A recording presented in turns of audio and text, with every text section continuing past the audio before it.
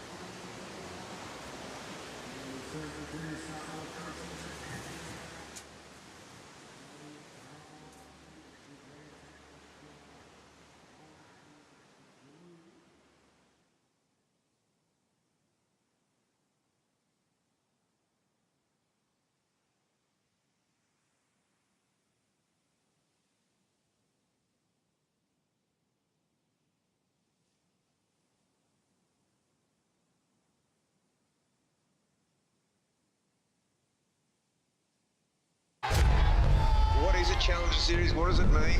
Well, it's a big event. The road to the championship tour is underway.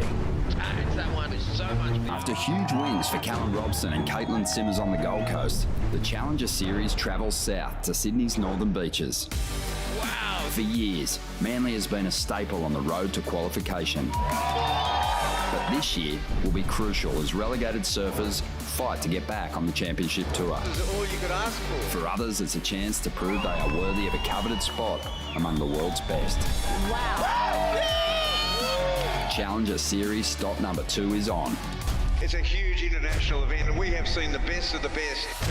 Welcome to the GWM Sydney Surf Pro presented by Rip Curl. Nothing left to lose now. Everything to prove now. Long as I'm alive, I'ma fight back. My fire never cools down. I'm about to catch fire. Yeah, I'm about to catch fire. Get ready for the new me. Get ready for the new me. Try to hold me down and I go higher. Try to put me out and I go louder. I'm a fighter, a survivor. Stand back while I catch fire. Oh yeah, we're here on Manly Beach. This is stop 2 of the Challenger Series, but this is stop 1 for the WSL Longboard Tour, kicking it off. We're already in round 4, and the women have hit the water. Kaipo Guerrero along with the legend, Wayne Rabbit Bartholomew, 78 world champ, and we got things going, Rab. Yes, we've been waiting all morning. You had to wait for that tide to go out. There's not a lot of swell around, but it's very clean and should be good for longboarding. I think so. I love the aesthetics of women's longboarding, and it is an appropriate canvas we have here, Bugs. Clean conditions. We have a little bit of swell pushing through with the tide, so things are setting up for an exciting opening in this round 4. Yeah, and you know, it's one-on-one competition, so we should be able to share the waves. There's only, you know, a couple of waves in each set. You know, we saw some good practice sessions though. Yeah. Well, let's go down to Stace and make it official with the call. Thanks, Kipes. Thanks, Bugs. Will, a few coffees, but we might have some action coming up by the look of it. Yeah, it's been one of those days where it feels like we've been here all day, but it's only midday, and we've seen some really good waves since the last call at 11, and we had some competitors come up saying, let's go, let's do this. So we agreed and we've pulled the trigger and it's on. Look, to be fair, obviously, a little slow in between heats, as Bug mentioned, but the forecast for this week is looking like you might have to get creative. Yeah, it's the theme of the last week. We got creative and finished in 5 days, and this week's got other challenges as well. And when we've got fun waves like this, we're going to have to go. And tomorrow the forecast looks really challenging. So we were explaining that to the competitors, and when they realised that, they were more than happy to get out there. The sun's out, we've got like crowds, we've got some great waves, and we've got a huge infrastructure here. And the longboarders are really excited to be on the broadcast, so it's exciting. Really looking forward to it. Thanks, Will. Well, there we go. And things are on. We're waiting for the official start for this first heat of round number 4.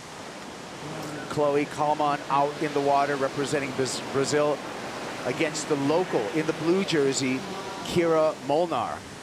There's our 2 with open priority to begin the heat as we wait for the hooter to sound. Bugs.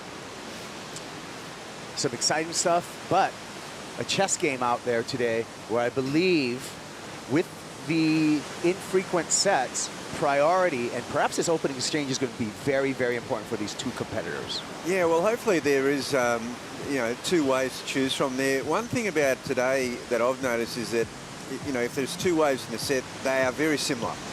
It's not like there's one really superior wave over the other. It's a nice little V bank. There's little lefts and rights off it. It'll just be, you know, maybe they're waiting for a little set to appear before they start. That could be the case. That's what I used to do when, as a contest director, I always used to wait for the first start of the day. I'd wait to see a set on the way, and the competitors kind of knew it. And yeah, it's just like you just sort of get going with a bit of I used to do it at places like Kira and J Bay, but anywhere it works. And you see a little ripple on the horizon coming in with hopefully 2. There it goes. Well, here is the sound of the horn. So the clock is officially ticking down. We start with a 30-minute heat, and we do have a couple of lines coming through, Bugs.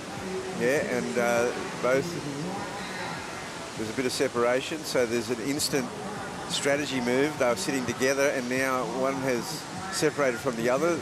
Looks like Chloe in the red, and they're both going to go and maybe split the wave. Yeah. Well, that's what we want to see. Let's see who gets the better of the exchange. Chloe Coleman on your screen right now. A nice cross step to start off. Great footwork coming to the inside section. Trying to work the entire length of the board before kicking out. And this might be a good time to talk about today's criteria, where speed, flow, and grace, that simple acronym of SFG, should always be on the competitor's mind, as well as utilizing the entire length of their longboard, and of course paying attention to the footwork that's involved. You want to make the difficult look easy in this surfing. And here we go with the judging criteria breakdown, Bugs. Yeah, there it is. Variety, nose riding, rail work, footwork. As you said, you know, utilising the whole surfboard, doing it in the critical sections with speed, power, and commitment, and always had control. It's a great criteria. It's a real blend between classic longboarding and modern, you know, speed and power. And, you know, I like what I've seen in the last few years as far as this criteria that we're talking about, because then you're really separating the art of longboarding versus performance shortboarding. And you're really, I mean, as far as when you're looking at the equipment and the performances that are coming through the equipment, it really is a more traditional approach. And I enjoy that separation between the two forms of our sport. Yeah, I would think that generationally, it seemed like what happened with longboarding, you know, because when it first sort of came back, and you know, Nat and Stuart Entwistle, so they were surfing right here at Manly Beach. I saw a lot of those events, and it started to change in that the new generation came through, and it was not so much classic longboarding, and it was, you know, really more big manoeuvres. Now, talk about classic longboarding. Let's check this on the replay, Bugs. Just a nice footwork. Yeah, nice footwork. I felt like she went probably a little bit deeper here than she might have wanted to. But she was getting close to the shore. You know, the tide's still going out. There's still a bit of water there, so they're not long rides. They've really got to utilise the space well. But they're very graceful. I love the faded takeoff here by Chloe Coleman, again, with that classic cross step approach. Now gets to the tip for a nice 5 on the inside. And why not a roller coaster to finish off? Yeah, she definitely utilised the last part of the wave, the second ride, better than the first. I thought she went a little bit too deep on the fade on the first wave. And when she came around, the wave ran off her and she wasn't able to get the full footwork in. But that time she was able to get to the nose very gracefully, and then even just do a little Rio. Here's a replay. Break it down one more time. Yeah, as you said, that little fade to start with, that puts her nicely behind the pocket. And another little fade, and now she moves to the nose, and her timing's very good. She steps back, and nose shuffle, all nice. You know, 1 foot over the other stepping. Yeah, that is a great note, Bugs, in that, you know, we don't want the shuffle. We want some nice cross-stepping for the footwork as we look at Kira here on the back end. She gets some 5 time too, but incomplete, a little high on there, doesn't finish off. She's not going to get credit for that hang 5. And it really is that time, you know, when you go for the hang 5, because there's 2 parts to it. One is that, you know, the timing on that occasion was to keep the momentum going and make it over that last section. She just left the stall, a little bit of a stall, and left the run a bit too late to the nose. And on the replay, we can take a look at it one more time. Yeah, and she steps forward, she steps back, cuts back, and on a backhand, goes forward again, and it is more difficult on your backhand to time that. Some scores in. The last floor, Chloe, a 4.83. She currently has a strong lead over Kira. Chloe just sitting out there. She's had a great performance 2021. She had 3rd place in the Malibu to finish off the year, 5th place at the Surf Ranch last year. She's already won an event in Brazil, in Saquarema, and is also coming off another win in Mexico. So a bit on a roll. I'm a big fan of this young lady. She's got just grace and style. When we talk about speed, flow, and grace, Chloe Coleman really checks all those boxes. Well, you know, Brazilian women have had a long history of producing champion bodyboarders. Yes. There's, you know, Silvana Lima with shortboarding, and you know they're so athletic and so surfing so huge in Brazil. Look at this. This is good signs right now. More waves coming through. Both competitors stroking for this one again. Chloe with the faded bottom turn. Got a little caught up there. Too much rail in the water and has to kick out. Just finishing up a ride here with Kira on a little inside Rio.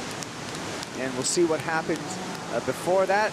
Kira currently needing a 5.76 to take the lead off of Chloe Coleman. Well, I feel she definitely got the better of that exchange, that particular exchange there, with Chloe not being able to manage that one. And we'll probably see the full replay of Kira's wave. And here we go.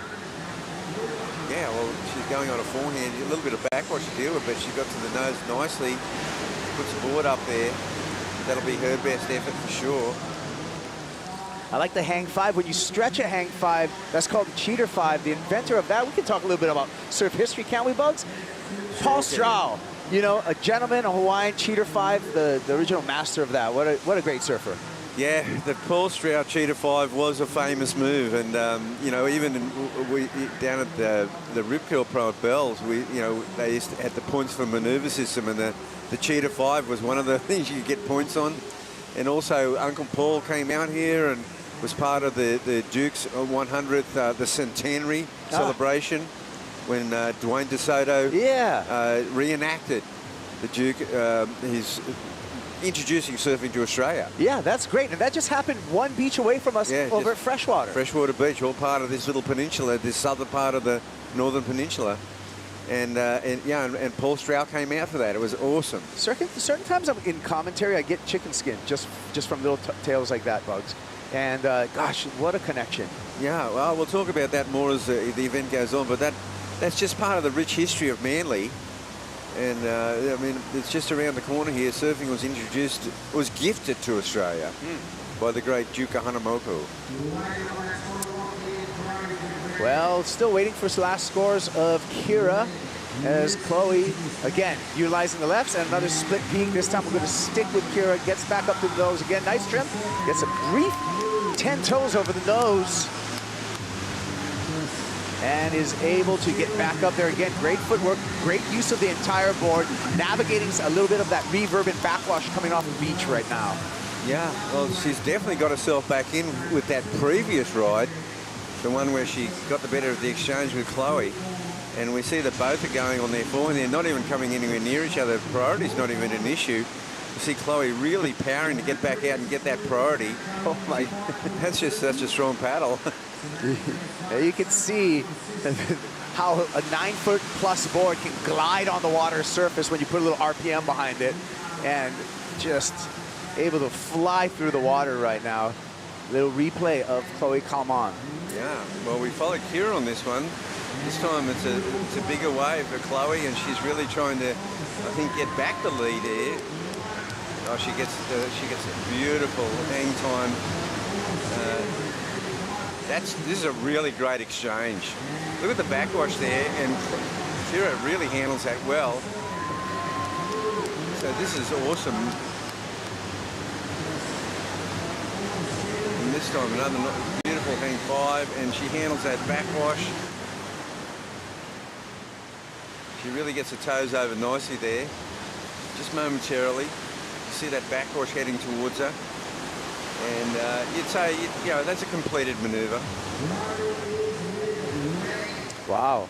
And we'll see the numbers, but I have a feeling that we're going to see some good numbers. Oh, just checked in for Chloe Coleman, a 6.67. Kira needing a 6.17, gets a 6.33. Kira Molnar takes the lead now over Chloe Coleman with 20 minutes remaining in this heat. Well, look at this. We haven't even had 10 minutes. We've had a flurry of action. No downtime, Clipo. We thought this morning there might be some big downtimes, but we've had a flurry of sets. Yeah, we're grateful for a little bit of push in the swell and the weather holding in there. Just a beautiful day. Again, this is stop number 1 of the WSL Longboard Tour. We're going to continue on to the Vans Duct Tape Classic over in Huntington Beach, and then we're going to finish this tour, Classic Wave again, Malibu, for the championships. So it's going to be a great adventure, and just it's going to be nice to see the different personalities of waves in the different venues on each stop of this tour. Oh, definitely. But all 3 of them should draw nice crowds in classic locations. And it's kind of cool in a way when we look at surf history. Manly, deep in history with surf competitions. Huntington Beach, deep in history with surf competition. Malibu, again, another deep history in competitive surfing. Yeah, well, Huntington Beach and Manly, well, you know, Manly kind of is the Huntington Beach of Australia. You know, it's more of a big festival-style beach format. And of course, Huntington Beach is where, you know, there were so many US championships, and you know, watching, you know, Joyce Hoffman and David Nueva, you know. David Nueva, I mean, that comes to mind as just like absolutely classic longboard competitive surf, but like but also at the same time, a very competitive surfer. Not just a gifted surfer, but an animal as a competitor. Oh, yeah, and he was against another very competitive surfer in Corky Carroll. Oh, my goodness. But, you know, but to me, Malibu is more a history, more of surf culture. Right. You know, it just, and it's that real longboard culture, and we spoke about it before, you know, those Gidget Goes Hollywood sort of, that's where it all happened. Yeah. There was such an influence on those movies when they came to Australia. And then Beach Blanket Bingo and all that. I mean, they sound funny now, but they were classic movies back in the day. All right, well, down to 18 minutes. Chloe trailing Kira at the moment, but just needs a score of a 4.86. And maybe now this is when the chess game happens, Rabbit. And that Chloe's got first priority, so she does have kind of, you know, she's holding a card right now that she has to choose very wisely of when she's going to play this card. Well, Chloe's really built her performance in this heat, but you know, finds herself actually in second place. So it's just been those 2 really strong rides by Kira. The rights have just, I think, walled up, and she's actually gone to the nose on the outside. Now, I'm not sure with the criteria, but Kira on both those rides went to the nose really quickly on the outside, and Chloe only did it on her previous ride. Yeah. Well, beautiful conditions right now, but for more on our conditions, I'm going to throw it down to the beach with Stace. Stace? Thanks, Kuiper. I'm here with an Oakberry surf conditions update, and it's a cracking day down here. We've got 1 to 2 feet of east-northeast swell, excuse me, and we've got the wind out of the west-northwest, so it's absolutely perfect. And a dreamy little peak here for the women on offer. I heard you talking about Chloe's priority there, and I don't think priority really matters when you're a goofy footer and you've got a left this fun. I don't think she'll be looking right, boys. We'll see. Thank you, Stace. We'll see how that works out for Chloe Coleman. Calmly waiting for another set to arrive. Again, she's trailing at the moment. 16 minutes, 25 seconds on the clock and on the countdown. Look how close it is, though. There's not a struck match between them. 11.53 to 11.5. And I think now they're going to be looking for that bit of extra quality in the waves. Well, as we wait for the next set, let's take a break. But we'll be right back with more of the opening heat, round 4, here at the WSL Longboard Tour. Stick around.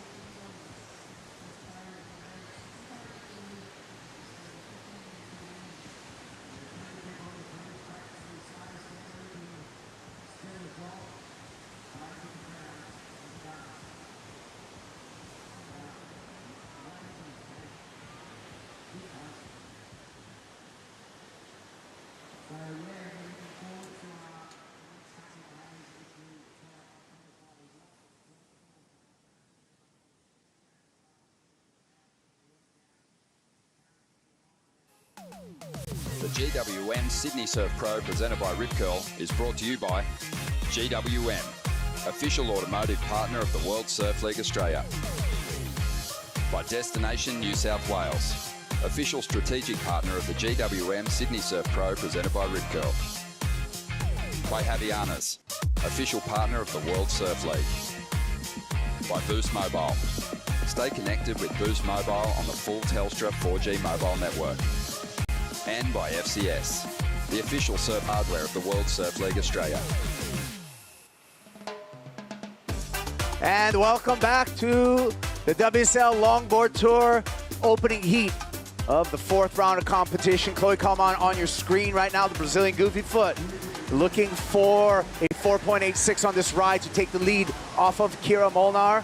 And she gets a nice little hang 5 to finish off there. Why not? Another turn, graceful surfing, beautiful footwork. We'll be waiting for that number, Kuiper Girl, along with Wayne Rabbit Bartholomew on the call here. Well, it looks like they've had a good exchange there, and this time looks like Kira's going to paddle out a bit early, but gee, that wave by Chloe was impressive. Just the way she handled her nose work. Let's take a look at Kira on the replay. Nice little fade. Oh yeah. Staying on the nose, hanging 5, hanging 10, and back again. This is a really good match. This is such a smooth ride too. I like it straight to the nose. It's nice cut back in, fades back, and still walks aboard. And this movement here, really utilising the short break well, hanging 10, brings back, and then she just about nosedives, regains that control, and that was really important. In my opinion, this should be the highest wave score of this heat. Just utilizing this footwork, utilizing the entire length of the board, getting that 10 right there, like you said, Bugs, but able to get back, just get the nose on the water. And just regains control. But just how casual that hang 10 was. It was so well done. Yeah, got back to the tail end, back up to the nose for another little hang 5 to finish it off. I mean, I think, in my book, that was excellent surfing. We'll see what the judges thought of last ride of Chloe Coleman. Wow, Kira's also improved her position, but you're right, that was an excellent ride. 8.5 checks in for Chloe, and excellent surfing rewarded with an excellent score. Again, anything over an 8-point ride we consider excellent in our scoring scale, and Chloe Coleman just went into the excellent column. That was such a cool ride under pressure. She was just behind, and she was carrying like a 5.3 before that. Oh no, it was actually that first ride, yeah, at 4.83, but she just eliminated that from her score, and I guess she was always confident of doing that. Yeah, well, you can see in the column now of needs, Kira Molnar now needs a giant score, needs an 8.84 if she wants to take this heat off of Chloe Coleman. Again, this is round 4. Winner of these one-on-one matchups move on to the quarterfinals, and that's the makings of a great result. Sure is. That'd be a great way to start a world tour. But yeah, Chloe's really risen to the occasion. She's just got stronger as this heat's gone. So is Kira. This is a great heat going on right now. Very well matched. What a place to be. Weird not being able Lindsey to Steinrider coming up next. And she's going to be facing up against Natsumi Taoka, representing Japan. So that's what's going to be coming up next in this round 4 action. And Lindsay, one of the veterans, if you would say, of the WSL Longboard Tour, actually a world champ all the way back in 2011, and still at it. That's awesome. Well, it's one of the beautiful attributes about longboarding is that you can just, it's cradle to the grave sort of surfing. You just keep doing it. It's a famous quote by Joel Tudor, man. He just told me my shelf life is so long riding a longboard, and he's seen shortboard professionals come and go in his career, and he's been able to hang on to that all the way to another world title just in 2021. Yeah, that's a classic. And he's a classic guy with a classic kind of take on things. Oh, you know? yeah. 9 minutes and 40 seconds, and the paddle by Kira Molnar, a bit of a priority error, because now she needs that big number, and she's sitting second priority. Yeah, that's a big loss of priority for sure. Especially in the chess game right now. You know, we never know when there's going to be an extended lull coming between sets. We saw a pretty busy beginning of this heat, but sometimes the ocean, you know, it breathes in and out, and sometimes it just holds its breath. But I also feel that, you know, they've been well matched. I mean, they're both surfing on their forehand. They're going the left to right. They're splitting. But it's actually the surfing of Chloe that's made the difference on that last wave. Oh, yeah. And here she goes again. Nice control, caught up in the white water just for a sec. And we'll see if this helps her cause. She needs to replace a 6.67 to increase her lead.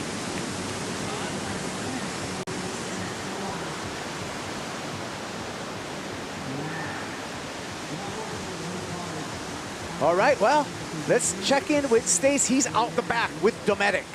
Thanks, Kaipo. I'm here with Chloe's coach, Matt Chinoski, a.k.a. the Waxhead. Matt, we're just talking off air there.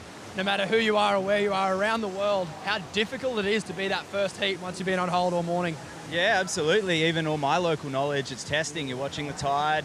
I mean, when you go for a normal surf during the day, you're not checking the waves, you know, every 10 minutes for hours. You come back, you go to work or you go to train, you come back. So, but these are professionals. They're ready for it. You know, they've got their massage guns and their coffee and acai bowls all ready to go. But no, it's like Rio for Chloe. She's stoked. It really does look like Barra di Tijuca, doesn't it? Haven't been there yet, but the beach isn't as packed, I can tell you that much. We can get a few islands and stick them out the back for her. Absolutely. You must be pretty pleased with her performance so far. Looking a little nervous over there earlier, mate, but after that 8.5, I've watched you relax a little bit. Yeah, it's nice. There's actually a really odd rip right out in the middle of this wave, which is usually shifted about 50 metres. You know, it's usually over to the north, so it's creating a really nice wave. When they do come, it's just got to let the surfer surf. She's riding a crazy wave of momentum. What would it mean for her to go all the way and win a world title? Just tapping into her surf culture, like the Brazilian vibe, you know, she just lets it flow and she just, sounds cliche, but she really dances on the board and channels, you know, her inner flow, and that's just what you've got to get out of the surfer. Make them really want it and dance for it. Loving her performance so far, mate. Really appreciate your time. All right. Yeah, thanks, Stace. And the Waxhead down on the beach coaching Chloe Coleman. He's going to be very pleased because this last number that came through for his surfer, a 7.23. And now Kira Molnar in a corner needing a 9.4. So Chloe increasing her wave score throughout this entire heat and is really finishing off strong right in the middle of this heat. She sure is, Kaipo. And it's all for Kira to do now. I'm not sure whether the loss of priority played a part in that because she hasn't elected to go on the left herself. Right, yeah. Both Chloe and Kira have gone on their forehand. You know, Kira's still having a good go at things. But, you know, competitors in the next heats will be watching as to whether they think the right or the left's offering more scoring potential.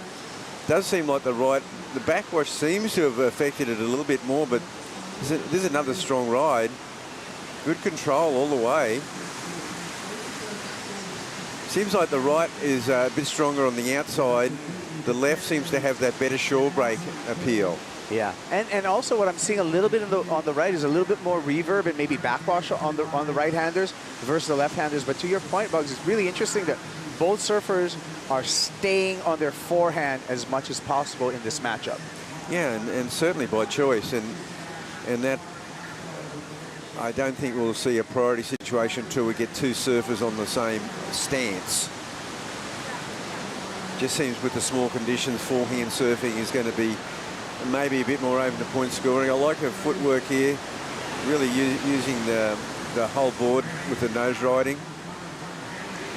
You know, very kind of a dainty step up there, and then, you know, uses that perfect timing to the weightlessness to just get that quick hang 10. They're good points, though. And we can really appreciate in that slow motion the rail control of these low rockered longboards, that you need that footwork and that control, because there's a lot of times you got all of that rail in the water at the same time. So boards this big with this low rocker tend to track a bit, and you have to control that tracking. Yeah, absolutely. That's the thing. I mean, you know, it's not that easy to control these long boards like that. And Kira having a bit of a look at this one. The beautiful about longboarding is with priority, you wait for the last second to utilize priority. It's true. Look at that backwash in that. She handled it so well. This was, I believe, the 6-3. Yeah, this is our Harvey Norman recap with Kira Molnar, and gracefully surfing through that backwash. Chloe Coleman, Bugs, she's just got, like the Waxhead said, dancing on water. It may be cliche, but it seems so true for this Brazilian surfer. Yeah, I mean, this is such a good ride. I love this. It's so casual right there. That's how she got the 8.5, and then just got a little bit of a bonus section. And that little snap at the end, I like that too. She's really, that board's working so well for her. And this was her 7.23 to back up that 8.5. Yeah. Again, just beautiful, graceful style.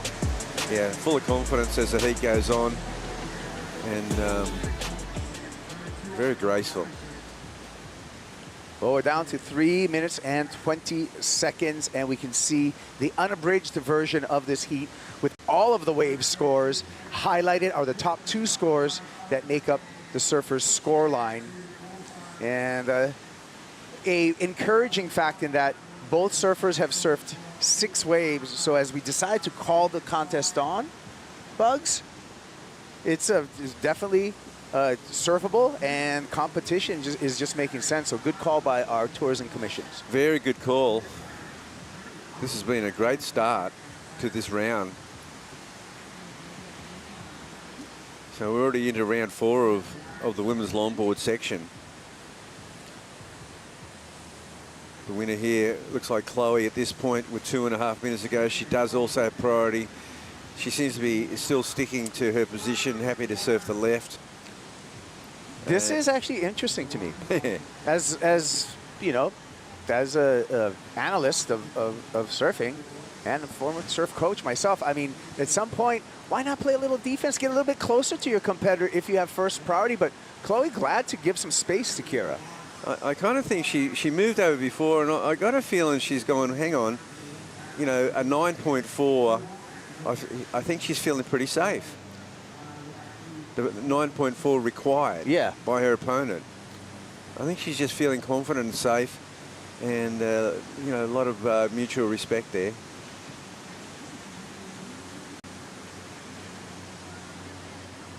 Well, quiet ocean for the moment, but still some opportunity for Kira Molnar. Looks like Chloe Coleman is going to just let her have a pick at a right. Coleman been sticking to the lefts this entire heat to her success. Again, with that 7.23 and that 8.5 in the scoreline. And, you know, it's built to a crescendo because Chloe, it's been her number 5 and 6 rides, her most previous 2 rides as she's built up. And it's been for Kira her 4th and 5th ride. So they have both got stronger as the heats go on, and there's a late spin here on a bigger wave by Chloe, and she doesn't need it. But Kira's going to get it. Big score required. All opportunity right now. Kira's going to have to surf her heart out. Nice cross-stepping there. Really quickly moving up to those, and just comes a little disjointed at the end. So I don't know if that was nerves or not, but I feel there was no way that there was a 9.4 in that wave just from the takeoff. No, and I also feel that she had to just try to squeeze as much in as possible. Yeah. I don't think she had a choice in it. She had to absolutely go for it, take a high risk, and she did.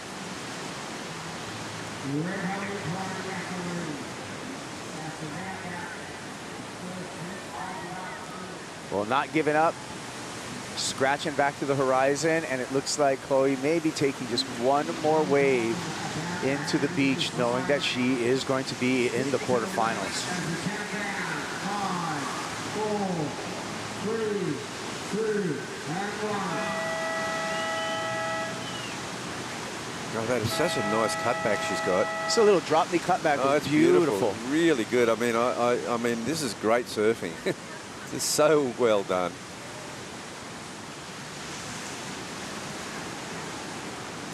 Well, let's make it official with the horn being blown. It is going to be Chloe Coleman advancing out of this round 4 heat number 1, where she will be into the first quarterfinal when we get to finals day on the WSL Longboard Tour. What a great way to open up our day of competition. Some beautiful surfing and some big numbers. Yeah, big scores, 8.5 and a 7.23 for a 15.73 total. And a respectable outing there by Kira Molnar, 6.33 and a 6.3. Just couldn't quite get into that excellent range though, Kipes. Well, we'll be back with more action from Manly when we return. Heat 2, round 4 will be in the water.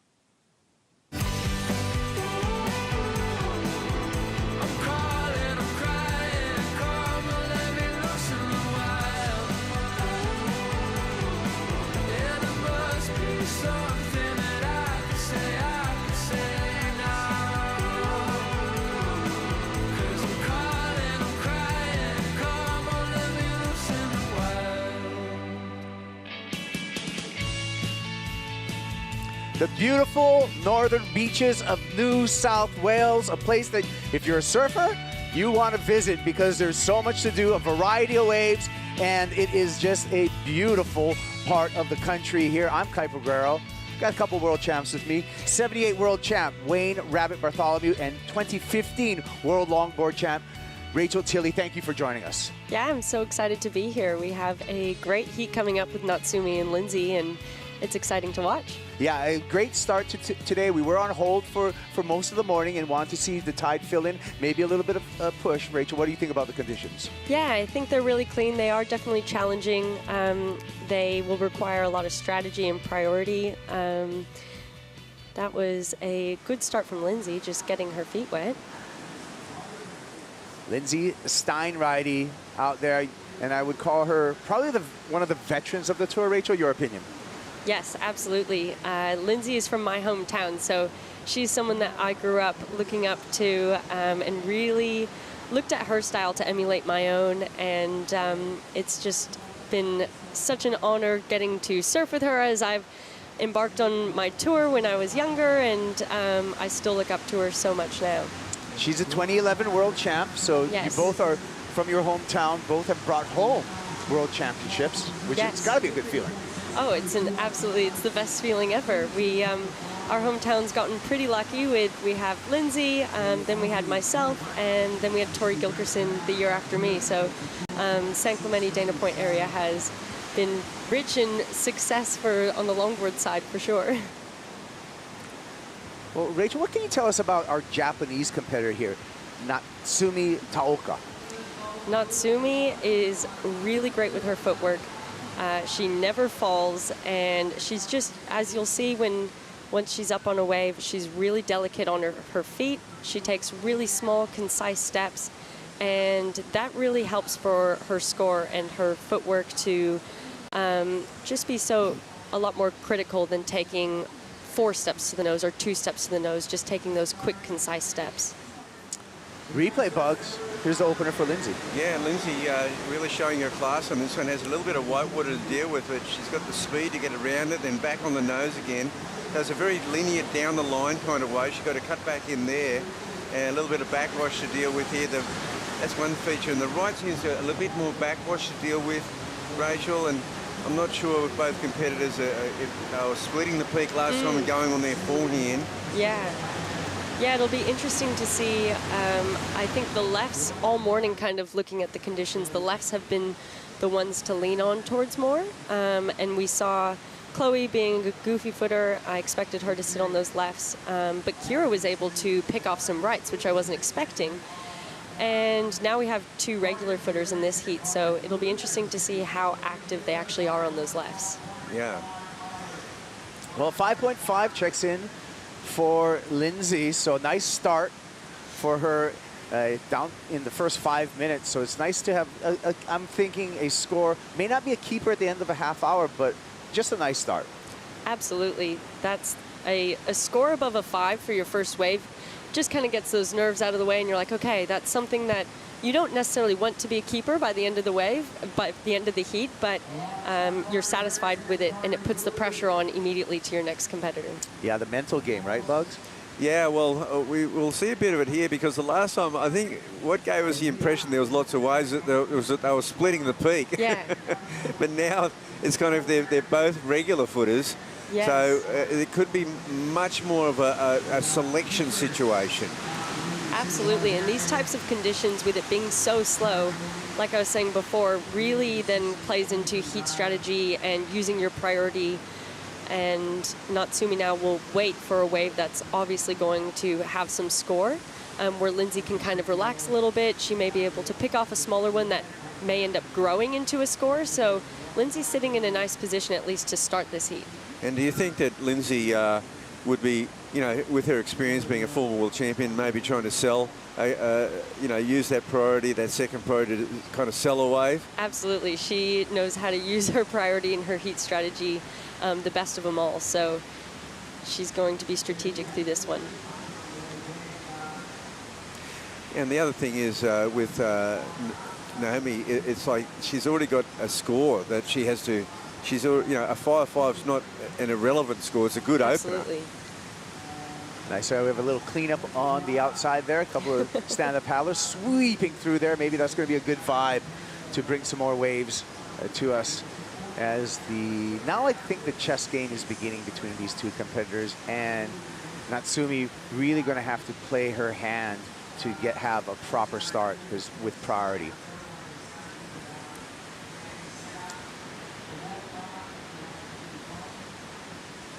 All right, 23 minutes and still in a bit of a lull.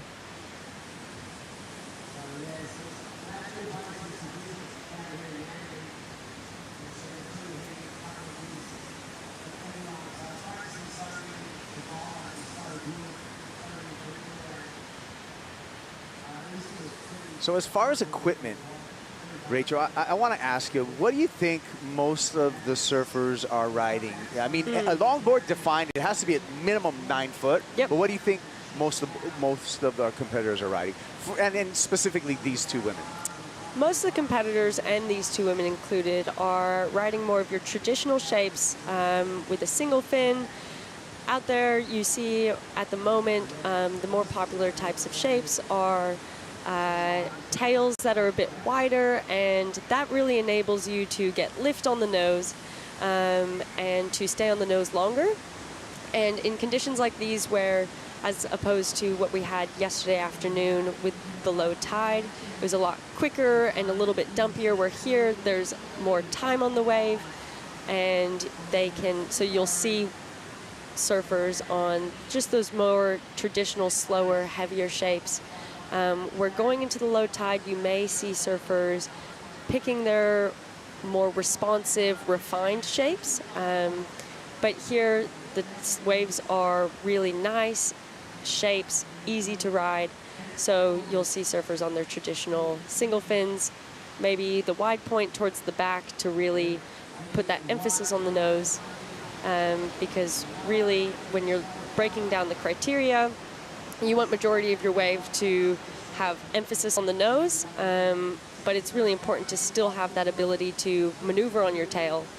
And a great score that we'll see is something that will encompass all of it. And I think Chloe exemplified that really well in her last heat.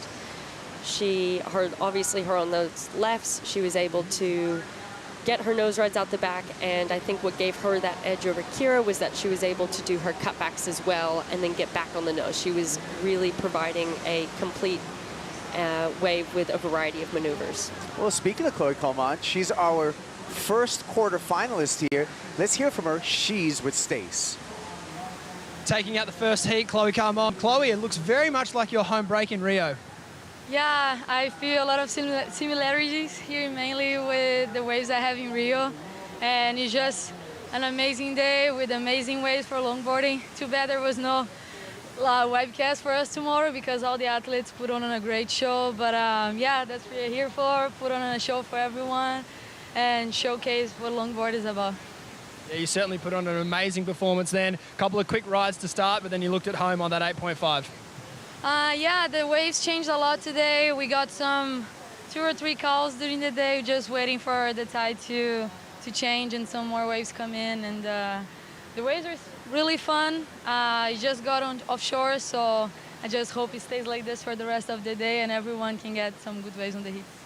Talk to me about how hard it is to prepare when you are the first heat of the next round and we go on hold every hour for 1 hour. How do you stay focused? Oh, you're always in standby, you know, but I had time to have breakfast, I took a little nap, I surfed, and I was watching the waves, but it's just, like, sometimes when you're competing, you have those nightmares, like, oh my God, I slept too much, I forgot. I lost the time of my heat, but when you're first heat, you always have to be aware, and it's just hard because there's no one surfing before you, so it's hard to get a reference. But I was just free surfing before my heat, and I'm glad it worked out. Congratulations, and we'll see you in the next round. Oh, I love the catch up there with Chloe Coleman as we go to a live action here, and Natsumi Taoka is going to utilize her priority. Right now, she's going to go left on the backhand, quick trip to the nose for a nice hang 5, high line, and maximizing the time, cross step into the back. A little rail work on the middle there, again, a trip to the tip, and taps the nose one more time to finish off. Well orchestrated opening ride for our Japanese competitor, Bugs. Oh, wow, it was the first backhand attempt we've had, and it was a kind of a busy ride. There was a lot of speed involved and a lot of high line. She hung there for a long time, and then I thought it was very clever how she utilized that shore break. Yeah, I think something that stands out is her quick and concise steps all the way up to the nose. The judges really love to see that, and she got the quick hang 10 out the back, which is good, and then was able to still hold on to the 5. And again, we're seeing those variety of maneuvers of getting the opportunity to have that cut back in the middle, of course, and nose right at the end, and finishing it out really clean. Oh, the study in slow motion, absolutely beautiful. The cross step, just touched it for a 10 and just hung the toes over for the 5 there. High line, you can see the back of the tail just dragging out the back. Classic nose riding and a nice study in the slow motion upon this replay. I love that as she came back, she went straight into that cutback. It just shows total control and knowledge of what she wants to get out of this wave.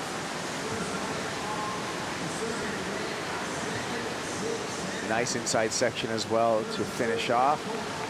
A little tap, and the judges were pretty quick with the number. A 7.67 drops advantage to Natsumi Taoka after the first exchange. Wow, that's a big advantage. That's a big difference between those first 2 rides, and I guess it was just, you know, I was wondering about that last little bit on the shore break because it was so clever. It was kind of high risk what she did. she really snuck in that extra, and then, but she didn't shuffle, she didn't panic, she just did it so quickly, and it was very compact. Yeah, absolutely. She was able to, in such a quick section, she was able to walk so slowly, or, you know, and just seem really calm that you don't realize how critical and quick that what she's trying to complete there.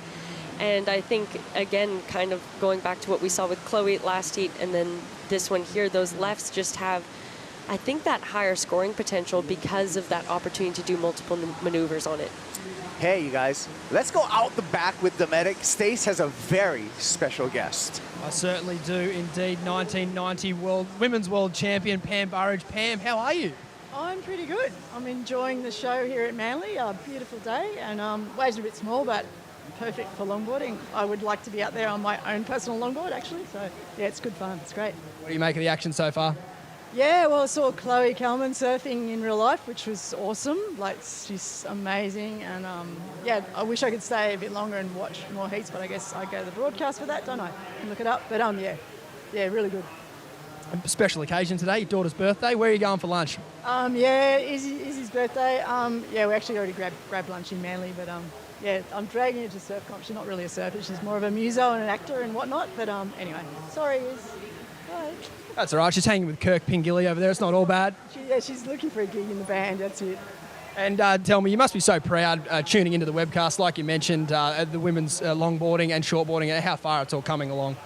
Yeah, like I'm such a fan of the sport, and I watch all the broadcasts and stuff. So yeah, I'm pretty excited that it's at Manly. But I wish it was kind of like Surf About 1978. I was hoping that east swell would keep coming and we'd see some big waves. But the banks look okay, so hopefully yeah, we get something over the next few days. But yeah, it's really cool. It's nice for me. It's very nostalgic.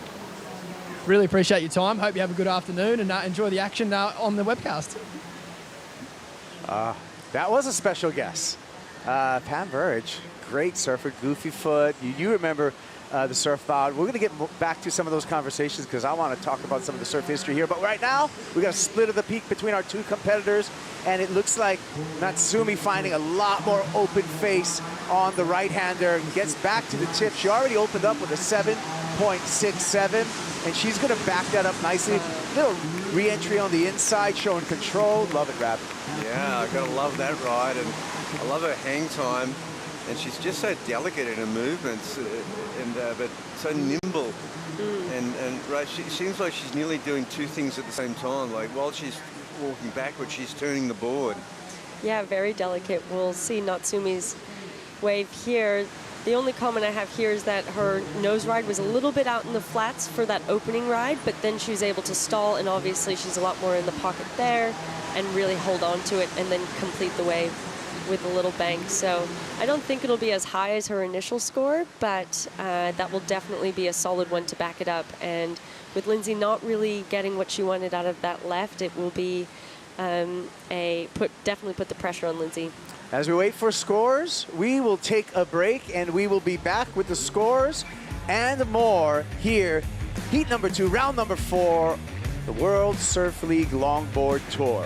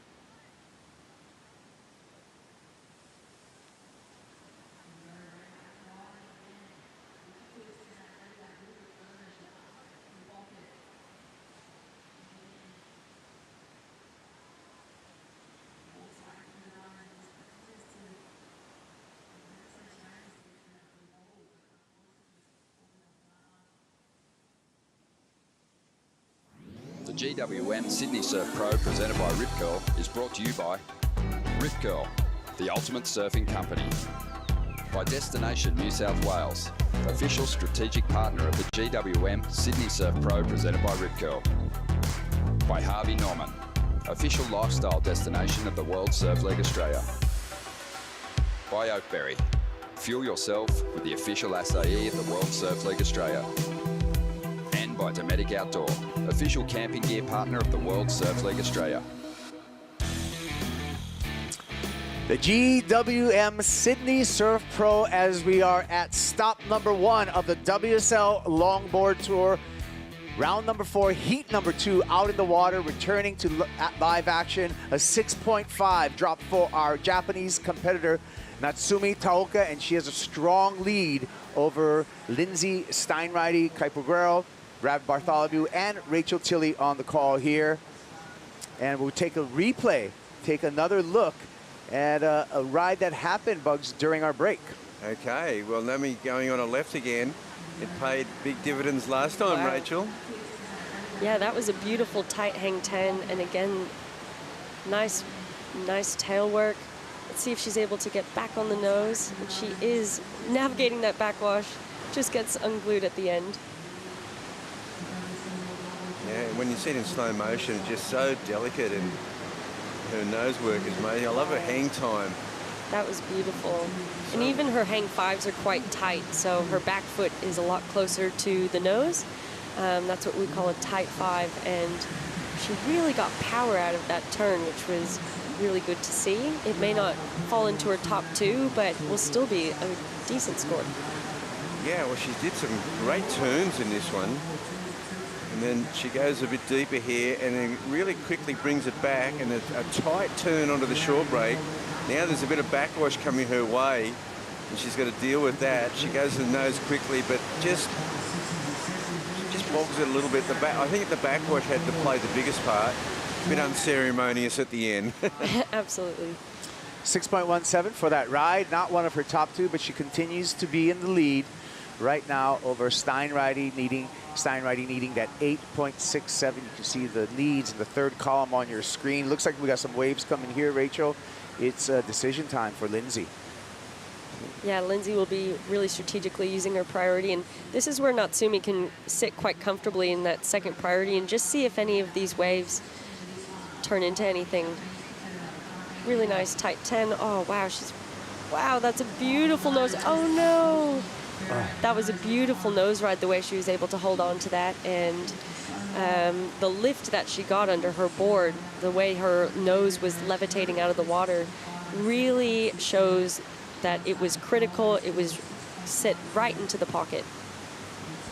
Well, I mean, no harm, no foul right now, Rabbit, as we look at the replay here, as Natsumi was surfing under priority. Yeah, well, as Rachel said, the hang time was unbelievable. She just, but you know, why wouldn't you go for it when you're carrying, you know, a 6.5 as your low score? Her opponent needs an 8.67. It's a big score required by Lindsay, who came out of the blocks with that 5.5, but that is just really good work. It's beautiful. Yeah, absolutely. That's where she's getting that levitation out of her nose ride. She just was 2 seconds too late from walking back to the end of her board to readjust. But we're certainly seeing that backhand surfing is no disadvantage. Good point, because we saw in our opening matchup both surfers splitting the peak, utilizing their forehand, but Natsumi doing a great job nose riding on her backhand. Rachel, is the backhand nose riding much more difficult than forehand nose riding, or do some people actually prefer it? That's a good question. I won my world title on my backhand. We were at Ryu Bay in China, and that was just a left-hand point. Before that event, though, I really had to go and focus on practicing on my lefts and getting comfortable on my backhand surfing, because when you're just learning how to nose ride and those types of things, it is one of those, it is a little bit more uncomfortable. You're obviously walking up your board on your heel edge instead of your toe edge. So trying to get used to the complexities of going through backwash or a bit of a bump as you're on your backside is a little bit uncomfortable, but a bit of practice and work on it, and I'd say most of these surfers on tour here would be just as comfortable going either way. I don't really know of any girls on tour that would try and favor one side over the other. These girls are really incredible at what they're doing, as we see Lindsay up. Here we go, Lindsay looking for a comeback. A little bobble there, is going to have to grab a rail to get through that whitewater section, back up to the open face, and a bit of a disjointed wave with that attempt for Lindsey Steinrider. Yeah, she didn't look like she had it all together on that one, and that wave kind of ran away from her. She kind of seemed like she was in two minds of what to do. Yeah, I think obviously she's been sitting now for a while waiting, and then Natsumi's just been racking up those scores. So the pressure's definitely raising, and I think we saw that in that wave. Natsumi with a really nice critical nose ride. This is the wave that Lindsay was looking for, really. Yeah. Unfortunately, Lindsay's ran away from her a bit, where Natsumi's is just open face this whole time, and she's really milking it all the way through. Yeah, I even thought when Lindsay was paddling for that wave, I thought it was a surprising wave to utilise with priority, because she really had to work and really paddle onto it quickly so it didn't peak up and it walled out. Yeah, it's one of the ones where you're feeling the pressure of 6 minutes to go at the time when she was paddling for that.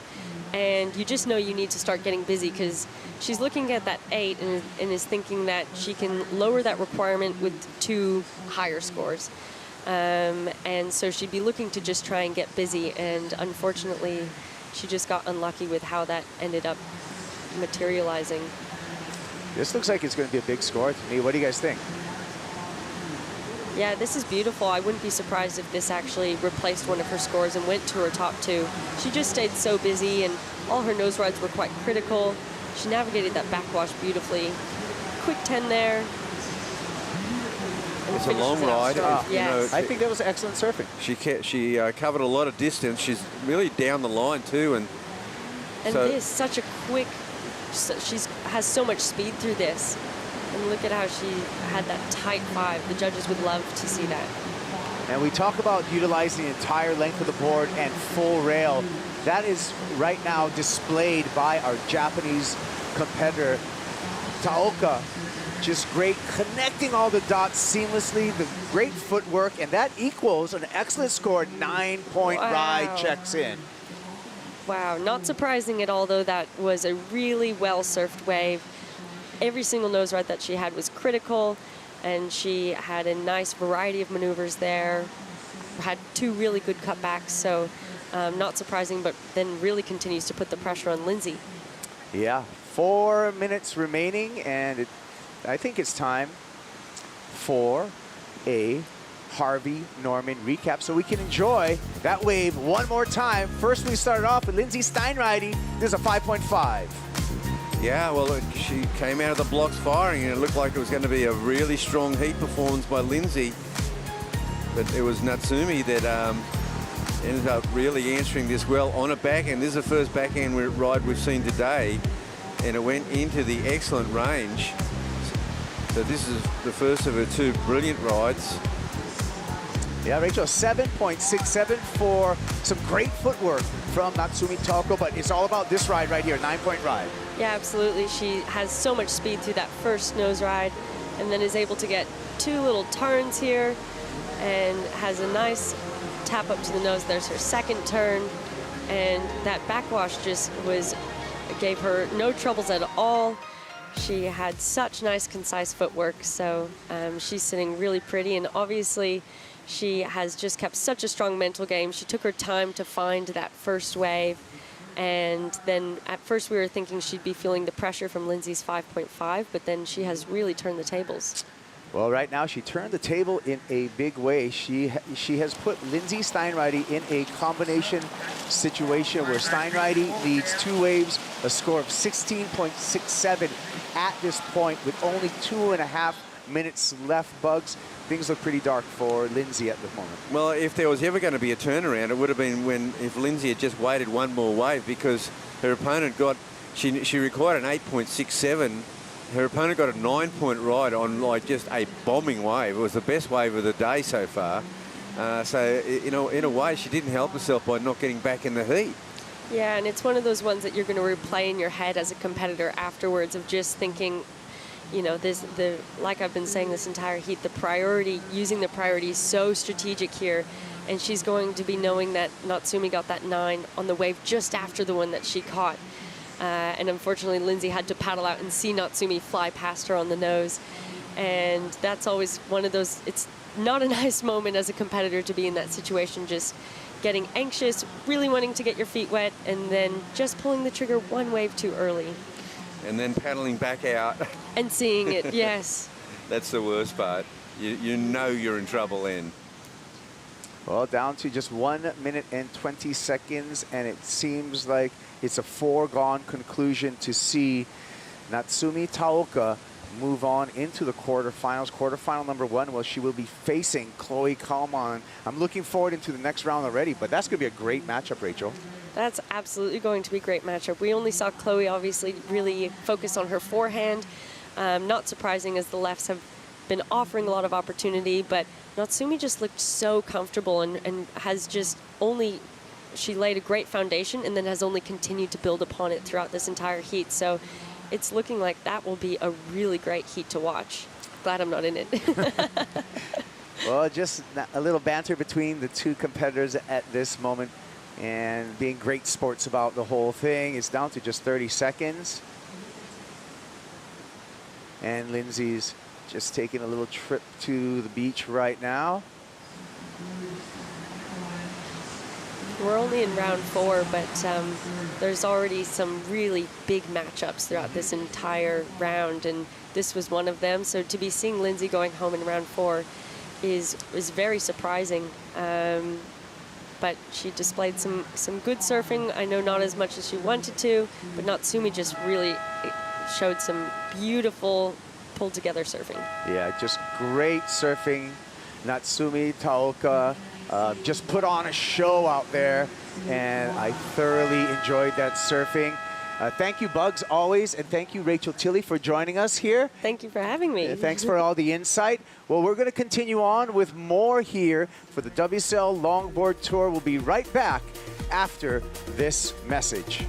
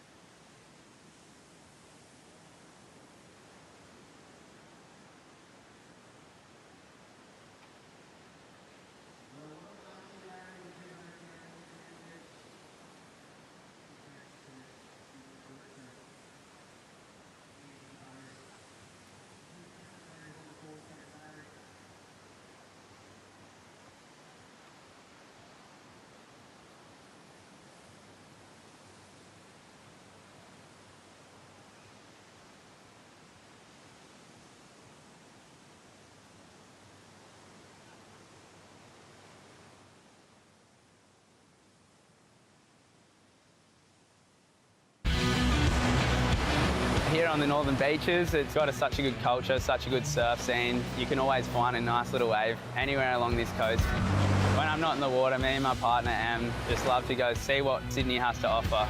We love going on walks, and it's always good to go for a coffee down at the local cafes, and so many amazing restaurants. You can always find a nice trendy spot. I'm so proud to be from New South Wales. I love telling all my mates from around the world how good it is here. Welcome back to the GWM Sydney Surf Pro. The World Longboard Tour is underway, and women's round 4 has hit the lineup.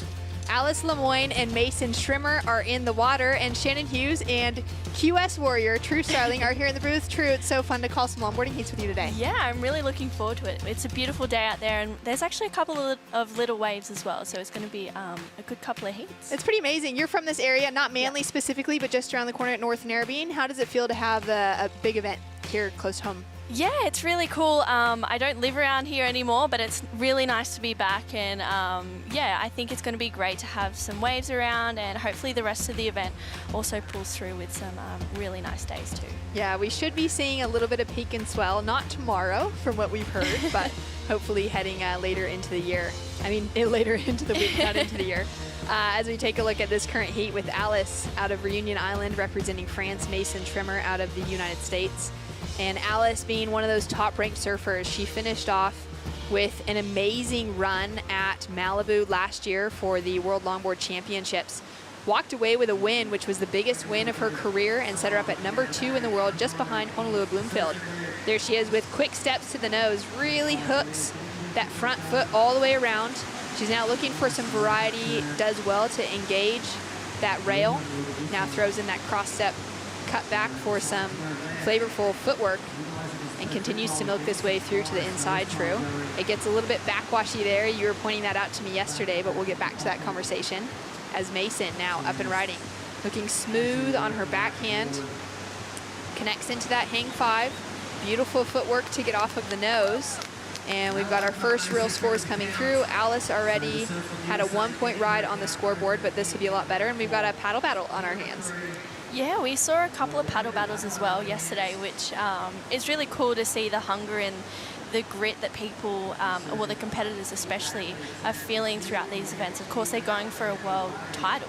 And this is the first of 3 events, with Huntington being up next and Malibu, the final one, where you can get 10,000 points. Here's a replay for Mason.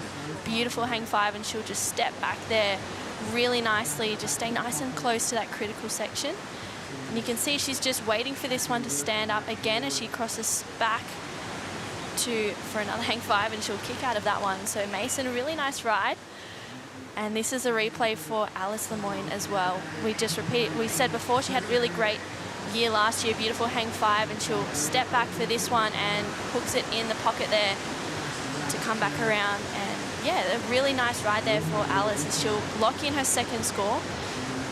So great start to the heat for both females. Great start, great commentating on Longboarding True. I'm so proud. You're such a phenomenal shortboarder. It's just so fun to be able to talk longboarding with you now, and to be able to show you so many of these great surfers. It's going to be exciting to see if we get some better waves throughout the weekend, and we really get to see these women and men step up in the longboard world. We've got some scores trickling through now, and it goes to Mason Trimmer on the better of the exchange. She opens up with a 6.83, which is a great way to kick things off over Alice's 4.83. Yeah, definitely. I think Mason's wave was a little bit more dynamic, and I think it was a nicer looking wave as well for Mason. So she just had so much flow in between transitions with the combinations that she had there. So I think a really good start for Mason. Yeah, that's so much of what the judges are really paying attention to. Taking a look at the World Longboard Tour judging criteria, surfers must perform controlled maneuvers in the critical sections of the wave, utilizing the entire board and traditional longboard surfing. So really going tip to tail, getting those nose rides in, but also engaging that rail and actually getting their feet really across the whole length of the board, which is a lot of length. Most of these surfers are riding something definitely over that 9-foot range. The boards have to be a 9-foot minimum, but a lot of them going up to 9.6, even up to a 9.8 as we take a look at that judging criteria there on the left-hand side of the screen. Some of those keywords to pay attention to being variety, nose work, rail work, footwork. Critical sections being the same as shortboarding, really wanting to do that work in the pocket, as you were saying, True. Speed, power, commitment, and control. So there's a lot to encompass really good longboarding, and it's been exciting to see so many of our surfers capitalizing on that. We've already seen some excellent scores coming through in that last heat. Natsume Teoka found herself in the 9s, which was amazing. Yeah, it was a pretty great heat for the last one. I think as well, it's different watching longboarding because there is so much more that goes to actually controlling the board, because there is so much more length of the board as well. So seeing the subtle movements and technicalities of the footwork, it's really interesting, and it kind of opens up your eyes to, okay, there's so much movement in that board that you can go to from, as you said, nose to tail. So it's really cool to see, and for both Mason and Alice, they're both incredible longboarders, and to have this heat, I think it's going to be a pretty good one. It's pretty exciting. So Alice has maybe the better career on her hands at the moment, walking away #2 in the world last year, finishing runner-up to the world title for the first time in her career. getting a big win on that World Longboard Tour stage. She's also got an ISA gold medal behind her. But Mason Schrimmer is coming straight off of a big win down in New Zealand, on the South Island near Christchurch. She just won the single fin mingle about 3 days ago. So she's feeling really good coming into competition. Took out a great field there in the Lethbridge sisters, Emily and Charlotte, and Tessa Timmons in the final. And really exciting to see her come in, making it through that first round here and advancing through, getting a great score to start things off here at Manly this week. Yeah, and she's also had more practice winning the Noosa single fin as well. She had some pretty great battles and a really good field of competitors for her. And I think coming into this event, having both wins behind her, it's a really big confidence boost. And the single fin contest in Noosa was a while ago, but you know, you still kind of carry that confidence and that momentum through to each event. So I think Mason is continuing to do that. She didn't really lock in under a 5 yesterday. So she was a stock standard 5, which was awesome to see. And here's some live action. Alice just up and out there. Just a quick kick there from Alice, looking for some more opportunity, wanting to build on that 4.83. So she got that good nose ride locked in there. You could see how far her feet were. Literally the nose of her board was like in the arch of her foot. I mean, she had very, very much 5 toes hung over, but then it was kind of that back section of the wave, the end section, where she was maybe shuffling back a little bit to look for a good kind of like lip line to finish off on, which is a really fun maneuver on a longboard. If you can kind of hit a little section like that with some speed, it's very different than like hitting the lip in shortboarding, but you can find that little bit of momentum to kind of roller coaster out of something. Yeah. She would have been looking for something like that and felt a little bit disappointed, I think, just in the finish of that wave. Yeah, and we saw a lot of that yesterday, so I feel like all the competitors coming in today would be, you know, expecting that to roll through as well. So with the conditions being a little bit smaller, it's maybe a little bit trickier to get that finish, but they're all very talented, and I'm sure they're more than capable to do that. Down to 20 minutes on the clock, Mason Schrimmer currently sitting in the lead. Just a small requirement for Alison Moyne to gain that advancing position back. And in the last heat, we saw an outstanding couple of waves from Natsumi Teoka. She's there with Stace Galbraith. A beautiful day here at Manly Beach and some really fun waves. A big, big way to start that heat. Massive scores, Natsumi. Yeah, wave was small, but it looks like same as Japan. So I just try to do my best. What did you do this morning when we had to be on hold for so many hours? Yeah, I woke up early this morning and then practice a little bit, and then I feel so good. Yeah, I'm so happy to get 9 points. It's first time to get high score at the WSL, so yeah. How was your free surf this morning? It was good. My board is feeling so good. Did you get a couple of 9s in your free surf? Sorry? Did you get any 9-point rides in your free surf? No, I couldn't get any good wave, but just feeling good. Good to do it in your heat. Would you like to say anything in Japanese? Yes, please. いつもライブで応援してくださっている皆さんありがとうございます。波もすごい良くていいライディングできました。次も明日、明後日あるかわかんないんですけど頑張ります。引き続き応援よろしくお願いします。Well done, Natsumi. Amazing. Love hearing from Natsumi. She's been a pretty consistent force on the World Longboard Tour, graduating to those World Championship events a number of years ago, but back since 2013, competing from those qualifying events. So for her to finally have found it into that 9-point range, that's huge. A lifetime achievement so far. Yeah, definitely. And it's great to see how, or hear how she feels comfortable out there as well. She said it feels like Japan with the waves being a little bit smaller. So I guess for her that's a great thing, but for the rest of the competitors it's a little bit of a threat, you know, because she's feeling confident and comfortable and confident out there, which is, you know, two of the biggest things that you can really feel going into any heat. Yeah, definitely. She's an accomplished shortboarder as well as longboarder, so she enjoys kind of any conditions that are thrown at her, but knowing that she's feeling comfortable, especially with the forecast that we have on hand, knowing that we're going to get a little peek in that swell on Thursday. It's currently Tuesday afternoon here. Wednesday's looking really small tomorrow, and we've got a paddle from Alice Lemoyne sitting under priority. Quick 2 steps forward, paces it out, and goes for that long stretched out hang 5.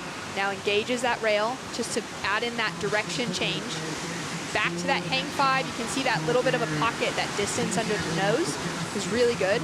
but a little bit of a lack of control and kicking out on the finish. Yeah, that was a nice ride for Alice. Unfortunately, with that end, just losing a little bit of control there. Although she did start it really well, and she's only chasing a small score to move up into the lead. So you kind of, whenever you're in the lead, you're feeling confident. Here's Mason having a paddle. Strong paddle. She waited with priority for this wave as well, and her her only scoring wave so far, also coming from the left, that sharp backhand attack. So quick nose ride there. That wave just shut down on her and didn't offer too much, so she'll put that backup score on the board, but now is paddling so fast to get that priority position back once again.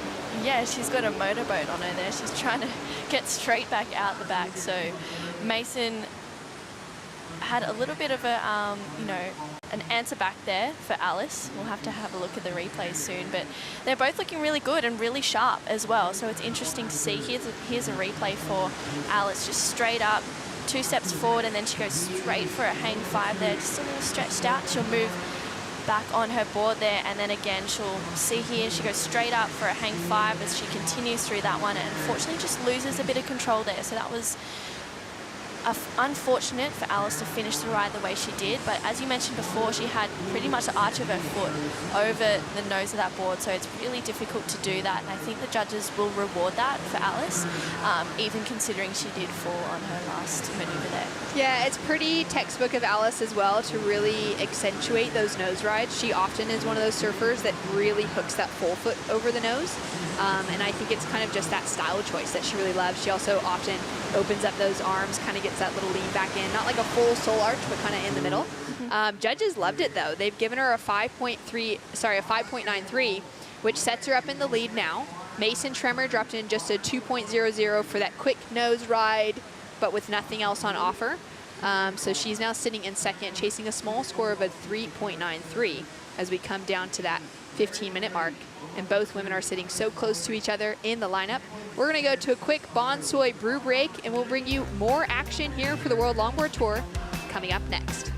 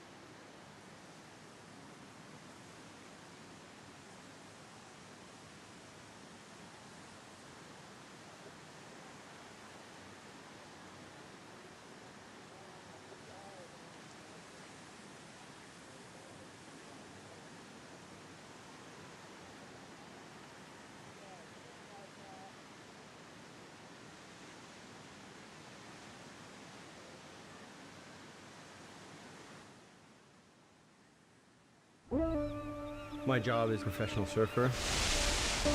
My goal is to win titles. That's what I'm here for. The world's best surfers in the world's best waves. We've had a shark attack. Whoa. It's the most intense surfing scenario you can imagine. I have to step up my game now and not make any mistakes. Oh my God. This is a war.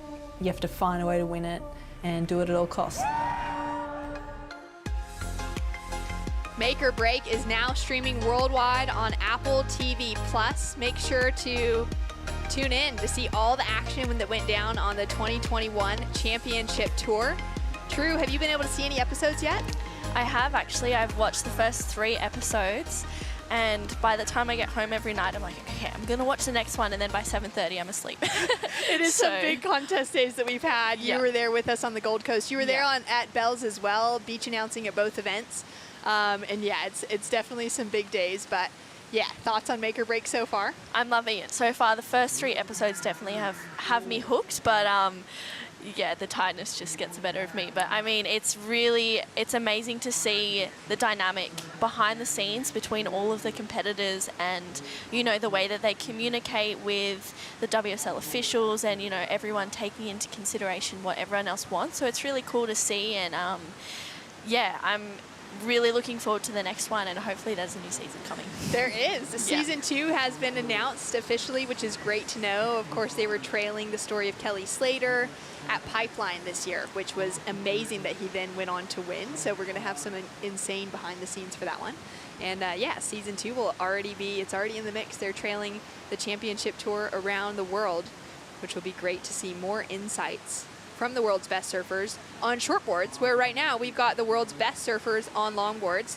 Personally, my favorite discipline of the sport, I'm slightly biased. I absolutely love longboarding, especially women's longboarding. I just think the grace, the flow, and the style that comes through within their surfing crew is just so enjoyable to watch. It's also such a challenge. I think that's something that's kind of can get missed in the longboard conversation, is actually recognizing the level and the degree of difficulty at which these women are currently surfing is extremely high in comparison to an average surfer or to someone who just doesn't normally ride longboards. For them to be able to have the footwork that Alice has at the moment, those quick steps up to the nose, keeping that control, engaging the entire use of the board as well. So even using that middle third of the board like Alice is doing right now, those are really critical movements and moments within longboarding. She gets those little nose rides connected together, throws in some variety. She's looking to build on that score line, that 4.83 as her backup score at the moment, and has a check back to her boyfriend, possibly there on the shoreline. It's great to see a lot of the crew as well, traveling with partners, traveling with friends, getting to have a little bit of that coaching insight as we take another look at Alice's wave. Yeah, Alice, she goes quick steps up to the front there and goes for a nice hang 5 as she'll take it back. I think Alice's footwork there is pretty insane. She's just using the whole length of the board as she goes straight up back to the front there. She tries to get a little bit of a foam tap, but again, that wave just not really cooperating, but she should be really happy with that. It was a really great ride for Alice. And speaking before, you were saying how, you know, it's hard to understand the dynamics of the sport and, you know, the trickiness that it kind of shows, or not the trickiness, but I guess how difficult it can be to keep the control over the boards. And it's really cool to see Tori Gilkison, who won a world title, is now a judge, and she's judging the longboarding at the moment. So it's awesome that she kind of has her own input over the longboarder. She obviously does a lot of the shortboarding as well, so it's cool that she's able to do things that she's passionate about and kind of turn it into something different and create great things for the sport as well. It's really cool. Yeah, it's so incredible. We'll definitely get deeper into Tori's story as we have Alice now up and riding again. So she's staying super active. She's looking to build that score line. Nice, locked in hang 5 to start things off with. Hoping for that wave to give her that critical pocket. She's pushing a little bit of water off the nose of that surfboard where it just didn't quite offer her that really good section to nose right in, but she did really well to kind of keep that flow, that momentum moving forward. Scores for her last wave dropped through at a 4.60. And as we wait for scores for this last one to drop in, we're going to go out the back with Dometic and Sace Galbraith.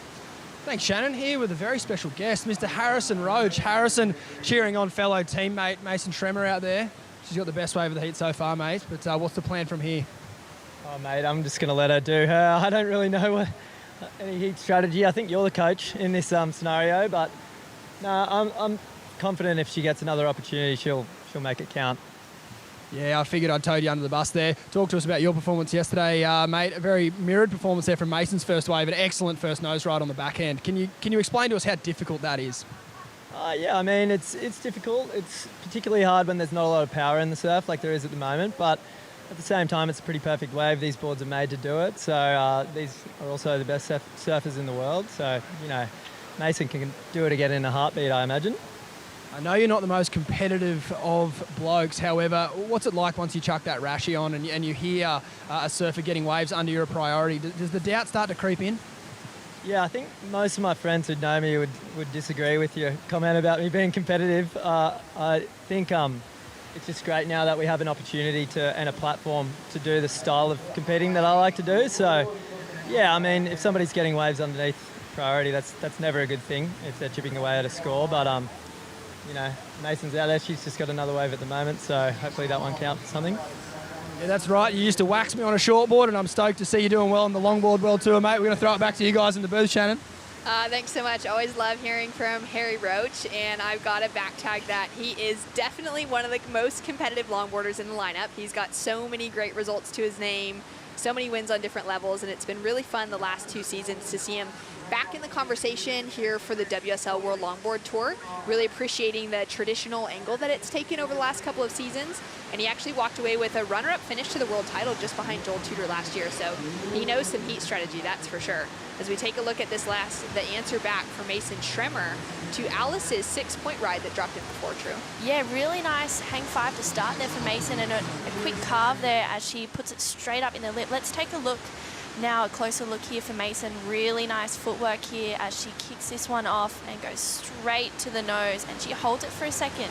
Just a little bit of a soul arch there for Mason, and she's going to step this one back and wait for this wave to get a little bit more critical. She sticks in the middle part of the board there, and she stomps it on the back foot, brings it around here, and Mason, she's just going to find another nice bunch of footwork there. She's kind of waiting for that one to go back up, and Alice also got a wave as well during that break there, so Alice goes straight up to the nose. Really nice nose ride, almost goes for a 10 there. Great footwork here for Alison Moyne. She's currently in the lead and goes straight to the nose again. And you can kind of see that she liked that one, you know, she's sticking on the nose and just not really able to find that critical section. She's pushing a little bit of water there, but she's looking really strong, and her footwork is so gracious out there as well. So it's awesome to see both surfers getting an answer back, and looks like Mason may have got the better of it. Oh, that was a really good exchange between the two. Mason with a 6-7-3, now back in the lead. Alice Lemoyne with priority takes off on this one. 5, straight up to the nose, pedals back. She's trying to put herself back into that pocket as well to make sure she's just in that good trim point on the wave. Great use of that switch stance cutback. Really beautiful, tight footwork coming through from Alice. Can tell that she's really putting in all that effort to showcase that control to the judging panel, which is so important within that footwork. We don't want to see a lot of arms kind of waving. We don't want to see it looking like it's kind of stunting the flow of the board throughout. All of those little bits of footwork, cross steps forward, cross steps backward, are there to utilize that board and keep it in the right position on the wave so that that trim line is there. And Alice just did such a good job with that one. So we've got scores now coming through for both surfers. At the moment, Mason up into the lead with 2 high 6s. Alice did drop in a 6 for that previous wave before the one that we just witnessed to improve on her 5.93, but she is now chasing a high score of a 7.56, which true would be the highest wave of the heat. Yeah, it would be the highest wave of the heat. We've seen some 9s be locked in today as well, so it's, you know, there's so much that goes into this, but there is also the opportunities to get those excellent scores. Scores in, it's a 5.37 for last of Alice, which doesn't take her into the lead. A score still to drop for last of Mason as we take a look at the Harvey Norman recap. Mason locking into that early 6.83 to take her into the lead. Yeah, that was a first ride, and what a way to start the heat here. Beautiful cross-step footwork action for Mason Schremer. She takes this one all the way through. I love the way that she just started so aggressively, and the answer back as well for Alice Lemoyne. She just goes straight to the nose there. This was her 6-point ride, I believe, for that previous to last wave that she got. So she takes this one all the way through, just looking really in control of her board there. But Mason, she's just connecting all the dots throughout this heat. She's able to find those waves that are really a little bit more critical, and that she's able to do some really great maneuvers on here. Some beautiful footwork there for Mason as she take that one through, and it's been a really great heat so far, but it's not over yet, Shannon. Yeah, there's still a score now to drop in for that last one of Mason, and Alice already up and riding. Locked in on that hang 5, just loses a tiny bit of control, but again, this is just right there at the end of the wave. There's not much else on offer scoring potential. Really critical to get those good maneuvers, those nose rides, to get a good, even if it's just a good faded bottom turn off the takeoff. Those little moments at the start of the wave are always really important to then back up as you're going through the rest of it. Mason with an opportunity now. We're still waiting for her previous score to drop through, so judges taking a lot of time before making that decision. Beautiful little soul arch, hang 5. Excellent use of the rail to cut back into the pocket to line herself up here through this speedy section, and she'll pedal back just enough to keep that control on the finish. This is turning out to be a really good heat. It was a little bit slow at the start, true, but we've really seen this pulse in action. And I think it's been a great decision to get some heats underway because it's plenty contestable, and everyone in the lineup so far today has been able to find themselves at least those 5s and 6s. Quite a few excellent rides as well. Yeah, definitely. You know, Manly is one of those waves where, yes, it does like all tides, but it probably prefers a lower tide, which we're going into at the moment. Here's the last of Mason. Great footwork there for a nice hang 5 soul arch, and she'll bring that one back around, just engaging her whole rail and staying really in control of her board here. She goes for a quick one and just pedals back, as you said, Shannon, just in time before catching her nose. And here's last of Alice as well, just taking this one all the way through. So she's looking for a big number today and well, for this heat. And she's just taking this one all the way up. And she's waiting for this one for a more critical section on the inside there, which she'll get. So Alice just finishing that one through. She's trying to get the most out of that wave. She's still got plenty of time with Mason up and riding on an air to back. Little flurry there. She just can't find that trim line through. Falls out the back of that wave. She will lose priority now to Alice, who will be sitting with priority out the back. Scores are starting to drop through, though. We've got a 5.73 for previous of Alice Moyne, which doesn't factor in as her top 2. Mason Stremmer, the score that the judges had taken a lot of time on, that first big right, drops in as a 7.50, and it now puts a big requirement on Alice Moyne, chasing that 8.33 to get the lead back as we're down to 45 seconds on the clock. I can't believe how fast this 30 minutes has actually gone with the number of waves and quality waves that have rolled through. Alice with an opportunity now. She's chasing an 8.33. She uses priority. It's a smaller size wave. Beautiful locked on hang 5. Beautiful positioning. You can hear those whistles coming in from the beach. She negotiates that bumpy back washy section so well and found that poise, found a great nose ride. Mason now with an opportunity, well, goes for a little paddle there. But I have a feeling that Alice, it's just going to be too big of a requirement to get into that excellent range. It was a smaller size wave. It also lacked that variety that judges have been pretty clear about today, and really needing to get footwork up and back, really engaging that rail, getting turns connected with great nose rides like that last one from Alice. Yeah, definitely. She locked into that for a really long time there, but I think I agree with you, Shannon. It was just too small of a wave, and even though she was surfing incredibly throughout the whole heat, Mason was just that level above her, and she was just on those more waves she was on waves of more consequence as well. So I think that's what definitely got her the leap above this one. Let's have a look at the replay here. She goes straight to the nose there. As you said, she's just locked on and just waiting for this one to continue through, hoping it's going to go forever there. So she's staying with it for as long as she possibly can and just steps back, and that's all she wrote for Alice. It looks like it might be a decent score, but I don't know whether it's going to be that 8.33. Yeah, it'll come through as one of her better scores. That would have been such a good feeling to get that length of ride out of a nose ride. It's definitely one of the best feelings in longboarding, and it comes through as her highest score, a 6.33, but it's not enough for Alice Moyne to take the lead over Mason Stremmer, and that's one of the bigger upsets in the draw today. Seeing Alice, world number 2 coming into this year's World Longboard Tour, go down to a relatively new to WSL competition in Mason Stremmer. She's through into the next round. We'll be right back. A Bon Soy brew break.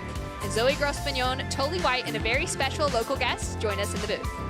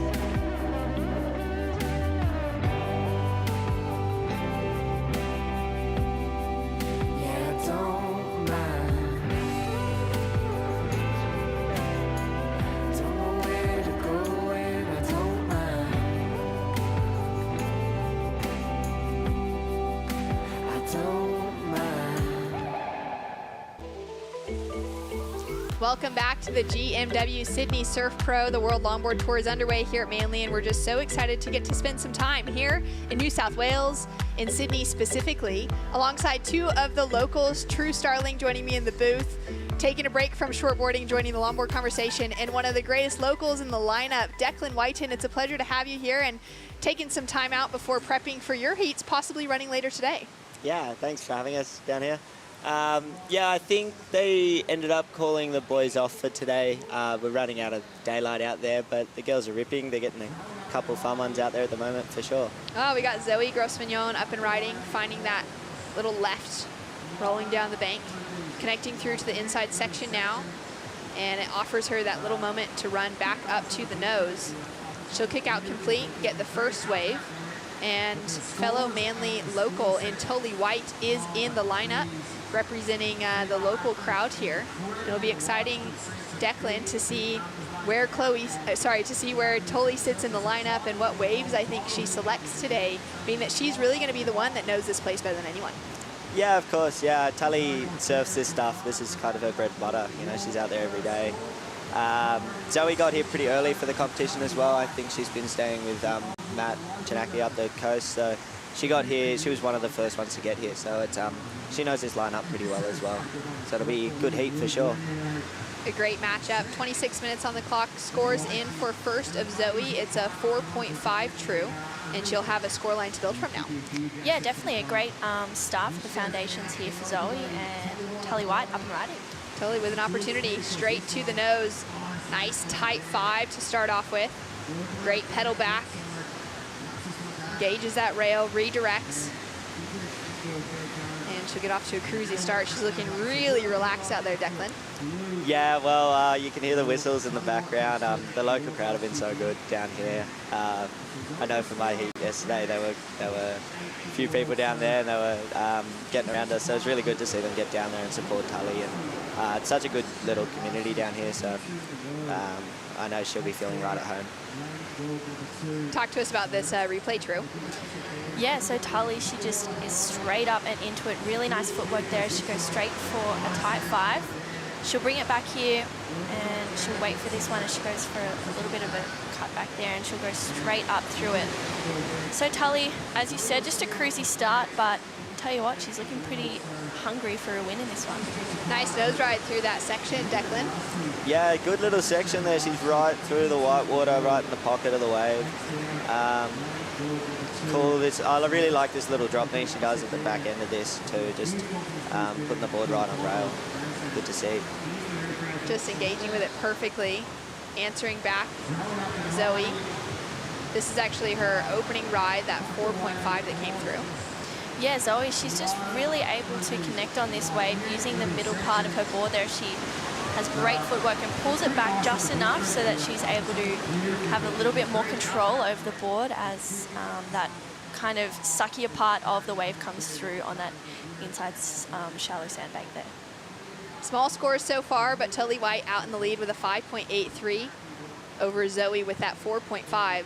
And Declan, going back to that heat that you surfed in yesterday, you took out a couple of big names in global longboarding right now. You took out Taylor Jensen, the 3-time world champion, who walked away in third, and Coniella Stewart, who's had some incredible results over the last couple of years.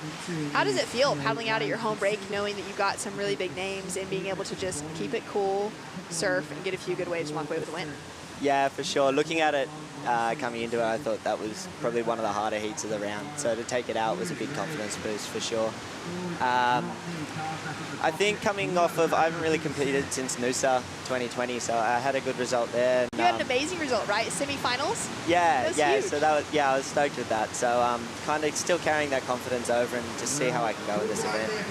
I mean, Carney and Taylor, they rip, so I'm sure they'll be coming back again for sure. Yeah, where are your goals sitting with professional longboarding now as far as are you wanting to compete more? Are you wanting more of those opportunities? Yeah, for sure. I mean, I got to qualify for the region for Australia this year, so I'll get to go to Huntington and Malibu, which I'm really excited for. I've never been to California, so that'll be great. I'll try and do all 3 events and just see what we can do. You know, I think the worst I can do here is a 9th if I end up falling out in round 4, but definitely looking to improve on that. Yeah, you definitely got at least some of that favor being the local in the lineup. Zoe now with an opportunity We'll track with her. Great use of that middle third of the board. Redirects from the left, finds that opportunity on the right. Gets a nice clean nose ride. Just a quick tap 5 on the inside. Keeps that control all the way through to the shallows. She's now building on that score line. She's got a 3.17 that dropped in behind her 4.5 and now has another score to come through. And as we wait for that score, we'll go down to catch up with Stace Galbraith and Mason Tremor. Really strong start there, Mason, but a bit patient through the middle. Played off in the end, though. Yeah, I felt a lot better about that heat. It was good, just like wave selection, you only need 2, so just try not to be too antsy and just take my time and pick a good one, so it worked out. How hard is it on a day like today? It's such a beautiful day. It's almost mesmerizing out there. Yeah, it's beautiful. We're on big boards, so it's all right if it's a bit smaller, and where I'm living at the moment, the waves are like this most of the time, so I'm pretty used to it, so yeah, I felt comfortable. I was talking with your, I guess you could call them support network on the beach there, Harrison Roach. He was fairly confident out there, said your equipment's been looking really good. Did you want to speak a bit more to that? Yeah, I've been riding surfboards shaped by Thomas Beckson. They're really, really good. I've been on them for a while. I just feel really comfortable with this board. I've had this one for 5 years, so yeah, it feels good. It's a keeper. Thanks for your time. Love hearing that from Mason. Huge result taking out Alison Moyne, world number 2 from last season. And massive for Mason, just being able to find that. True, talk to us about being a surfer, finding that connection with the board. To know that Mason's been riding the same log for the last 5 years, that's a long time. Yeah, I think I still have connections with boards I've had for the last 5 years as well. And I probably go through boards a lot quicker than Mason might. But, finding a certain spark that you can get with boards, you kind of don't want to let them go. I know I put mine on ice, is what we call it, and it pretty much means I won't ride it until events are on, or if I'm in a training session, or if the conditions are kind of perfect for it. So once you find a really good board, it's hard to let go of it, and you just want to ride it as much as you can. And when it goes well in heats and helps you to get results, because that's a big factor, in progressing through heats and doing well, especially on waves. If it catches, then, you're going to get a little bit frustrated. So it seems like Mason and the board that she has at the moment has a really good dynamic, and she dropped some pretty big scores in that last heat as well, so it's exciting to see. Yeah, she'll be feeling confident heading into the next round. Down to 20 minutes on the clock. Zoe Grossman currently sitting out in the lead. She's got that 4.5 and that 3.7. She did build on that 3.17 just a tiny bit more with that 3.73. Totally White now sitting, chasing just a 2.40, so still small scores with plenty of time on the clock. It's been exciting to see Zoe's journey to kind of finding her best results lately. I feel like, Declan, for you, for Toli as well, for Zoe specifically, she walked away with a 3rd place finish at Malibu. She went down to Honolulu Bloomfield. That's when Hono won her 3rd world title. It was pretty exceptional to be able to see Zoe find that momentum after competing for a few years, but just kind of getting a lot of those early losses, and to find the confidence to kind of just pull it together in heats and go pretty far in the draw. Yeah, I really feel as though those first couple of years when you're competing, until you get a decent result, you feel as though you're not really there. Once you can get that result, it's a massive confidence boost, and you feel as though you can do it and you can beat those top guys. So I know for me, and I'm sure for Zoe as well, a big result like that, it can really boost your whole competitive career. Here she is with an opportunity. Nice drop knee to start off. Beautiful use of variety. That wave just kind of fizzles out. She loses out on the pocket. 18 minutes on the clock. And Declan, you touched on it before, the fact that the men may be called off. We're going to cross down to Stace Galbraith and get the official call for the afternoon. Thanks, Shannon, and g'day, Declan. Sounding good in there, mates. Best of luck this week. But in the meantime, Will, what are we up to this afternoon? Yeah, we're really enjoying the show. I'm really proud of the performances that are being put on by the longboarders. The conditions are small, but they're actually showing Manly in the world what traditional longboarding is, and I'm super stoked on that. But we've just crunched the numbers, and we're not going to be able to get into the men's round today, so we've called them off and sent them home, and we'll make a call for tomorrow morning sometime soon, but we're probably thinking of doing a 6:30 a.m. call and see what we got tomorrow. Thanks for your time, Will. It's been very entertaining so far. Thanks so much. Great to know. Finishing out the women's round, I think it was such a good call to end up running today. You know, that tours and competitions team having a big decision on looking at the forecast, Declan, knowing that it's not the most favorable for the rest of the week, but seeing that there was some fun waves on offer, especially with a lot of the crew getting in the lineup. I know you paddled out and had a surf just this afternoon, right? As we'll track with this live action quickly with Zoe. Quick tack up to the nose. She'll link it through and hope to find some more open face. Does that nice little kick out. With an opportunity now, Tully holding on to priority. Couple cross steps up and back. You can see those waves just closing out, not giving too much scoring opportunity. Did you get a few good waves in the lineup today? Yeah, it was super fun. I'm stoked that they ran this afternoon. You know, I'm kind of jealous of the girls getting out there. I wouldn't have mind being out there myself, actually. But yeah, we surfed the peak a touch further south with the girls, where mainly the pro juniors and the trials surfed earlier on the weekend. And it was super fun.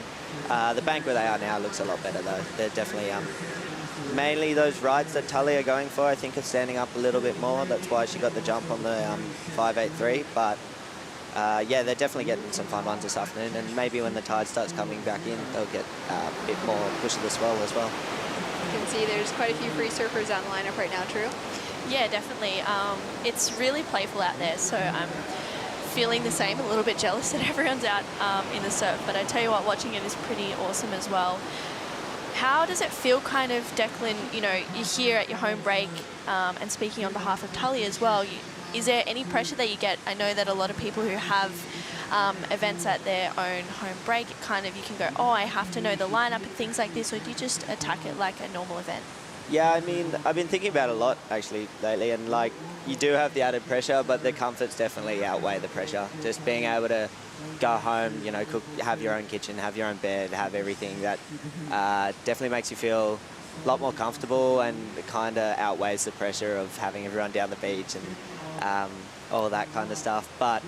And just the knowledge of the wave, I mean, it's hard to explain, like, even just on a beach break, you think all beach breaks are the same, but you just have that confidence out there and you kind of know what the waves are going to do, and I really feel that throughout this event. Definitely speaking in the results so far in your last round, as we see Tully with an opportunity now. So hunting out the rights, like you said, Declan. Great stylish takeoff from Tully. Quick footwork straight up, locked in onto that hang five. Nice drop knee cut back into the pocket. Really using that rail. And just redirecting again, looking for that inside section. Staying nice and in control. That was a good looking wave for Tully. Yeah, really nice wave for Tully there. I mean, she was needing a score to move up, and that's definitely going to boost her confidence as well. And here we go, Zoe on the answer back. Zoe having a look at that ride as well. Straight up to the nose, gets that 5 to 10 combination. Pedals back, really tight footwork as well. Just repositioning things here. Keeping it really fun as she comes through to this small inside section. I'm so amazed by her composure there. Just the quietest of an upper body, really just letting that board kind of find its little trim line through to the inside. And we've got scores coming through for both surfers. Tully chasing a score to advance. As we wait for those scores to drop through, we'll go to a quick break. We'll bring you back with the full situation update and more women's surfing for the World Longboard Tour right after this.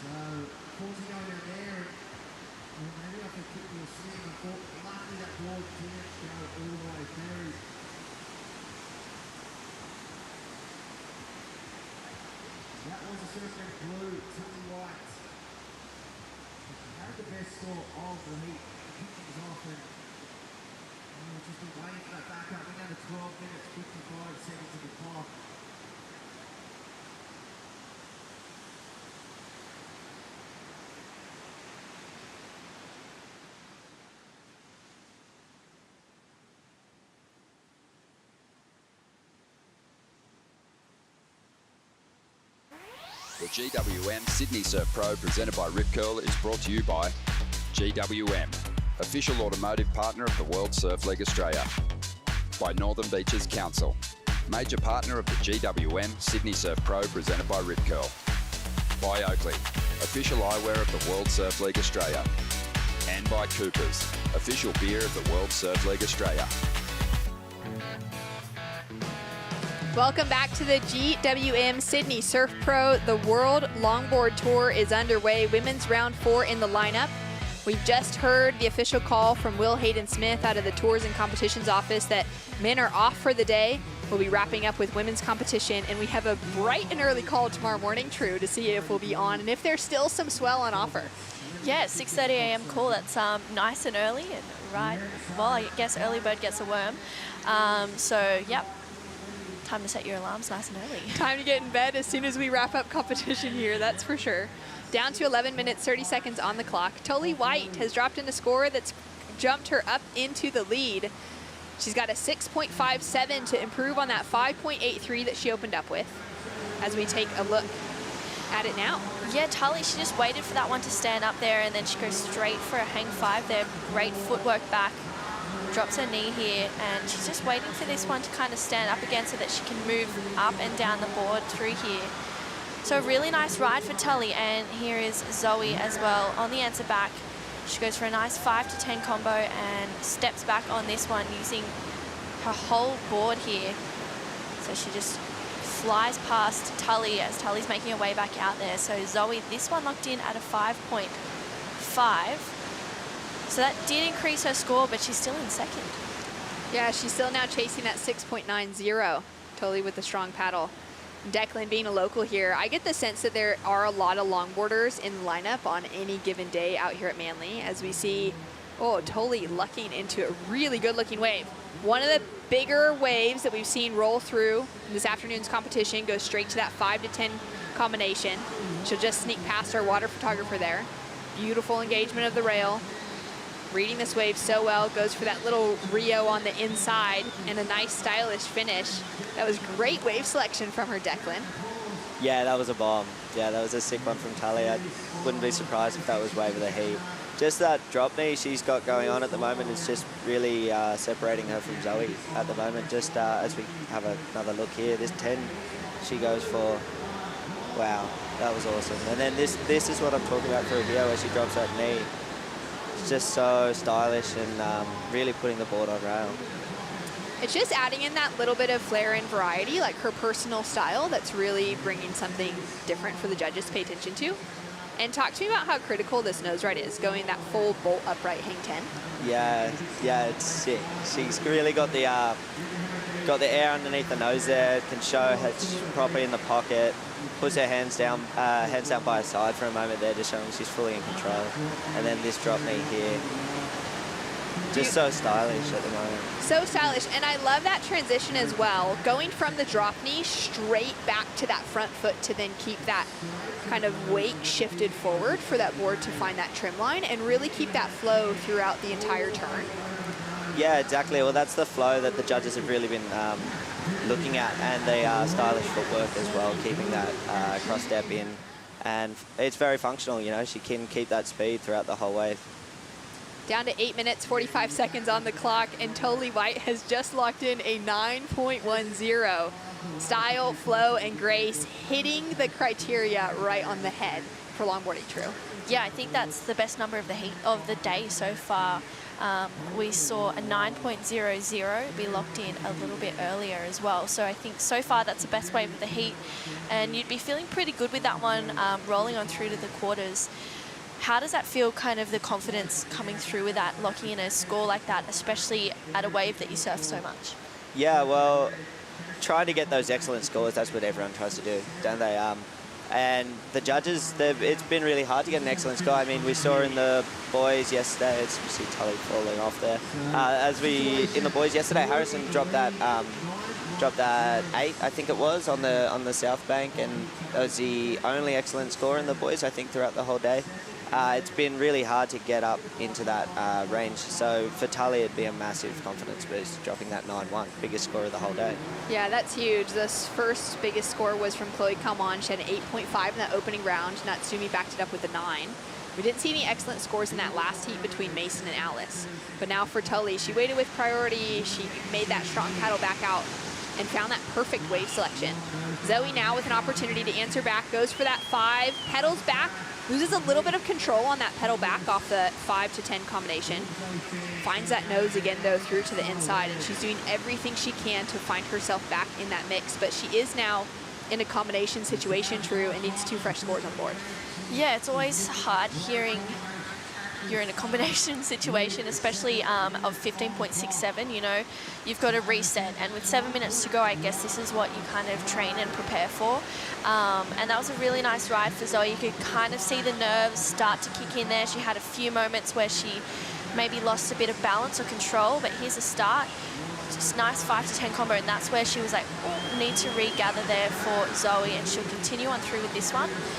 Goes up again for a 5 to 10 combo and puts that one through. You see, she just lifted her foot up on that finishing turn, just waiting for the board to come up to her and leaning backwards so that her nose doesn't go under, which shows great awareness of her board and her surroundings as well. So here's the slow-mo replay for Zoe. Talk us through this one, Declan. Yeah, nice footwork there. She pedals back. Again, she's putting her board on rail in those turns. A little bit out on the shoulder for these nose rides, that's all. So I can't see the score going too high. But definitely some really nice surfing for sure. Especially in comparison to that bolt upright hang 10 that we saw of Tully, where she rode that nose ride through the section rather than being out on the shoulder within it. And the judges obviously just loved it. Yeah, well, that's it. You need to really keep that board right in the pocket to get those excellent scores, as we can see from a 9-1. Most of the board was right back in that white water, so it was really critical surfing from Tully. Tully having some fun now on the inside, showing off at her home break here at Manly, and just doing a little dance through to the inside. Super quick footwork. Love that little turnaround run back. Having so much fun. She's already locked in a 9.10 to improve on her 6.57. Zoe did just get herself out of the combination situation. She dropped in a 5.93 to improve her situation narrowly, but she's still chasing a near 10 in a 9.74. And you can just sense that that pressure is really sitting with her now, True, with just 5 minutes left on the clock. Yeah, definitely. Getting a 9.74, it's tricky on the best of days.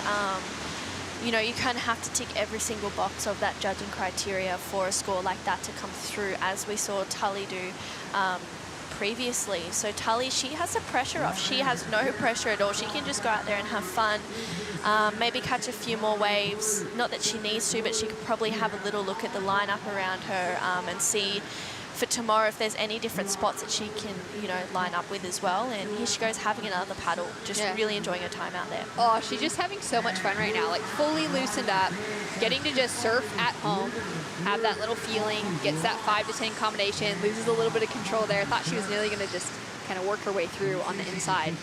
Declan, what's the local longboard crew like here? Because I get the sense that there's quite a few longboards in the lineup on any given day. You and Tully are products of that as well, and being able to get to surf with some great longboarders in the lineup on the daily. Yeah, it's great down here. I mean, Twiz as well, back before he moved to Byron, he was from down here as well. We have a really great longboard club down here, the Manly Male Club. Produce a lot of quality longboarders over the years, and it's growing daily. Like, there was a few years there where longboarding, it went through a bit of a rough patch. We were trying to get more kids involved. I think Tully was the youngest of the club for a while, but now we've got heaps of kids running around. I know JJ, a little grown from down in the corner, he's another up-and-coming longboarder. He'll be watching for sure. He probably should be at school, but yeah, it's a great club and a great community. I mean, we get a lot of waves like this, so a lot of people pull out the longboard and surf on the small days, so it's great. Yeah, it's pretty ideal for that. Clearly showcasing with some great scores in the lineup this afternoon for the women, but it's just a wave that really suits having a board that just doesn't have a lot of rocker to it, that cuts through those soft sections really well. And it's fun to hear that yeah, the whole community just gets straight in on it, true. Yeah, definitely. I think that's the biggest part of surfing is the community. You know, whether you're a shortboarder, a longboarder, or a bodyboarder, whatever that is, you know, there's a community everywhere that you go, whether it's in Manly, anywhere up or down the coast, you know, and it's exciting to see everyone, as you said, Declan, want to bring the younger generation up and get them to get really excited about the sport, just be in the water, because regardless of whether you want to compete or just do it for fun, you know, it's a beautiful lifestyle, and to live around here just creates such positivity, and I think, you know, competing is just a bonus. Yeah, it's just such a good thing. Down to 2 minutes, 15 seconds on the clock. Tully White, the local from Manly, sitting with a 9.10, the highest score of the women's draw today. Backed it up with a 6.57, which was one of her earlier rides. You could really just see that local knowledge starting to come into play for Tully, especially in the lineup up against Zoe Grossman, who's coming out of France. She's just coming off of her best result on the World Longboard Tour last year. She walked away with that semi-final finish. She went down to Honolulu Bloomfield, who walked away with her third world title last year. But for Zoe, making it into the semis at Malibu, she had a couple of really outstanding waves and outstanding moments in that competition. It's a bit shocking now also to see her falling out of the draw early on before even that quarterfinal conversation. But now for Tully, this is a huge moment for her, walking into the quarterfinals and setting herself up really well as we look towards finals day, Declan. Yeah, huge for Tully. Like I was saying at the start, the difference between 9th and 5th is massive. So moving into the quarterfinals, the worst she could do from now is a 5th place result. I think Zoe at the start of this heat maybe just picked off a couple of those lefts. Tully was looking more for those rights, which gave her a bit more of a critical section. So maybe just a bit of a mistake from Zoe at the start there, but she's been ripping all week, and the weeks leading up to this coming here early. So I know she'll come back better at Huntington and Malibu for sure. Yeah, no doubt. Of course, later in the year, early August, we'll have the Vans Duct Tape Invitational, which will happen at the U.S. Open in Huntington Beach. That'll be the second event on the World Longboard Tour for this year. And then finishing out the season, crowning our world champions, will be at the WSL Longboard Championships at Malibu at one of the best right-hand point breaks, one of the most iconic surf spots in the world. That'll be happening early October, finding the best of the window out of about a 10-day waiting period. It'll be really exciting to see that underway. And to see someone like Tully White, now quick cross steps up to the nose, does well to keep those toes stuck into the wax, not lose that board. Just 10 seconds on the clock, but she's had a pretty unbelievable heat. And Declan, it's been really fun to be able to call the action with you in here as a local who knows the lineup well, alongside of a friend in yours in Tully, as we see so many cheers for the local. It's just been a pleasure to call the action with you, Declan. So guys, yeah, thanks for having us. Can't wait to see you in the lineup as we get the rest of the men's round underway. Tully White with a huge win, advancing through into the quarterfinals as we take a look at the Harvey Norman recap, True. Yeah, great start for Tully here. She just goes straight to the nose. Beautiful footwork as she, as you mentioned before, Declan drops that knee. And she's just feeling really comfortable out there and confident in herself and her equipment as well as her wave selection. And this is the 9.10 for Tully, I believe that one was. So she just found a really beautiful ride here. Just great footwork as she continues through with this one. A really great heat for Tully, and you'd be feeling pretty confident going through to the quarterfinals. Pretty impressive display from Tully, and she'll feel really good heading into finals day, knowing that she can get herself into that excellent range. Declan, you've got Edouard Del Perro in your next heat. How are you feeling about that? Yeah, it's definitely going to be a real tough one. Edouard has been one of the standouts in the free surf out here over the past couple of days, so it's always going to be tough. I think he's got me every time we've come up against each other, so it'll be, hopefully I can get one over him. Certainly. Thanks so much for joining us in the booth. Stay tuned for more action. We've got the 3-time world champion in Honolulu Bloomfield paddling out after this.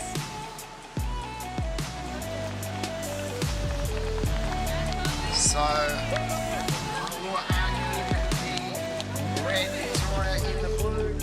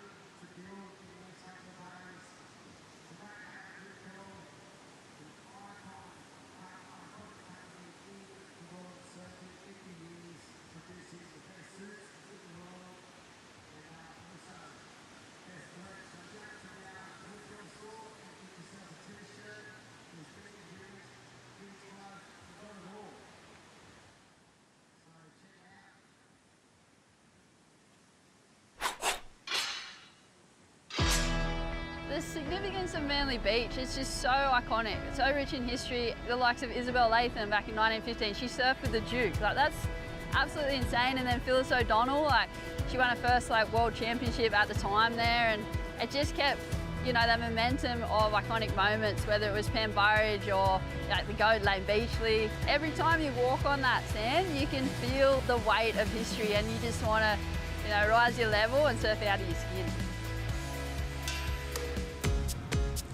Such a deep history in women's professional surfing here at Manly. We look back at Pam Burridge, who we had on earlier in the broadcast, 1992 champ Pam Burridge, and there's just so many great names. Lane Beachley, obviously, Rabbit, with her domination here. Yeah, well, of course, Lane and Pam, I mean, they originated at Manly. I mean, Lane, gosh, you know, 7 world titles. Pam was the original queen of Australian surfing. And then before that, as you know, Phyllis O'Donnell winning the first world title here in 1964. Isabel Latham, who Duke took on a surfboard. She was actually the first surfer in Australia, was a woman.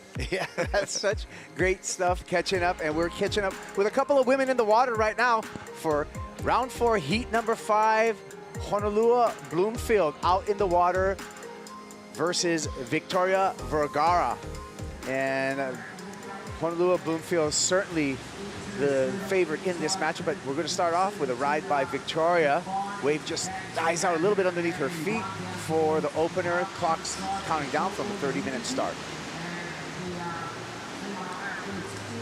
So Honolulu Bloomfield, 3-time world champ out here. She's in the red jersey. She opened up with a 1.93, but then backed it up solidly with a 6.67 early advantage to Bloomfield. Yeah, such an awesome surfer, and you know, just grace on a surfboard. Getting it done here in the replay and making up some ground bugs, getting back up to the tip. Great cross-stepping, light footwork, and the use of the entire surfboard. Yeah, and you know, I really think that right hand has really come on a bit better as the tide's gone out, Kopo. And there's just such good hang time, incredible style, and just this great poise on a wave. She gets this little white water she has to get around, and absolutely no problem keeping the speed through the section, and then lifts the nose of the board again. Just has those tiny little, minuscule little stalls to make sure that they can get to the nose, and then that stability. Not going too fast, not going too slow. It's just perfect. Yeah. Honolulu Bloomfield, daughter of North Shore lifeguard and former pro surfer Kolohe Bloomfield. She comes from great stock when it comes to the ocean. Was exposed at a very, very young age to surfing, and she's just flourished in it. Really flourished. And yeah, I mean, Kolohe was a really good surfer in his own right. There we go, paddle for Hono. Gets to the tip, has to trim through that section, no problem. Mixes it up, getting on the tail, and a little late to the finish, but that'll be a nice backup for her 6.67.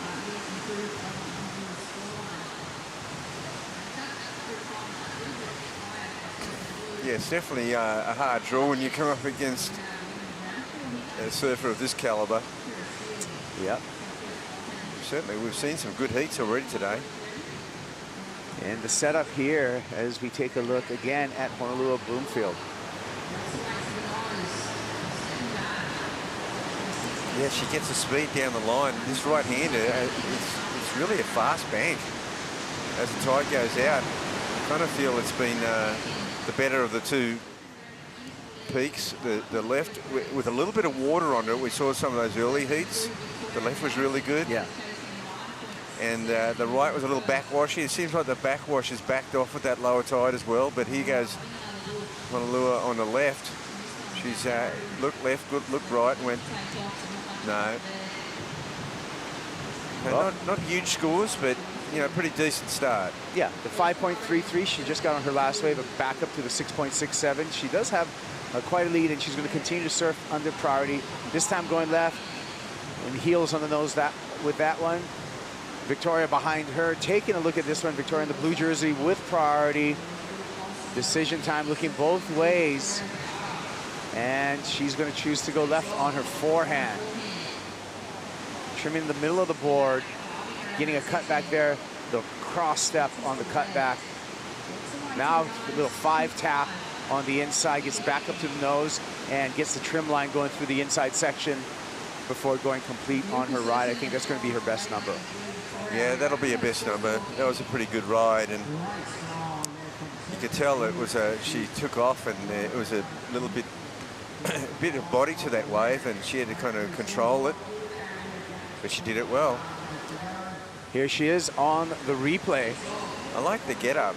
She was just so smooth. It was just a little light paddle onto it. She on the cutback there, probably not as clean as she would have liked it, but then she gets a nice bit of hang time on the nose. And just a nice, neat finish. And I love to see all of this grace in slow motion.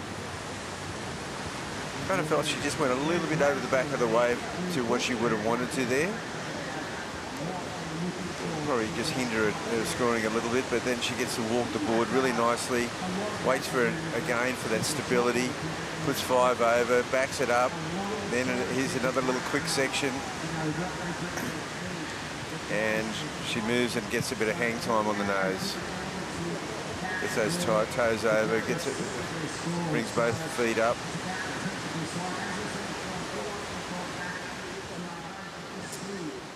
Number comes in at a 4.87, back in the game now, chasing a 7.13 for Victoria. Victoria hailing from France. She's a Rip Curl team rider, as well as she has a really large social media presence on Instagram. She has 209,000 people who follow her stories, Bugs. That's a huge following. It's one of the biggest ones in surfing. Here she goes again, knowing the number that she needs, this time on the backhand, and that one slips away from her.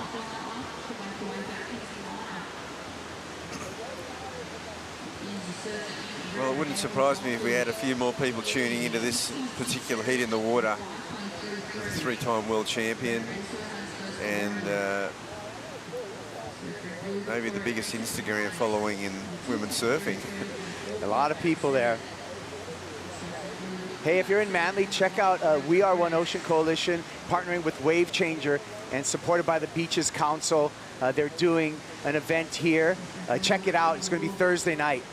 And you can go to wavechanger.org for more details as we see Victoria getting the heels out there, but it's kind of just slips off. I like the intent there with some fancy light footwork.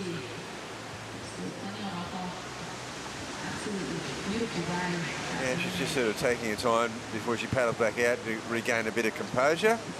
It's only a short ride, so it's only a quick couple of strokes till she's out the back again. On the replay, now we can see a slow motion of an attempt at hanging the heels here. Walks back on the board, but just runs out of board. Yeah. Steps off the side. Just a bit, the wave's a little bit weak, I felt. And, she probably just needed to have a little bit more speed and be a bit further down the face. Yeah, it is a light tap dance, isn't it, Bugs? Yeah. In even with big boards over these, smaller, softer waves right now. I believe we have tide filling back into, so that could be adding to the softness. Yeah, well, I mean, there's still plenty of waves though. Yeah, and an appropriate start. So by the time we finish this round number 4 for the women's, we'll have our quarterfinals all set. So we're making progress through this. I mean, again, GWM Sydney Surf Pro, it's a big, big happening, and we have so much going on. We have the World Longboard Tour, we have a Challenger Series for both men and women. Honrua, up on the nose, gets a 10 right there. Beautiful trim line for the Hawaiian. Nice tail snap there. Again, establishing her real patience through this flat section on the inside. Gets the tip again, taps the 5, and finishes off. Yeah, it was only a smaller wave, but it had a good peel value to it, and she was able to really go to work on her whole repertoire there. Well, probably not her whole repertoire, but a good portion of it. Speed, flow, and grace all exhibited. Let's take a look again on the replay. Yeah, it's got a nice peel to this wave, and she knows that, so she can go to the nose early. And a nice cut back here.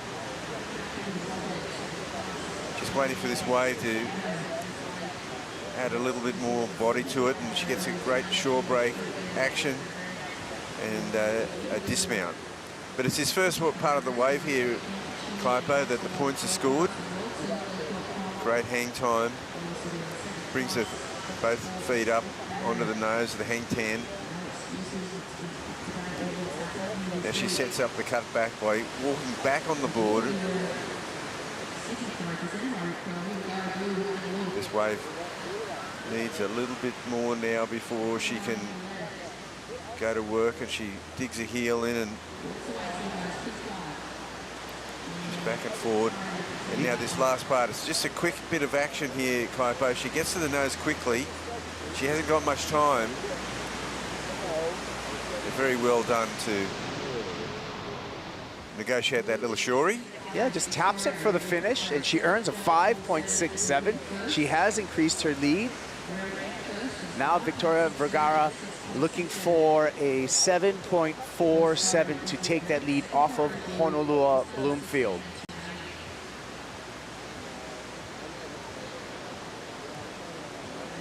You know what? There's a little bit of a lull right now. It's a perfect time for a Bonsoy brew break. We're going to take that, but stick around. We'll be right back.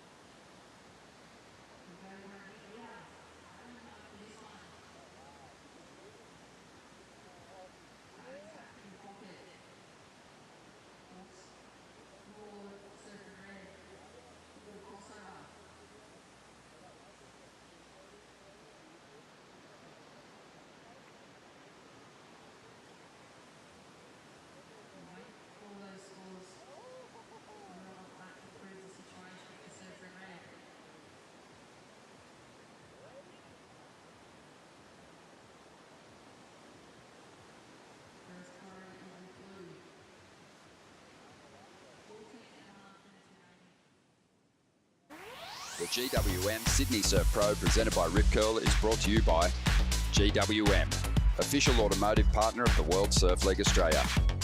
By Northern Beaches Council, major partner of the GWM Sydney Surf Pro presented by Rip Curl. By Oakley, official eyewear of the World Surf League Australia. And by Coopers, official beer of the World Surf League Australia. Thank you to all of our supporters and helping bring all of this action to this beautiful Manly Beach. Enjoying women's longboarding today, but we have quite a list of things happening with the GWM Sydney Surf Pro presented by Rip Curl, women's longboard, men's Challenger Series, and women's Challenger Series. Kaipo with Bugs talking you through the action. Honolulu Bloomfield on the water with the lead. Yeah, well, it's not a massive lead. It's pretty strong. Whether the scoring potential has dropped a bit with this tide, I'm not sure, but earlier on today we did see some 8.5s, 9s, 8s. We haven't seen that level of scoring, but we've seen some really solid surfing. Yeah, solid and graceful, and just the dance on water that all these women are performing throughout this opening, fourth round, of competition has been very impressive. Honolulu Bloomfield finds a right, and not much going on that wave. Victoria went left, inside steep section, nice 5. Back to the nose again, great footwork. Oh, lacked the finish, however.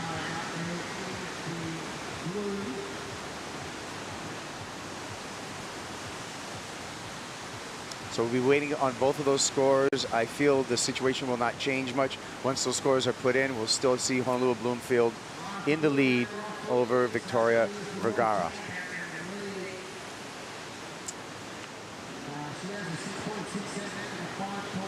Maybe an opportunity here for Bloomfield, eyeing up the line.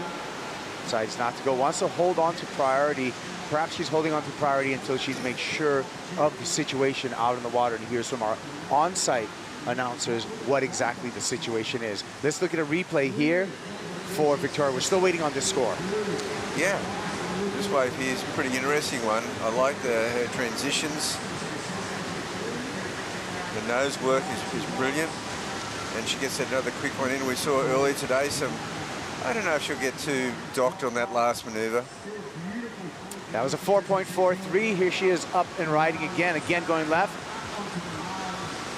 A little bit of downtime after the opening hang 5. Has to fade back into the suit, waiting for this wave to just pop itself up in the shore, hoping for a steep section, and this wave looks like it's dissipating and will not offer her any trim for a nose ride to finish. She's still looking for a 7.47 for a score. Yeah, well, her opponent, Honolulu, doesn't seem too interested in those little ones, and I think she realises that it's not going to hurt the bottom line, the score that is required. So still, she really needs a 7.5. Yeah, you're right. We'll see what she can get. Meanwhile, before we can see the next exchange, let's go out the back with Dometic with Stace. Thanks, Kipes. Down here with Maxime Husino. Maxime, firstly, fantastic result on the Gold Coast last week. Well done. Yeah, thank you guys. It was awesome. Actually, it's pretty well. Seeing the waves nowadays, you just regret not being in snapper again for one more hit, but it was really cool. We got some great waves last week, and then now we're here, and it's beautiful weather at least, and we're going to get a good wave on this week. And down here at the moment, obviously supporting Victoria. You spent a lot of time with her in the Reunion Island growing up. It must be pretty cool to see her competing on the World Tour. Yeah, she's my wife, brandmate, so it's really cool to be here supporting her. Try to give her a few advice, but I'm not a longboarder, so I'm not as good to give anything like this, but at least just give her a little bit of position and wave. But I don't know, it's just fun to watch something different, and the waves are small, but it's really good for the longboards to showcase a little bit of great surfing, so it's cool to have something else to watch, and we're getting exciting for our events. A couple of days off potentially here in Manly. What are you getting up to? Yeah, it's my birthday today. I'm 30, so I don't know. I might have a few barbecue tonight, and then we'll see from there. We'll have a couple of Coopers later. Happy birthday, Maxime. That's all time. Thanks, Kipes. I love it. Happy birthday to Maxime Husino, who's actually had a really good start on the Challenger Series, sitting number 3 in the rankings after one event. Here we go. Honolulu on the backhand. Nice time on the hang 5. Sweeps, a beautiful cutback. Showing some power with the grace. Switch stance on the inside, going goofy right now. Like to switch up for Honolulu Bloomfield. And nice cross-stepping in that switch stance as well. Goes back to her natural stance for the finish. That was a lot of fancy footwork, Bugs. Yeah, it sure was. And it's a bit more difficult than it seems, especially when you start walking the board switch feet. Yeah. And here we go. Let's take another look at it. Yeah, and as you pointed out, this big sweeping turn, I love it. That's just beautiful. The switch feet was seamless, and she's got a little bit of backwash there to deal with it, not much. And she'll switch again and just come over the lip of that wave to finish up. But this sweeping turn here, beautiful flow. That's a bit of power too, to swing that board around in that fashion. And then the switch foot here, like you said, Bugs, this is really, really difficult to do, especially to do any kind of walking in that switch stance position. Oh, it sure is. Yeah, it just doesn't come naturally to most folks. So a 6.83 for that effort from Honolulu Bloomfield that we're just finishing up here in slow motion.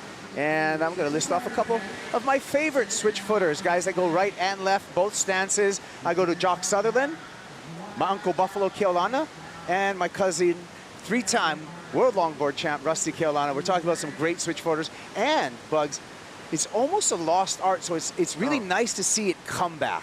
Oh, well, I mean, and, you know, then we, you know, like Larry Bertelman did it, Buttons. I mean, oh, Buttons, yeah. You know, I mean, and everyone mentioned there is from Hawaii. It's not been something that has taken off around the world, but it's a super hard. There's a few, you know, a few Aussies with switch foots. Yeah. That's good that you pointed that out, though. I didn't ever correlate that, but now that I think about it, most surfers who have become switchfoot masters are from the islands. That's right. Because it wasn't a lost art over there, and plus, I just found, like in Hawaii, there's no stigma of going between different equipment. Right. You know, whereas we over here, we tend to get put in a box. That's what you learn when you go to Hawaii. It's all craft. It's just you surf to the conditions on the equipment that suits. And I love it because, you know, as surfers, no single piece of equipment defines us as surfers. Yeah. There's so many ways to enjoy the act of wave riding. And if you're not, you know, you really should explore them all. And that includes, to me, boarding, bodyboarding, body surfing. And a day like today, a longboard would be the appropriate choice of equipment.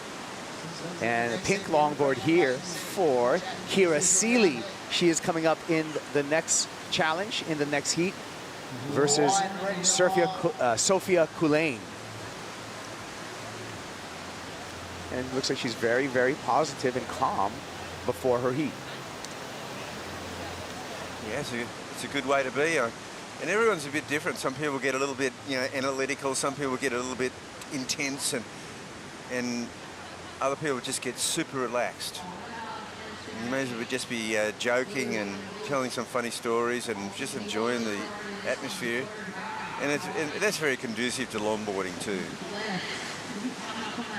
And Victoria here decides to go on that one, but not a lot of opportunity on that wave for her. So she's going to have to swing back out. She's got 5 minutes remaining. And again, she's looking for an 8.63 to take the lead. Yeah, that requirement has just slowly crept up as the heat's gone on. Only a couple of minutes before Honolulu's last wave, it was a 7.67. Now it's an 8.63.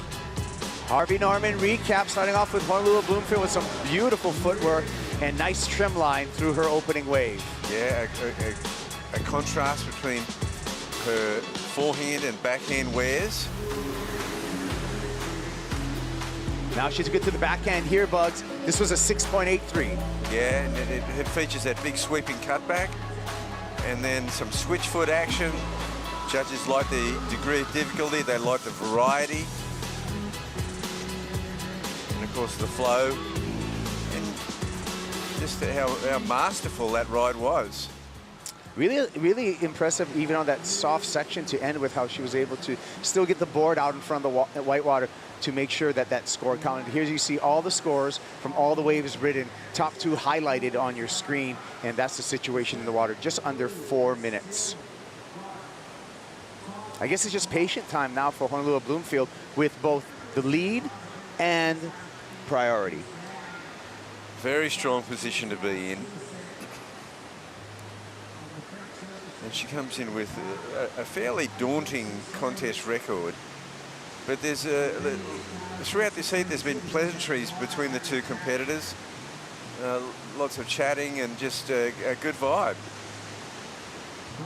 And maybe, I mean, I feel on the WSL Longboard Tour, there is a bit more, and I wouldn't say camaraderie, but a bit more lightness to competition than we see on the Challenger Series, where men and women on the Challenger Series are just battling because everybody wants on that championship tour so badly. The desire is so great that you see maybe more intense emotions when we get to the Challenger Series.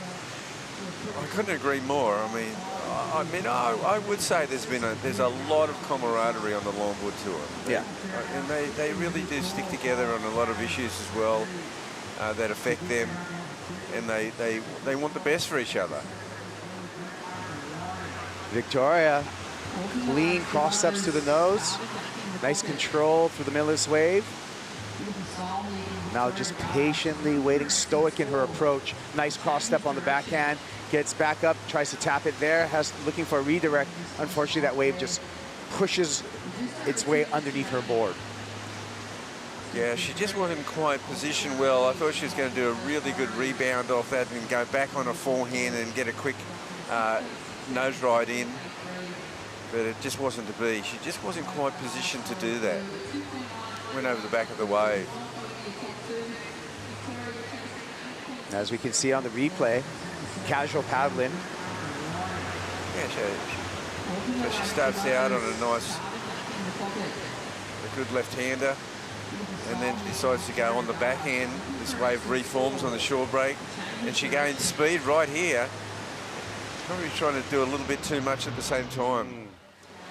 I'm feeling there'd be a bit of pressure to get a fair bit done with the huge score requirement. Yeah, last effort, a 2.93 situation still stays the same. Victoria needing a 8.63, and now just a casual conversation between Honolulu and Victoria in the final minute 10 seconds. All smiles, and Honolulu says, hey, take this one if you want. Yeah, that's cool. This could be a fun little ride. Fades the takeoff.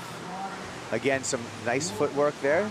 Taps the 5, but the wave just, again, dissipates right underneath her feet. Well, no shortage of waves ridden.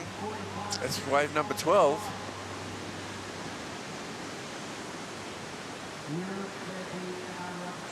"35 seconds, and Honolulu Bloomfield scratching into this one. Looks at the wall on the right, decides to go left, starts off switch stance. Goofy foot position, which is not her natural stance. And she's just going to take a fun ride in and showing us the art of switch stance surfing before switching back over to her natural stance.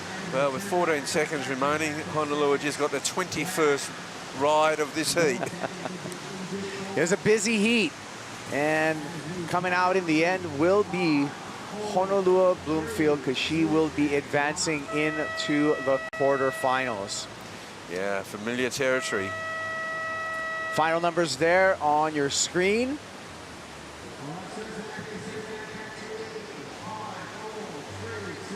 And we will be advancing on to a quick break, but we'll be right back with more action in the water. This is the GWM Sydney Surf Pro, presented by Rip Curl.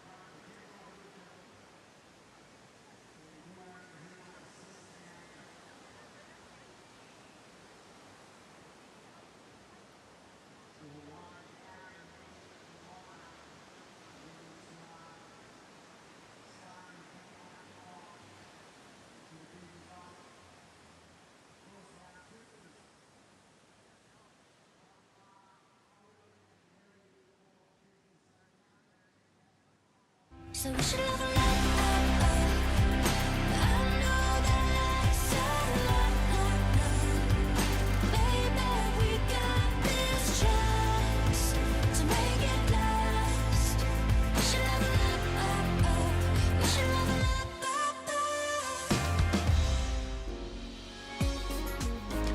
up. New South Wales, beautiful northern beaches. We're on the scene here in Manly, and just an example of the great waterways we have here. Beautiful beaches, outstanding restaurants, great nightlife, and a lot of history. Kaipagura along with Rabbit Bartholomew, and we are in another heat, Rabbit.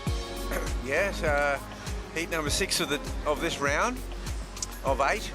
Yeah. And Kira Seal against Sophia Culhane. Yeah. So this story, both surfers from Oahu, Hawaii, but this is really a story of North Shore versus South Shore. Kira Seal, you can see her out there in the red jersey, representing the North Shore of Oahu, and she's going to get the first start here.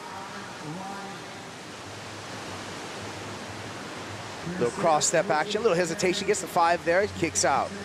So Kira Seal from the North Shore of Oahu originally, and she's a great surfer, brought up in a great surfing background. Sophia Culhane there, paddling for that wave, representing the South Shore of Oahu.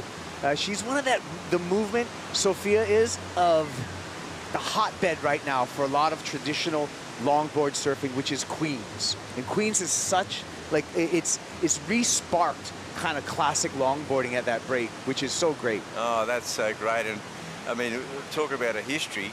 Oh.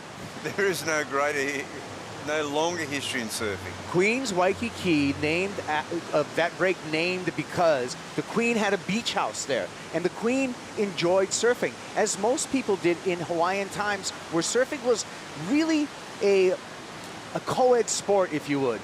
Men and women equally would participate in surfing all the time, and it was just this actually like a beautiful interaction. And so we've always had in Hawaii like just a giant population of female surfers, and it's really great to see the tradition of traditional longboarding coming back to really one of the birthplaces of surfing, period, Queens. Oh, absolutely. And I mean, you know, especially women surfing. Yeah. It is just a magic wave. It's a little right hand is perfect for longboarding. Just a perfect kind of tempo to that wave as well. There's something for everyone at Queens. Yeah. You know, Groms, you know, teaching kids to surf, pushing on the waves for their first long ride, longboarding. Yeah, so on the North Shore, a lot of kids would start at Haleiwa in the shore break, that little roller there. On the South Shore, a lot of kids start at Baby Queens, the little inside section from Queens, and that's where you just, you know, toss your 2-year-olds and tell them to stand up. Maybe these days they start surfing earlier than that, because there's been some just unreal new talent coming up. Sophia on the paddle here. She does have priority in the blue jersey, looking right. Kira needs to stay out of her way. Be careful. Actually, goes right, fades left. Oh, some nice nose time there. A little bobble, however, she recovers nicely. Powerful snap. And a finish for Sophia. Yeah, no, she handled that really well. So they split the peak. Somehow I just feel like there must have been some word there, because you know, Kira really paddled on that wave and wasn't going to get off. Yeah, I think there was some understanding. I was really interested in that as we saw that takeoff, in that Kira just kept on paddling, knowing Sophia has priority, but just did not hesitate whatsoever. She was having a good look left, but she could see that there was intention for Sophia to go on the left, even though she was on the back end.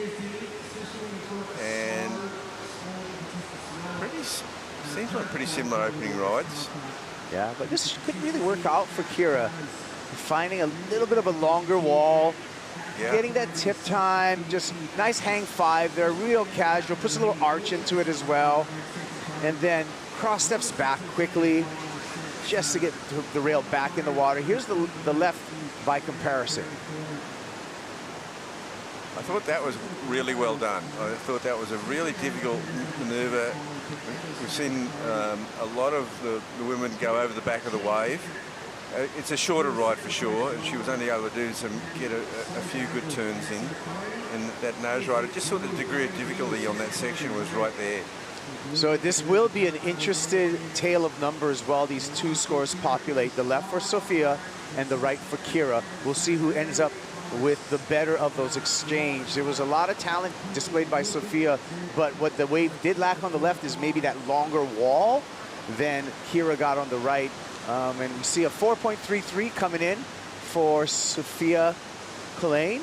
Yeah, And a 4.67 for Kira Seal. Yeah, and I thought they were kind of similar scores. Even though Kira had the longer ride, I thought Sophia's was up there with degree of difficulty. But yeah, it's a fair call that Kira got the better of the exchange. Only by, you know, 0.3.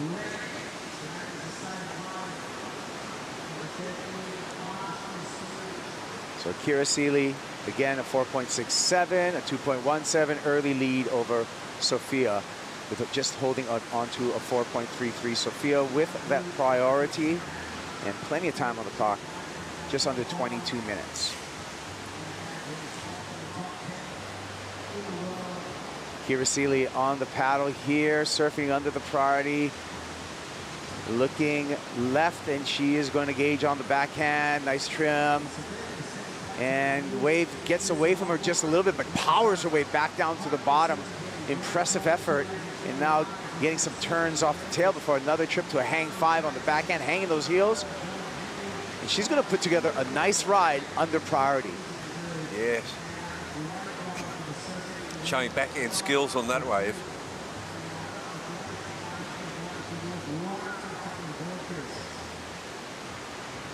So Kira Seeley definitely is going to improve upon her scoreline with that last wave ridden, and she did that under the priority of Sophia. So well played in the context of this heat, Bugs. It was well played. I also feel that Sophia's been very, very selective, very calm about it. Yeah, this is a pretty challenging backhand ride. She's had to do a few manoeuvres to get in position to get this nose ride in, and it was well timed. And slow motion is so good to study this technique. Just getting to the nose and that balance point where she gets a little caught on the heels but makes up for it. And this was impressive, Bugs, just to get back down on the wave after getting hung up a little bit on top. Yeah, and she did it by stepping back, so she didn't shuffle back. And then this is good how she gets the momentum going by walking the board and getting that forward momentum. Then she has to cut back again. That's a pretty nice move right there. Yeah, this is going to be a good score. This is a well-ridden wave. And then she gets to the nose. And she looks ahead and sees that this wave it's got another little lip that she can do. She can bank off. And she does this well too. Nice finish too. For some variety, Kira Seeley, and she's rewarded with a 7.17, so biggest number so far in this heat. She earned every bit of that 7.17, having to negotiate some difficult water, which showed the variety with both the cross-stepping, the nose ride, and the ending backhand re-entry. Yeah, it does extend that score out now, so her opponent, Sophia, requires, looks like a 7.51, so just a tad over 7.5. That's a pretty good ride to get that score. Observations in the water, as definitely we've seen a little bit of slowing in the wave action. So a lot of waves were ridden in the last heat, but just when we look at the actual quality waves within the context of that heat, not that many. So priority becoming very important, Bugs. And Sophia's, like you said, is playing it really cool right now. She is. Well, you know, she might have looked at that last heat and saw that there was 21 waves ridden. And most of them maybe unnecessary to add to the scoreline. And Sophia, she did let Kira get away on that one under, and Kira got that good score, but I think she's sitting with a strategy to wait for a superior wave. Well, I see a couple of lines lining up here, hitting the bank, and Sophia on the move now, going to position herself. Her intention looks like she wants to go Now the choice of which direction. Looks right, really has to stroke into this one. Better get over the hump. And this one you can just see, just at the end there. That's frustrating, I'm sure, for Sophia. That wave just did not hit the bank right, but what happened is a priority error. So now Kira Seeley with the lead and has priority back. So things have worked out in Kira's favor right now. Sophia trying to make up for it here. Kira Seeley, knowing that she has priority, is going to impose that priority and then switch directions. Wow, what a play. That was a play, all right. And there's a, I thought we were going to see a cheetah 5. Yeah, but then by doing that, she got herself so far back behind it that it really isn't going to go into the tally, but it did stop Sophia from getting a wave.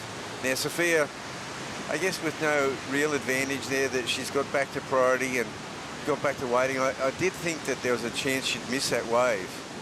Well, look at this play right here. Priority taken. Now you're in the peripheral. You gotta back off. Okay, I'm gonna go right. Nah. I'll go left. Yeah, that was definitely a move. She grabs the rail. And interesting to note is that will not change the scoreline, but mentally, for a youngster like Sophia, that can get in between your ears if you allow it. Oh, that's right. I mean, if you look at these wind lines out there, you go, is that a 4-foot wave coming? Yeah. They really are hard to judge. Hey, Honolulu Bloomfield, she put on a great showing in the last heat. She's made her way to the quarterfinal, and she is with Stace Galbraith. A big morning on hold. Manly Beach is beautiful and lots of things to do. Honolulu, what'd you get up to? Oh, I went shopping. Settle the nerves? Yeah, pretty much. Talk to us about conditions out there. It's pretty dreamy from our perspective, but how is it out there when you're waiting for a set? Well, it's honestly not too bad. Like, the bank is good, so every wave kind of like lines up perfectly. So even if it's small, it's not the worst wave. I've definitely surfed worse contests, so I'm actually pretty stoked on the conditions today. It's a bummer. I'd love to see better waves or bigger waves, but it is what it is. You know, I'm stoked to be here. Talk to us about the origins of you becoming so comfortable surfing switch. I just got bored of going regular stance, and I surfed this left at home, and one day I was just like, oh, maybe I'll try surfing switch. And then it was a super new, like, fun thing for me to try, and I just loved it and got better at it, I guess. So here we are. I appreciate the entertainment. It was amazing to watch. I know you would have a lot of fans back at home watching and potentially some family. Did you want to say hello? Yeah, I just want to say hi to my mom and family. Thanks so much. We might see you tomorrow, if not on Thursday. All right. Hi, Lynn Bloomfield. Your daughter did well, and she's in the quarterfinals. So she's on her way. During that interview, we saw Kira Seeley pick off a left and likely just staying busy out there, likely not to increase her current scoreline, but she is in the advantage over Sophia. Here's a replay of that ride again, Bugs. Yeah. You know, she may be looking to do what Honolulu did and just add to that score line, trying now to eliminate that 4.67. And she went left, and now she's going on a forehand right, just quickly, and she'll go left again. This wave just sort of running out of steam. She's getting some real quick in and out fives, and the board goes close to. Wow. Yeah, we're going to see this in slow motion. I like the footwork. Just taps the nose there, and then a nice redirection here. But what limited the score was the lack of clean wave face. So she's doing this footwork in the whitewater. But let's see if we can catch the dismount on this one. Yeah, so she does that very quickly, and then she catches a rail there, and it hits her in the hand. Yeah. And she just, she avoided that. It was heading for a neck. Wow. These are not light boards No. either. So it looks like she's fine, a 3.07 for last wave score for Kira. She continues to lead over Sophia. Sophia just with one wave ridden of 4.33. As we wait for the next exchange, we're going to take a Bonzoy brew break, and we'll be back with the conclusion of heat number 6, round number 4, right here at Manly.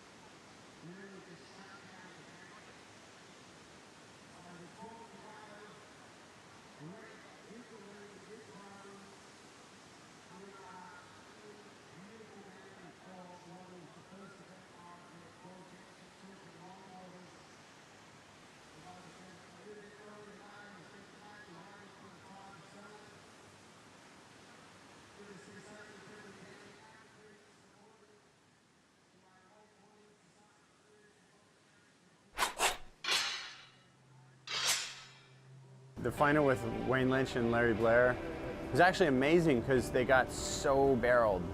Like high level, deep tubes for the day were remarkable. And even right now, if you got those in your heat, you're gonna win your heat.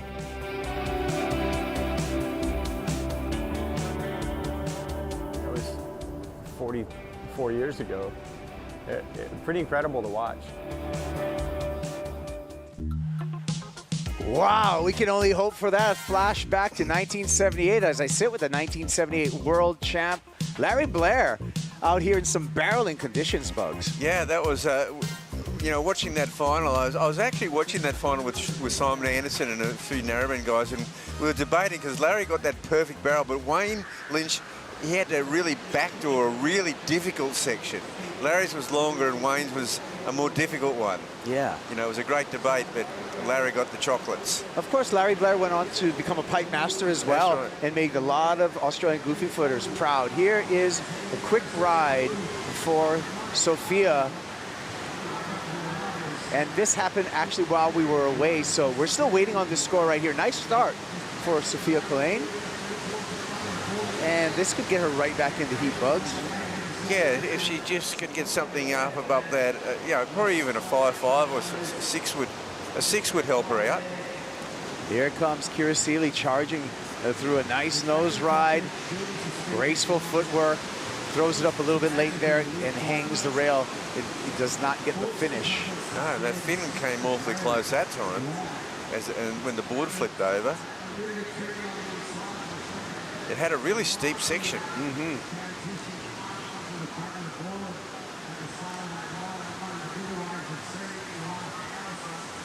Kira on the paddle back out. We'll be waiting for that number. Last number for Sophia, a 4.93. She will still be trailing, needing now a reduced requirement, needing a 6.92. Sophia now with priority. She's hearing from her on-site announcers of the requirement. Here's last of Kira Seeley. Yeah, this last part here, watch out how steep this section gets.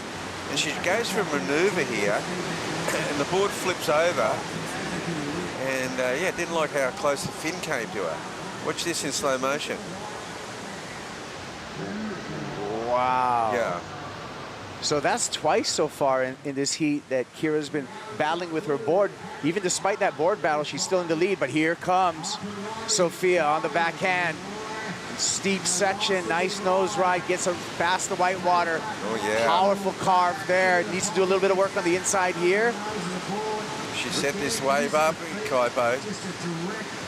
And just gliding through this inside section. So we'll see. That was a nice ride, a lot of speed, a powerful turn, and a nose ride at the beginning. It did lack, however, an exciting finish, but she got a lot of yardage off of that ride. And she did a really good cutback too. And she did it at speed. And also a little bit of gamesmanship. She, this time, held Kira off from going on. Kira wanted to go on the right. and there's she just edges a little bit in that direction on the takeoff, and then quickly goes to the left. See, you can see here, she just sort of she looks right, goes left. But look at, she had to do it quickly. That was a difficult section to nose ride in, and a nice cutback. So that first half of the wave, she's on her way to a good score. Another cutback here, and this here, she's just, she's happy just to trim this one out, Kaibo. Maybe just wanted to make sure that she completes this ride. Didn't want to take a lot of chances on the inside. No, she's got a good start, so why not bank on that good start and maybe get that number? And the number comes in for Sophia as a 6-point ride. She's reduced the requirement again, now needing a 5.85. Yeah, she's back in the heat. Wasn't so long ago, she needed like a 7.5. Yeah.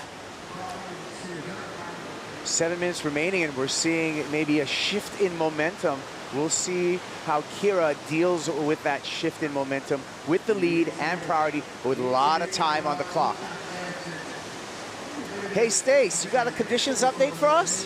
Product Hypes, I do. I'm here with an Oakberry surf conditions update, and that wind has dropped off almost completely. It's coming directly out of the west now, but it's just a breath of air. That swell is still hanging in there, and we've got the tide coming in all afternoon now. Low tide was at 2:45, and I think a bit of water on this bank might actually do it some good. We should see a couple more horseshoes coming back in on that shorey. Oh, thank you for the conditions update, as we are going to be finishing off this round today, holding all 8 heats of the round of 4 for the women and setting up our quarterfinals. 6 minutes and 15 seconds on the countdown, and a quiet lineup for the moment, and time for both competitors, Kira and Sophia, to really buckle in right now, because Rabbit, I think this is going to be one of those heats where the final exchange is going to determine the heat. Well, you know, this was heading in and trending in the same direction as the last heat with Honolulu, extending the lead to the point where her opponent needed like an 8.67 in the end. This was heading in that direction, but it was that forward movement was cut off at the 7.5 mark, and now coming back into it is Sophia. Her last 2 waves, a 6 and a 4.93, have really helped her out, but now she just needs just to better that 4.93, something not even, she doesn't have to even get a 6 at this point. She just needs to get, like, what is it, a 5.85. Yeah, there you go. Well, a 6 would help. On the paddle. And priority now with Kira, and look, this is the first time we've really seen this. So Kira might have to go this way. No, she won't, though. Big opportunity right now for Sophia. Gets to the nose. Nice trim section right there. Beats around the white water. Gets open face again. Skips through that section. Graceful footwork. Looks for a finish. Oh, nice. Nice re-entry on the shore break. And the body language, to me, Bugs, tells me that Sophia thinks she got the number. I think it's going to be very, very close. Well, it was a really good trimming hang 5, and then the finish was excellent. Kira Seeley up, out. She wants to hold her position out in the lineup and maintain that first priority. Judges owe us a number for Sophia Kulane. Again, she needs a 5.85 to take the lead off of Kira Seeley. Yeah, she's really coming. You think about, like, the first 15 minutes of this heat, she caught 1 wave. And she has really come alive, and the challenge is on. This is a serious challenge, and this is the first heat what we've seen for a bit where there could be a very strong comeback. All right, well, let's take a look at our Harvey Norman recap, starting with Kira Seeley. Yeah, Kira really came out of the blocks firing and looked like she's going to run away with this one. She very tricky nose riding, you know, tricky conditions in nose ride, and this left here, really like this left. Yeah, 7.17 for this effort right here, and just maintaining grace throughout a couple of difficult sections, but really on the inside here, got some work done. She did. And the answer is going to be super strong, because this is a 6-point ride for Sophia. Strong cut back there. And this was where Sophia actually mounted her comeback. Right there. Now, she might have trimmed this out. You might have gone, well, if she'd done a bit more work, she would have got the higher score. But cleverly, she got herself well and truly back in this heat. And this next wave was a 6.67, the one we saw before, Sophia's right-hander that Kira had a bit of a look at. He's a good size wave. So Sophia Coleman takes the lead off of Kira Seeley. Kira now needs to come back. She needs a 5.5 right now. Getting busy with a hang 5 off the back of the wave, and the momentum has shifted. As we alluded to earlier in this heat, the beginning of this heat was all Kira. It looks like Sophia's really put her head down, Bugs, and come back in the back half of this heat, and now has the lead with just over 2 minutes remaining. Yeah, she's got the lead, but Kira has regained priority. I don't know what Sophia was doing there. I think she was hanging on the shore. She got a quick ride. No, she didn't. Yeah, she got a ride. She did get another ride, and it's a good one. So we're starting to see some numbers populate, and 7.53 for Sophia. She extends her lead. Kira Seeley now. Let's take a look at this 7.53, Bugs. Wow, what an amazing comeback. She's just dominating the right-handers now. And she finishes this one. She got 2 nice nose rides there, so a 7.53 to go with her 6.67. This is a big score now. So she got this as her opponent was paddling out. She's the hang time on the nose is really cool. She walks back, cuts back, and then just brings it around again. Walks the nose for stability. Takes a few steps so she can set up one more burst to the nose. And then gets gracefully back on the tail just enough. Just do a little snap there to finish off. Well done, 7.53 rewarded, and Sophia has mounted a comeback, maybe one of the comebacks that we've seen so far this round, Bugs. Oh, this is a comeback for sure. This is South Shore has come back. So here we go, Kira Seeley, 40 seconds. She needs to get busy here. Taking a look, she's got priority. Again, needs that 7.04, and here she goes. Looks back, kind of second guessing herself. Wave just escapes, now down to 25 seconds. And now Kira's missing waves. This has been a trend in this heat. But that, you know, actually Sophia missing that one before actually put her in a good position. that rarely happens. Down to just 10 seconds. And the skies are closing in on Kira Seeley, and I think she is going to be defeated in this matchup. And it will be Sophia Coleman moving on into the quarterfinals. What a comeback in that heat, and what action this young lady from the South Shore was able to provide.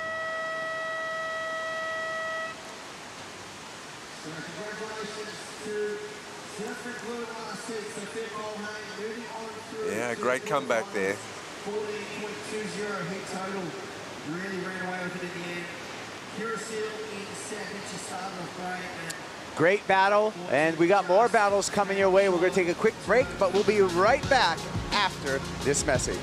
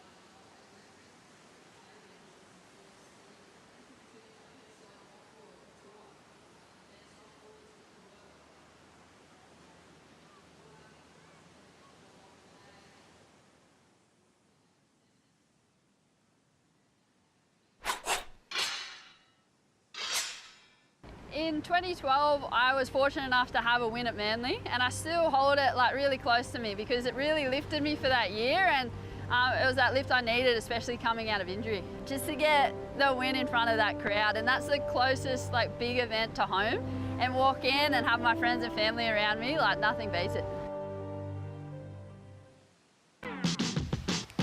Welcome back to the GMW Sydney Surf Pro. The World Longboard Tour is underway. We'll have the Challenger Series out in the lineup at some stage this week when the surf gets a little bit more consistent, a little bit bigger, but we've had some great contestable conditions today. True Starling, Shannon Hughes here in the booth for the fourth round of women's longboarding.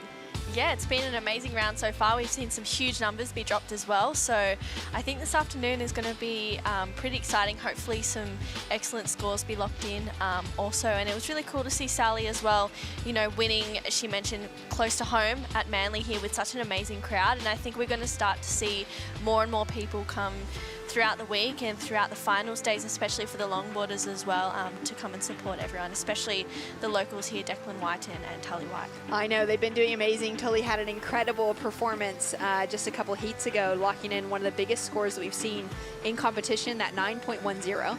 Incredible, nice nose ride to start off, and just hooked it together with some great tail work as well. Now in the lineup, we've got a world champion in Soleil Erico. Took out the 2018 World Longboard Championships in Taiwan, up against Caitlin Mickelson, fresh off of giving birth to her very first child. Little Maddox is here with her. He's now 7 months old, and it's the first time that we're seeing Caitlin back in the jersey at this level, at least, since having a child. It's so exciting to see a mom in the lineup and to have her right back competing at the height. She was a runner-up to the World Championships all the way back in 2010. She's been in this conversation for a very long time. That's still when the ASP was in charge of things on that side for longboarding.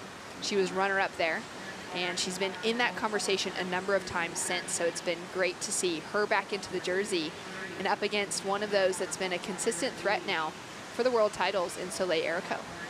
Yeah, definitely.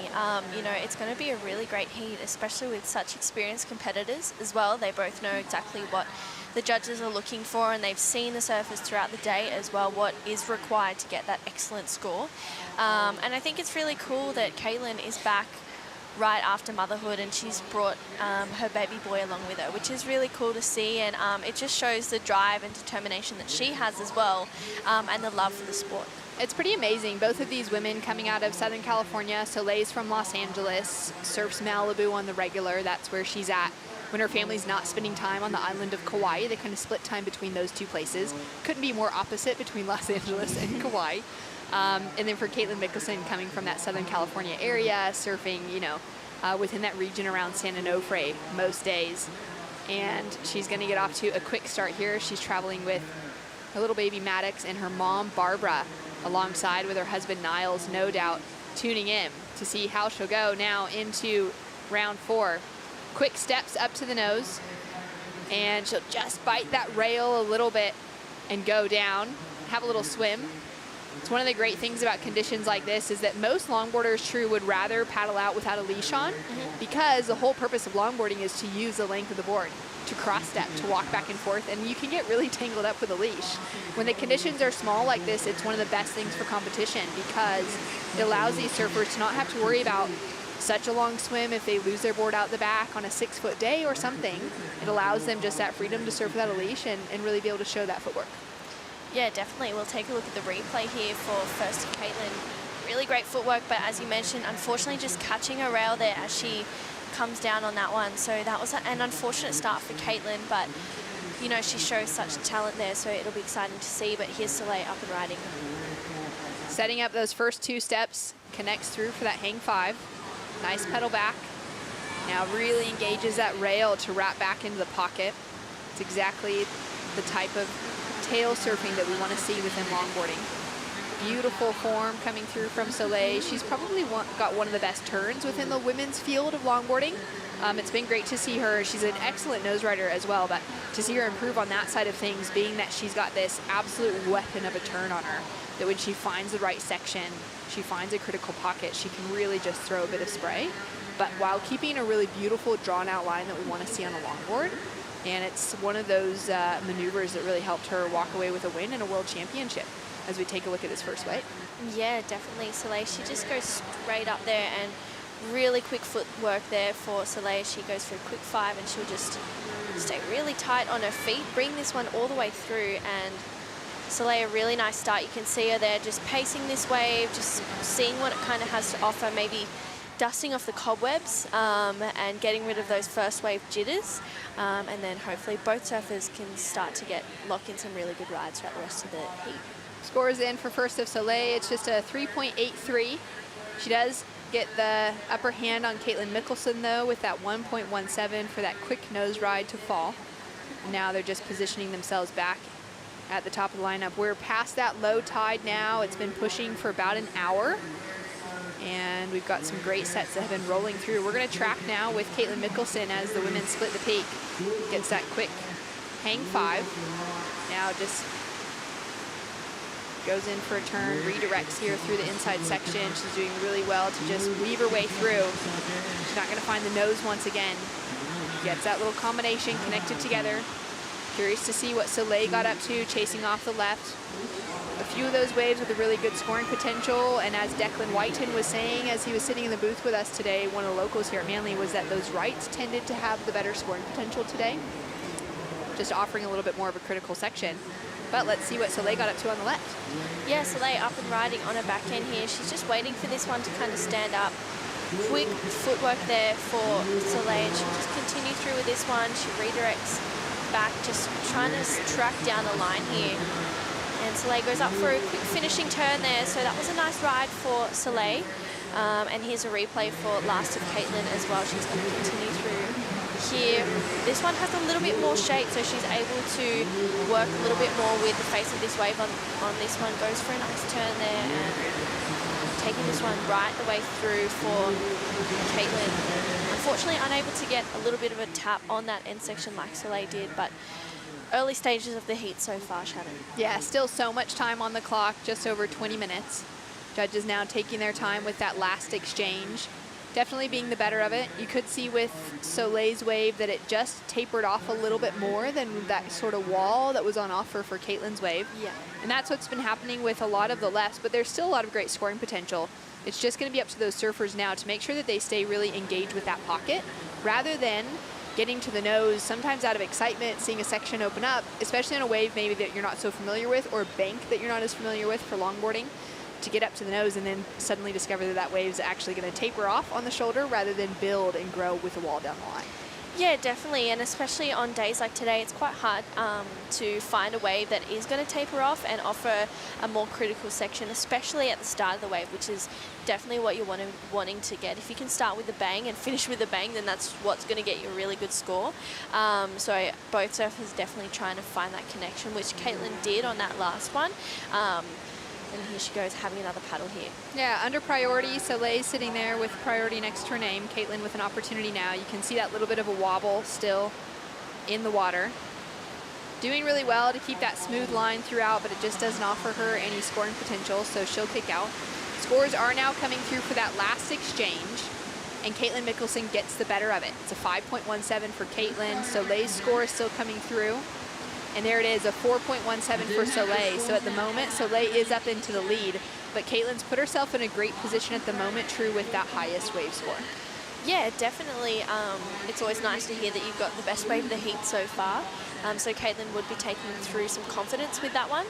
But she's just going to back it up. You know, Soleil is such an experienced competitor as well, and she's fine-tuning her boards also. So they both have a really great talent and support network behind them as well, so they'd both be wanting to fly the flag for themselves and their team with them. Couldn't agree more as we see Soleil now opting for that right. So she waited for this wave with priority, gets that quick hang 5, now engages with it again as she finds that pocket. Nice little redirect, and she's gonna go for the re-entry on the finish. That was a great way to wrap up that wave. And she's now looking to build on that 4.17. Got a couple nose rides connected together. Found a bit of variety on the finish as well that we haven't seen from many of those surfers. And scores now coming through from the judges. Caitlin with priority out the back. And as we wait for those scores to come through, we'll track down with Stace Galbraith with the winner of that last heat, Sophia Collane. A very entertaining heat for us and the spectators on the sand, but a little more nerve-wracking in your position. Yes, it was. It was definitely a nail biter. Kira Seal really put me on my toes, and I'm just so happy to be out there. How is it in those long lulls? How's the self-talk? Well, I had my mom's Apple Watch on, and the thing was telling me to breathe, and I was just like, I gotta go, but it was so much fun. That is so classic. How about when the watch isn't on? You got any cues that you like to give yourself? Stay calm and just have fun and surf your best, I guess. Yeah. You did that there. You got a great support network on the beach. It must feel nice to kick out of that ride at the end there with such a big score. Yeah, it was nice. I'm so happy that my friends are here, my family, my mom, and yeah. I'm sure you've got lots of friends at home watching online. Did you want to shout them out? Yes, all my friends at home, Khalees, Kiani, Tiki, Journey, all of them. What's up? Well done. Great to hear from Sophia. She walked through with a massive result in her first ever World Longboard Tour event. She walked away with a second place at the Noosa Longboard Open back in 2020, true, and went down to her good friend Khalees Kaleopa'a, who she just gave the shout out to. Khalees, we miss you. We hope to see you in the draw for the US Open for the Duct Tape Invitational. As we see, quick steps up to the nose from Caitlin Mickelson. Now finds that little power engagement with the pocket. Redirects through the inside here. Goes for that finish as well. Looks to build on the score line. Soleil did well on that last wave true, which dropped here as a 6-point ride. Now puts that 5-point requirement on Caitlin. Yeah, definitely. You'd be feeling pretty nice with that one for Soleil. You know, she had a really nice ride there, and she also negotiated that side wash coming through really well, timing that end section beautifully and just coming down in front of the whitewash instead of with it, which is where you can kind of lose your balance and control of the board. And Caitlin did the same thing there as well to finish her ride up. So it's going to be interesting to see where Last of Blues comes through as. I think, you know, this is a really great heat so far, and she's already locked in a 5. So, you know, she knows what she needs to do to get another one. It's just whether she can better that and make it a little bit trickier for Soleil to move up into second. Scores to come through now for Last of Caitlin as we take another look at it here, True. Yeah, so Caitlin up and riding here. She's just cross-stepping up her way up the nose. Gets a really nice hang 5 there, and she'll bring it around. Just redirects it back through down the line here for Caitlin, and she just continues with this one and times it perfectly to finish that ride off. So that's a great way for Caitlin to back up her 5.17 she's already got. There you go. It's a 6.33, and it moves Caitlin into the lead over the 2018 World Longboard Champion and Soleil Erico. Soleil now sitting with priority. She's going to let this wave go and wait out a good size set. We know that there are excellent scores on offer today, but it's really come with wave selection and picking out something that has that bigger section on offer off the takeoff. Yeah, definitely. They don't come through very often today, but when they do come through, it's quite significant to see the difference between the ones that will have that critical section. Here's Soleil. And using priority on this one, 2, 3, 4 steps up to the nose, connects in for that nice pulled in hang 10. Pedals back now, engages that rail, nice smooth S-turn as she links back for a quick tap to the 5. And she'll retain her balance as she comes through to the inside section. This heat is really starting to turn on as we're coming down to that mid point. You can really see how shallow it is where these surfers are kicking off. And Caitlin now with an opportunity to answer back.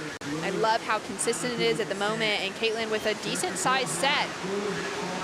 Locked on, hang 5, just racing a little bit away from that pocket. This wave isn't standing up on that middle section quite as much as she would have liked, but gets a great 5 to 10 combination on the inside.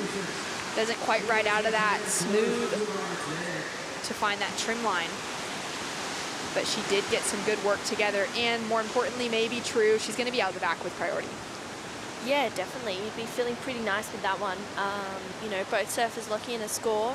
Soleil heard that she needs a requirement. Let's have another look at this one here. She's having a really good look at this one. So she's straight up and into it. Really nice footwork there. She goes straight to the hang 5 and then goes for a quick almost 10 there, just not quite. And she'll bring it around through here and Soleil, she's just really negotiating. You can see the lumps in the wave through this one. Here's a slow-mo here. Just walking up the board there, just beautiful surfing from Soleil, and she just goes straight to the nose. And she'll continue through here with this one. Her feet a little bit wider than a normal hang 10. Yeah, just a little bit of distance there. You could even see the way she was inching. She got to that tight 5 where there was a bit of a gap, but definitely a big gap between her feet, and then inched them a little bit closer and then did get to that hang 10. Not with those ankles locked necessarily, but got there nonetheless. And then we saw this one from Caitlin with a stretched out 5 to start. Yeah, she kind of pushed a little bit of water to start there, but this wave not really cooperating as much as she would like. Unfortunately not getting a completion on that last one as well. So for Caitlin, that ride, she maybe could have waited for a better wave to come through because Soleil's is looking like it might be a pretty decent number. Judges loving that, definitely rewarding that with the degree of difficulty in that nose ride of her just making that extra commitment to go from the type 5 into the 10. Scores in, it's a 7.67 for Soleil. Erico now puts a big requirement on Mickelson, a 7.35. We're gonna take a Bonsoy brew break. Stay tuned for more action right after this.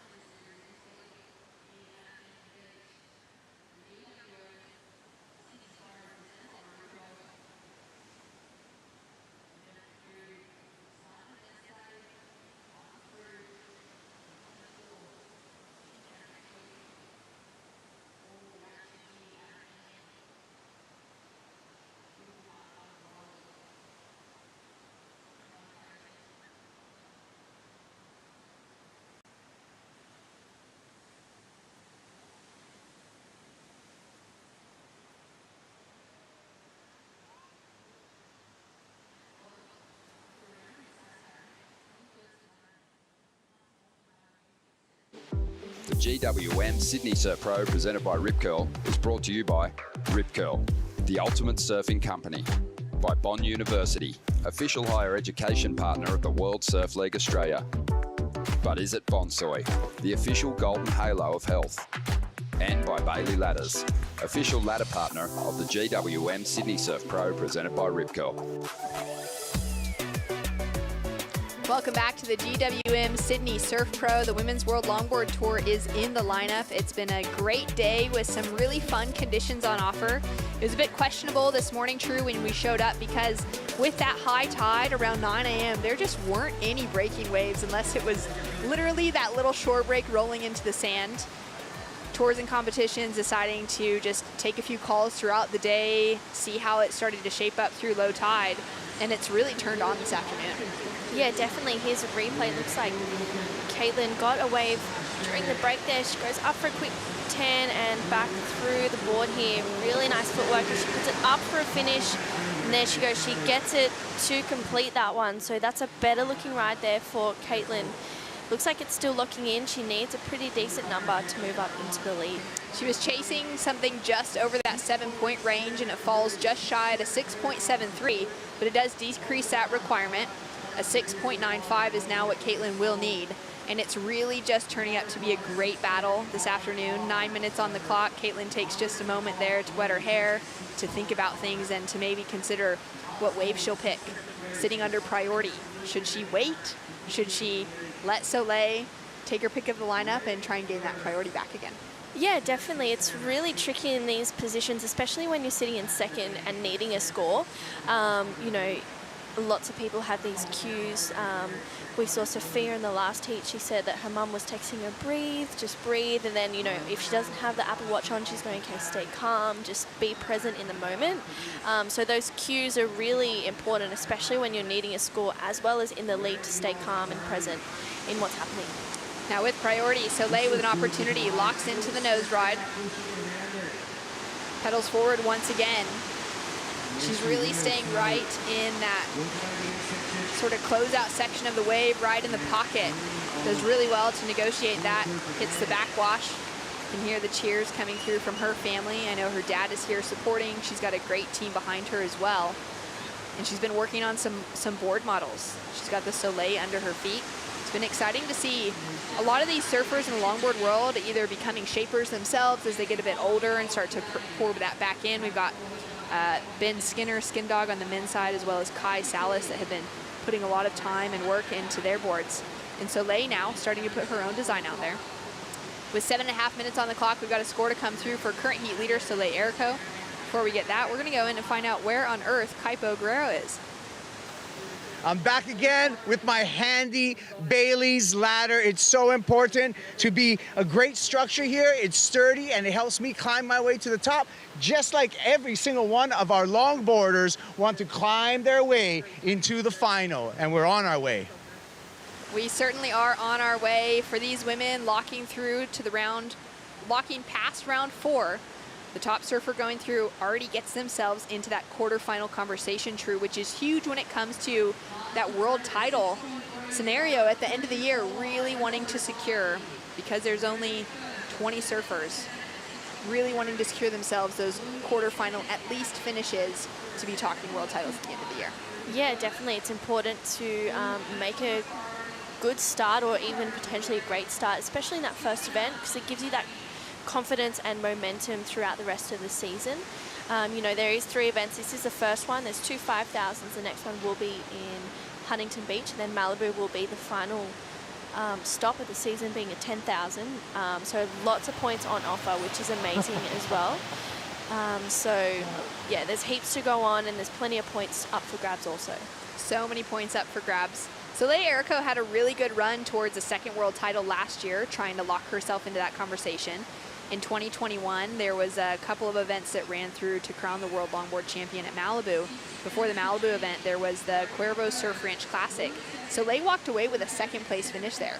She was actually she was so informed. She was really the surfer to beat.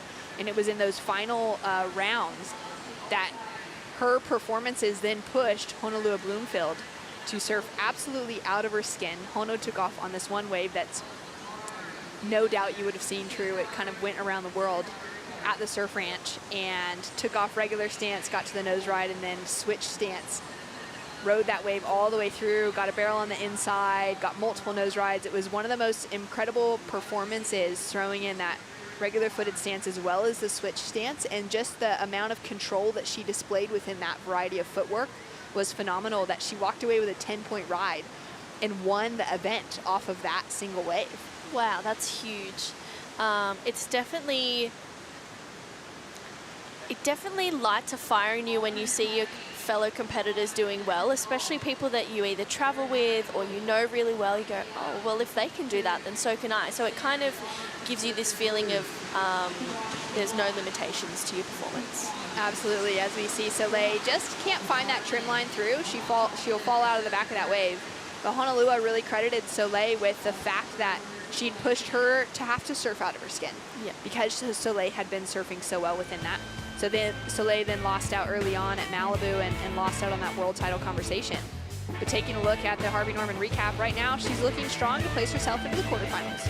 Yeah, definitely really nice 5 to 10 combination there for Soleil. And she goes straight back for a quick nose ride, and she manages to negotiate that end section really well, especially with the bump in the waves as they are at the moment. And she's trying to get around. This one goes up nicely for a quick 5. And then she'll step back, redirect this one through to the inside and go straight through with this one. And once again, just really negotiating the side wash that comes through, especially on that inside bank here. And this is Caitlin. She's got a really nice style here, continuing this one all the way through Shannon as she puts it up there for a really nice float to finish. Current situation, Soleil sitting in the lead with a 7.67 and a 6.3. Caitlin sitting in second now with priority, chasing a 7.25 to gain that advancing position again. And when Caitlin had to pull out of the World Longboard Championships last year due to literally having a baby the same week that the crowning event happened in Malibu, that opened up the door for the first alternate on the women's list, who was another mother in the draw, in Kalia Muniz, the 2-time World Longboard Champion. It was her first event back since having her little son Levi. And it was a really cool thing to know that Caitlin, and having to bow out to bring life into the world, then opened up this opportunity for another mom to come back in. And Kalia had an amazing run at Malibu and walked away with a quarterfinal finish. Yeah, wow, it's pretty amazing how things kind of work out. You know, Kalia, she's just so effortless on the longboard. You watch her, anyone watches her and you just go, she just makes it look easy as pie, you know, and it's pretty cool to see that she's, you know, she's still got it there and she still has a love for it as well. Yeah, it's really awesome, but it's great to see Caitlin back and, you know, back hopefully fighting for a world title. Oh, certainly will be. She works as a physical therapist back home, has her own business, and stays so busy trying to hunt out really only good waves. She told me the other night when I ran into her that she hasn't really been surfing stuff that's been small or sloppy at all. She's just been saving that time when she can get into the water to surf the best of the conditions that she can find. So I think this would even be, even though it's really pretty, beautiful conditions, just a little bit different than what she's been competing in. I mean, just been surfing in, actually, trying to find something of more size. Where for Soleil Erico, she's been putting a lot of that time in as well. She's been so hungry to keep herself in that conversation this year. And she's looking strong coming into our opening event of the World Longboard Tour here at the GWM Sydney Surf Pro, happening at North Stain here in Manly. It's been a great afternoon of surfing so far. We've only got one more heat left in the draw for today. Coming up for our final heat of the day, we'll have Avalon Gall up against Rachel Tilley. It's going to be a very exciting one as the two Southern California locals battle it out. It's been a full Californian field for these last two heats, True. Yeah, it's been, you know, there must be something in the water up there. I'm feeling quite at home calling heats with these four ladies. Down to the final 1 minute, 15 seconds on the clock. You can see Caitlin there having a check of the watch. Soleil sitting under priority. She's going to give Caitlin that little bit of distance. Now, sitting at this stage of competition, True, you've been in this place plenty of times. If you're Soleil without priority, do you want to put that pressure on Caitlin, or is it kind of... Yeah, you know, it's really tricky to figure out, especially with the waves the size that they are. You know, it's not as consistent as you'd like. I think if it was more consistent, you'd be trying to stick close, maybe rattle some cages where you can, but you still also want to focus on your own game. So if Soleil gets an opportunity to better her low score of 6.3, then she should really jump on that where she can, but she doesn't have priority. So she doesn't have much wiggle room to get a good score, you know, so she's kind of, Caitlin's sitting in the driver's seat and she has the ability to get that 7 that she's requiring, but time is just the enemy right now. Down in 10 seconds, and a great moment between two that have competed against each other plenty of times within their career. Their one head-to-head matchup of note, Soleil took the win back in the 2018 World Longboard Championships at Taiwan. That was the year that Soleil went into win the world title. And now in head-to-head matchup, she's got Caitlin beat 2-0. So an impressive heat from Soleil Erico to take the lead over Caitlin Mickelson. Coming up, it's the final heat of the day. Avalon Gall up against the 2015 World Longboard Champion, Rachel Tilley.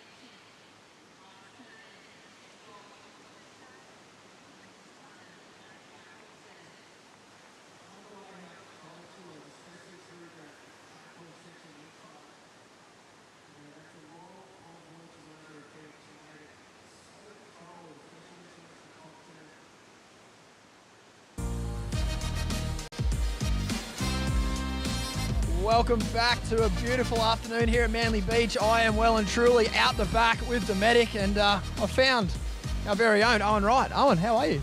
Mate, yourself? Oh, mate, I'm on top of the world. I couldn't be better. How's your day been? Pretty good. Just been floating around Manly. Just come to cruise in the Dometic chairs here and bumped into you. Pretty good day. Cruising in the Dometic chairs. I thought this was your accommodation for the week. Yeah, well, they set me up a place right here at the front here, so I'll be sorted. I'll just unzip and straight out there. Perfect, mate. I saw you having a float earlier. The longboards have been on all afternoon. Can you give us a walk through the conditions and how awesome they're making it look? Well, I had a free surf earlier, and yeah, I Tully while I was out there, and then she won a heat today, so it was pretty cool to see that. And also one of the Rip Curl team riders, Victoria, she was in it today, but I think she just lost out. But yeah, it's been good to watch, and plenty of nose riding going on, which is cool. How do you go on a longboard, mate? Oh, I'm not too good, man. I'm not too good, but my wife goes all right. So yeah, I was thinking today, I was like, this is perfect conditions. We usually go to the beach when it's like this, and she loves to get the longboard out, try and walk the nose. So, but she loves to heckle me about how bad I am at it. We might get a few reps in tomorrow. Thanks for your time, Owen. Great to hear from the boys out the back with Dometic. Out in the lineup, we've got Avalon Gull and Rachel Tilley battling it out. Rachel opened up with a 5.67, Avalon with just a 2.17. But I've got to think, are we going to see Kidda, Owen's wife, competing for the World Longboard titles one day? Probably. She'll be another mom on the tour. She'll be another mom on the tour. Well, let's take a look at what Rachel Tilley got up to in the break.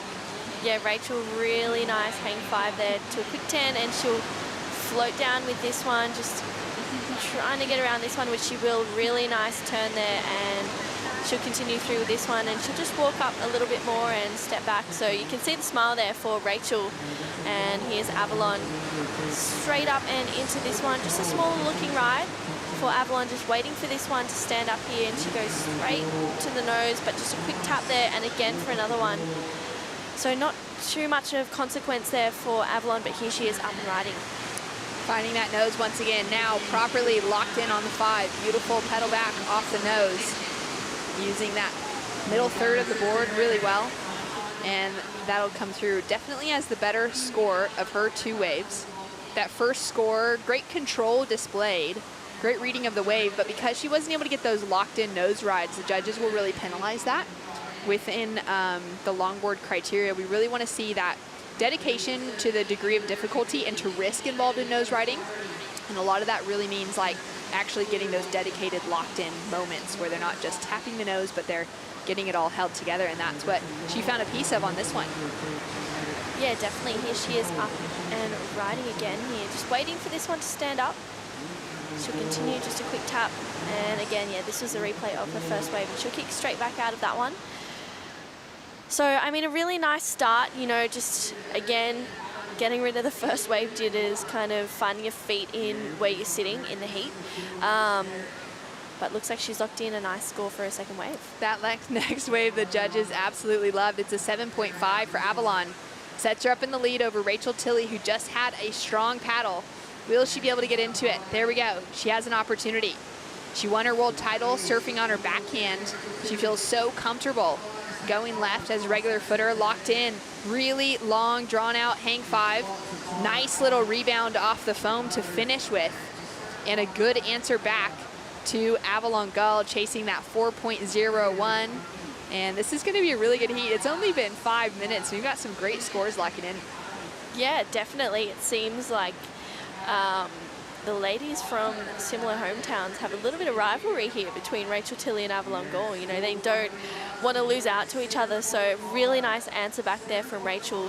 Let's have a look at the replay. She goes straight to her knees, just waiting for this one to stand up. And as you mentioned, just feeling so comfortable on her backhand. Goes straight for a hang 5 there, just locking in and continuing through for so long, and puts it straight up for a really nice tap on the foam there to finish. And here's a replay of what looks like it could be Avalon's 7.5, and it is. So she's also on her backhand here.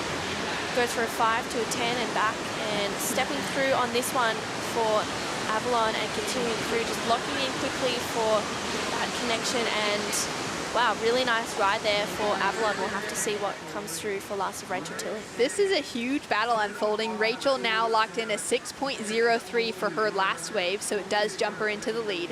Avalon still sitting with that highest single wave score of the 7.5 and chasing just a 4.20 to take the lead away from Tilley. Now just taking that moment, that breath in between sets. Rachel sitting with second priority under Avalon. Rachel won the World Longboard title when she was just 17 years old back in 2015. She actually holds the world record for being the youngest WSL World Surfing Champion. And she has a little wiggle out in the lineup there, finding a feeling out at backline with her good friend in Avalon. And it was a goal that Rachel had set from a really young age. Carissa Moore, being a few years older than Rachel, had won her world title and was the youngest world surfing champion at 18 years old.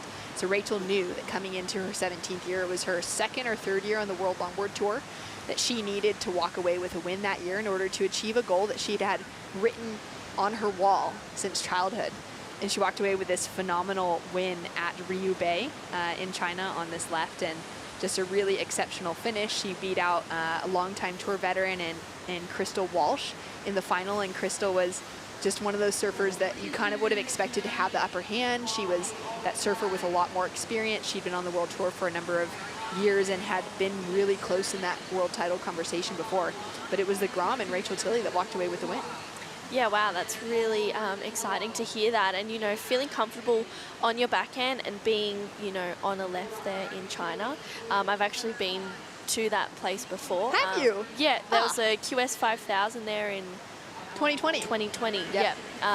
So yeah, it was a really, it's such a beautiful place and it's really fun. The waves are super playful, so I can see why Rachel loved it so much over there, and you know, left with a pretty big trophy in her board bag. Yeah, she left with a pretty good cereal bowl. That's what their family did when she won that, the cup for her trophy. They took it home, ate some cereal out of it, and that was a goal that she'd had for a long time. Now 21 minutes on the clock, and for her coming into this event, it's a big one. She's in as a wild card.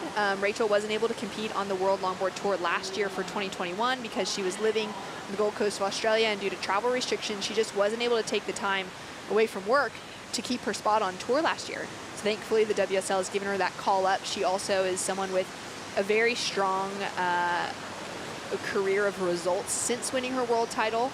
She only had one event since winning that world championship in 2015 where she's fallen out below the quarterfinals. So her consistency just speaks for themselves. But for her, she really wants to make a statement here being in this event. She'd love to make it into the quarters, but she really loved to walk away with a solid result to secure hopefully an opportunity to get into the rest of the tour this year. Yeah, definitely. I think, you know, being a previous world champion, it's kind of a no-brainer to give her the wild card into an event like this, especially in Australia. And I think it'll be really cool to see her go through to Huntington and Malibu if she gets a chance to as well. You know, she's so talented and she definitely has that drive there to continue through and win more world titles. She's 24, so she has so much time ahead of her, and I feel like there's such a wide variety of age in the World Longboard Tour at the moment, which is really cool to see how many, you know, you go from mums to people who are 16, 17 years old who are on the tour, you know, so it's really amazing to see the longevity of the sport. It's pretty incredible, and we're seeing that now in shortboarding. I mean, it's been there for a long time where we're seeing some Groms that have qualified as rookies this last season in that 16 to 17-year-old range on the women's side. And then we've got Kelly Slater still competing at 50 years old. But that's been the story for longboarding for such a long time. We get a lot of surfers getting their first opportunities to be in that world title conversation, to be competing on the Longboard World Tour at about 15 years old. Sophia Collane, who just took out a win a couple heats ago, she was one of those surfers that walked in at 14, made it into the finals at Noosa, which was crazy. So there is that youthful energy that can really carry longboarders through to great success, as well as those that have been in the mix for a very long time. Rachel Tilley with a quick kick in and out there. Avalon sitting with priority, being very patient. She's looking now probably for a really good set because she's already got that 7.5. She's sitting in a really good position right now because she just needs to improve on that too. And if she gets another wave with that kind of quality, she could be looking at an excellent score, Drew.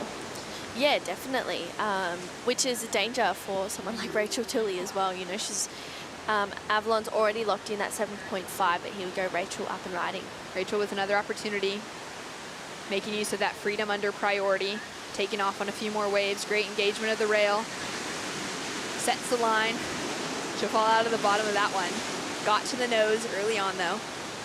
And she'll make her way out to backline once again. Avalon, coming out of Laguna Beach, California, also spends a lot of time living in Hawaii, traveling with her parents there. She's a great competitor who's, both of these women, really getting their competitive years underway and learning how to ride longboard so well, especially in these kind of waves. At waves like Doheny Beach down in Southern California, very close to where the two of them grown up, and San Onofre as well, as we take another look at last Rachel. Yeah, just a quick tap there for Rachel and just moving through with this one. She negotiates that wash really well, but unfortunately just kind of timing that last section a little bit too late. So she'll kick out of that one and she'll get straight back out there. Not really much is lost. She can kind of, you know, make the most of anything coming through and see if she can better her low score here and just apply more pressure to Avalon, who's not really needing a big score. Yeah, she's just chasing a small one. 17 minutes on the clock. Avalon patiently waiting out that next set to roll through. She walked away last year with a really good result at Surf Ranch. She had a semifinal finish, a third place finish in the draw, and a very stacked field, which also had her sitting in a good place coming into the world title conversation at Malibu last year. She ended up finishing off number 6 in the world, which was her career best, now sitting her as one of the higher seeds coming into competition this year. Can see her having a little look there. I'm curious to know if she's going to make a paddle and start to put herself into position as we see this little set rolling through. Remember, surfer in red does have priority. She's going to let that wave go. Rachel Tilley is going to have a look at it now and a dedicated paddle. She won't be able to get into that one. Some of those waves just seem to be a little bit sneaky. You kind of think they're going to break, they just don't quite peak. And now as that tide is starting to fill in, there's just maybe a little bit less on offer. 16 minutes on the clock. Rachel Tilley in the lead. Avalon Gall chasing a 4.20. We're going to take a Bonsoy brew break, and we'll be back to finish out the day.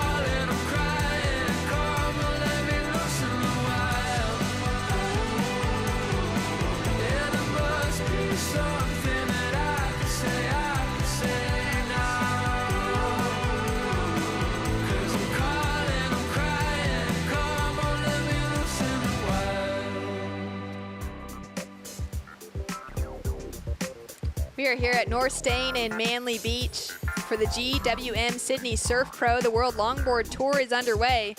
We'll take a look at the Bailey Ladders road to the quarterfinals. Quarterfinals are set. True, we've got Chloe Calmon, Natsumi Teoka in number 1, Mason Tremor and Tully White in quarterfinal number 2, Honolulu Bloomfield and Sophia Collane in quarterfinal number 3. And Soleil Erico will be battling it out against either Rachel Tilley or Avalon Gall for that final quarterfinal. Yeah, it's going to be a really great number of quarterfinals there. And, you know, we still have the men's quarterfinalists as well to establish too, which hopefully will be coming up tomorrow. Early start at 6:30 tomorrow morning. So this heat's already been a good one. You know, Avalon and Rachel Tilley have really put some great scores on the board already. So this was in the break for Avalon Gall. So really nice ride here. Great cross stepping as she goes straight up to the nose for a quick 5. And again, as she walks back, but unfortunately just can't quite stick to the control on that last section there, but a really nice ride for Avalon Gold. Yeah, sets it up with a nice bottom turn to start things off. You can see how much backwash there is in that wave, just trying to even keep stable while cross-stepping, while sitting out on the nose. Gets a nice connection there, though. Then she set it up here for the inside. And this is where things just got a little bit more out of control for Avalon. She finds that hang 5, really nicely locked in, gets that pedal back and goes for it again. And that wave just starts to get that bit of backwash to it, and she can't quite hang on to the finish. Scores through there. It is enough for the situation to change. Avalon jumps into the lead with a 4.5 as the backup, and now Rachel Tilley is chasing a 5.98 in order to gain that advancing position. Yeah, I think that was a really nice ride and great answer back for Avalon Gold there. So Rachel just has to sit and wait for that sucky and more critical ride to come through. And as I mentioned before, they're pretty easy to see when they come through. They're waves of consequence. They don't come through very often, but they stand out among the ones that maybe don't offer as many critical sections. And it's really important today, especially when it's small, to capitalize on those ones and make the most of those rides where you can, which both Rachel and Avalon have. They both have 6s and 7s in their scoreline. And Rachel definitely has the ability to move back up into the lead. It's just whether that wave will come through. They still have plenty of time though, and we've seen kind of maybe 3 to 5 minutes in between sets. Yeah, there definitely could be another set or two rolling through before we call it a day. And it's been a great day of competition, great decision to go ahead and run through things. Men didn't get into the draw today. Kaniela Stewart there alongside Kai Takayama and the rest of the crew. Kai's not in the draw this week, but Connie's still holding strong. He'll be coming up in heat number 4 for the men's round 4. So we do have those head-to-head matchups for men's round 4 that could be hitting the lineup tomorrow morning. We'll come down bright and early and see if the swell has stuck around at all. We're expecting it to be about as flat as a pancake out here, though. Yeah, definitely. It was almost as flat as a pancake this morning, but we were really lucky with the low tide coming through this afternoon at around about lunchtime that small little pulses of swell started to come through. And watching it as well, you can actually see on the horizon from the beach there is swell. However, it's going a little bit too south, and it's just missing us here. So if it has a little bit of east in it, that's when it's going to come and connect through and we'll get some waves. I think we're supposed to get a little bit more east in the swell, maybe Thursday or Friday, which is when we'll see a little bit more of a pulse, and hopefully it's not going to be massive. It's saying 1 to 2 foot, maybe a couple of 3-foot sets, which is, you know, we'll take it when we can get it, and everyone would be stoked with the 3-foot set. I think it's been pretty small the last few days. Yeah, definitely. And we'll be getting underway with the Challenger Series again, the second event for that tour, when there are some waves on offer. It's been great to roll through the Longboard Tour and to see these two events just piggybacked off of each other. To be able to utilize the resources, the whole setup of the contest here, a lot of work and effort that's already been put in behind the scenes, now allowing both tours to function and operate alongside of each other. I think that's been something that's really exciting and kind of shows some potential for the growth specifically for longboarding, where we could see it going in the future. Rachel Tilley with priority locks into the nose ride on a decent size set. Nice S-turn to set up for another 5 to 10 combination. Locked in on that 10, holds it for a long time. Needs to stick that control on the finish, and she does. Avalon Gull on the left with the opportunity as well. Her support system there. Her dad, little Coral Salas, her dad Kai Salas is in the draw as well. There's a great Hawaiian contingency behind Avalon Gull.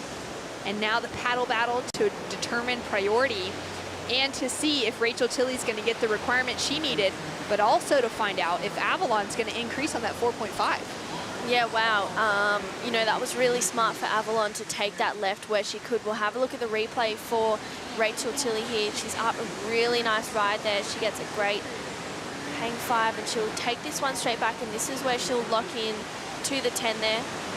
Really nice and quickly, and she'll go straight up for a finish. So I thought she almost might have lost that one, but she recovered really nicely. And how's the shot there? Beautiful stuff.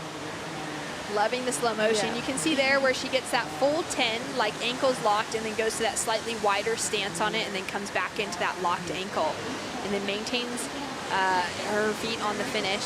Now let's see what Avalon got up to on the left. Yeah, quick 5 there for Avalon, and she'll cut this one straight back here, waiting for it to stand up, and she'll redirect back and draw that line down. She's just cross-stepping up, another quick 5, and she'll kick out of that one. So a pretty nice ride for Avalon. I don't know if that's going to go into her top 2, but, you know, Rachel has a pretty good score to come through. Scores in, it's a 7.83, the highest wave of the heat for Rachel Tilley. Using that priority on a good-looking right. A couple of, actually 3 out of the 5 judges going into that excellent range above the 8s. So Rachel now into the lead. We are waiting, though, for that last score to drop in for Avalon Gall to really figure out her situation. She's sitting with that 7.5 as the high mark, a 4.5 as her backup score, and she's needing a mid-range 6 in order to take the lead away from Tilley. Down to 7.5 minutes on the clock. And Rachel has established priority out the back once again. So she's sitting in a good position. As scores coming through so far, True, we've got 1 judge giving Avalon the score, 1 going just shy. And the average is through, it's a 6.17, which is just shy of the requirement. Avalon chasing that 6.37 to now gain the lead. Yeah, really smart stuff for Avalon Gall. Unfortunately, just unable to really capitalize on that 6.37, which is what she's, you know, needing to move up into the lead. So she's going to have to regain that composure. But Rachel has priority over her. So Rachel's sitting in the driver's seat. She's able to control the back end of this heat, which is so important, especially when it's small. Yeah, Rachel's definitely got that upper hand on years of competition as well.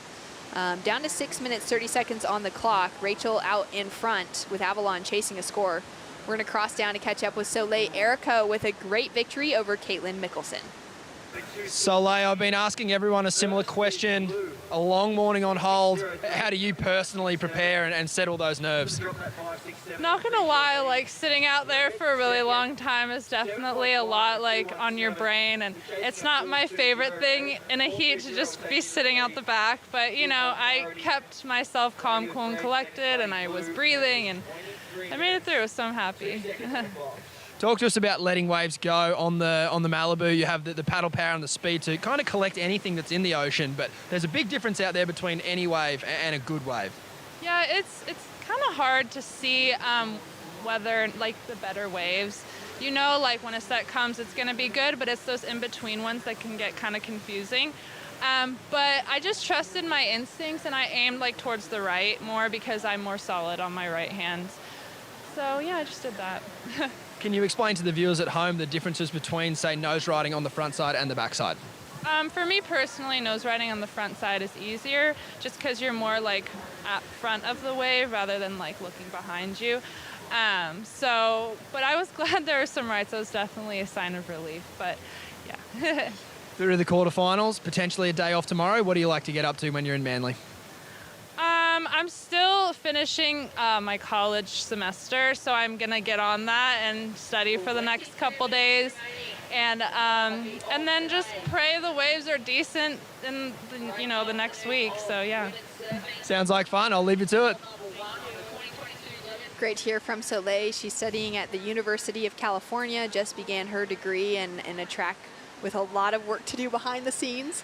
True, you're studying as well. I mean, there's just so much. A lot of athletes now, a lot of professional surfers that are studying behind the scenes, and it's cool to see that balance. Yeah, it's really cool, and especially on days like today when, you know, you're getting a lot of calls, you have hours to burn time, I guess. So studying is one thing that really allows you to stay out of trouble, I guess, and, you know, focus on something where you can expand your brain. And there's a lot of, especially I know like Isabella Nichols, she's doing engineering. Sophie McCulloch is doing biomed and business, I'm pretty sure. I know Zali Kelly, she's doing justice and law, and then she's doing something else. She's a full propeller head, like she's very smart. So yeah, it's really cool that everyone is tapping into college or university, depending on which part of the world you come from. And yeah, it's cool to see that there's, you know, other interests as well as just surfing, and I think it's healthy as well. Yeah, it definitely strikes that good balance. Rachel Tilley in this heat, she studied up at Bond University, got her degree in sports management, and is now able to apply that past graduation while still competing, so it's a great bit of balance. As we see the Harvey Norman recap with Rachel Tilley currently sitting in the lead, finding that left early on with a 6.03. Yeah, really nice stuff to start for Rachel Tilley, but Avalon just on the answer back, getting the 7.5 here. Really nice 5 to 10 there, and she'll step it back. So feeling really confident for Avalon Gall as she's continuing through with this one, and a really great start to the heat here, and it's been a really solid battle as well from both surfers. It's been so tight. These two have had one head-to-head matchup in the past, and Rachel Tilley took out the lead there. She's looking to take out the lead again here because she booked in this 7.83 with those great nose rides, really critical in the pocket, put on a strong finish as well, kicked out with the smile. And she'll be feeling good, but feeling the pressure now, and there's no doubt that she is going to be using priority over against fellow Southern California local in Avalon Gall. Yeah, definitely, and as you mentioned before, I feel like Rachel is always kicking out with a smile, whether it's a 2 or a 10, which is, you know, the best part of the sport. If you're not smiling, then you're not doing it right. Down to 2 minutes, 15 seconds on the clock, and I remember back in 2018 when Avalon made her appearance on the world stage for competitive longboarding for the World Longboard Tour. I was just so impressed with her. She was only 16 years old coming into the event in Taiwan, the Taiwan World Longboard Championships, and she didn't advance through too many rounds, but she really had this aggressive attack within the most beautiful, graceful surfing, but the ability to connect with the power of a powerful wave that was on offer in Taiwan.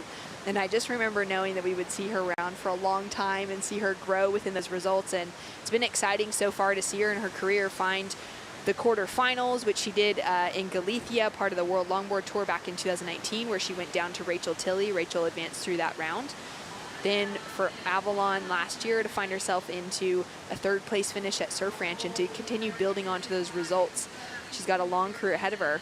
And if a wave happens to come through, maybe a 2-wave set in the last minute, she could have the opportunity in finding herself placed in that advancing position. But at the moment, it seems like the ocean is just a little too quiet.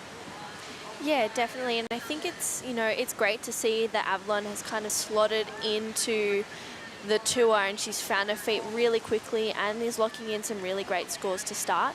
But 1 minute to go, she's going to need to pull a rabbit out of the hat. Yeah, it's going to be a big ask for her at this stage now. Down to 45 seconds on the clock, and it's the 2015 World Longboard Champion in Rachel Tilley that is looking for an opportunity to compete in the quarterfinals up against Soleil Erico. Those two, in one of their head-to-head matchups, was in the finals back in 2018 at the World Longboard Championships. Soleil got the better of the exchange and won her first world title. Rachel walked away number 2 in the world that year, which was an incredible backup to already having a world title. And now you can see them sort of conceding to the moment and realizing there's just not going to be any waves on offer to finish. Yeah, definitely. And with Rachel having that first priority, I think Avalon knows if a wave does come, Rachel's not going to let her get that one. You know, they're both competitors at the end of the day. Even though they're smiling and having a laugh, they both want to win. And they put on an incredible performance. I mean, to see that they both have those high 7s on the scoreboard backed up with 6s, it was really evenly matched.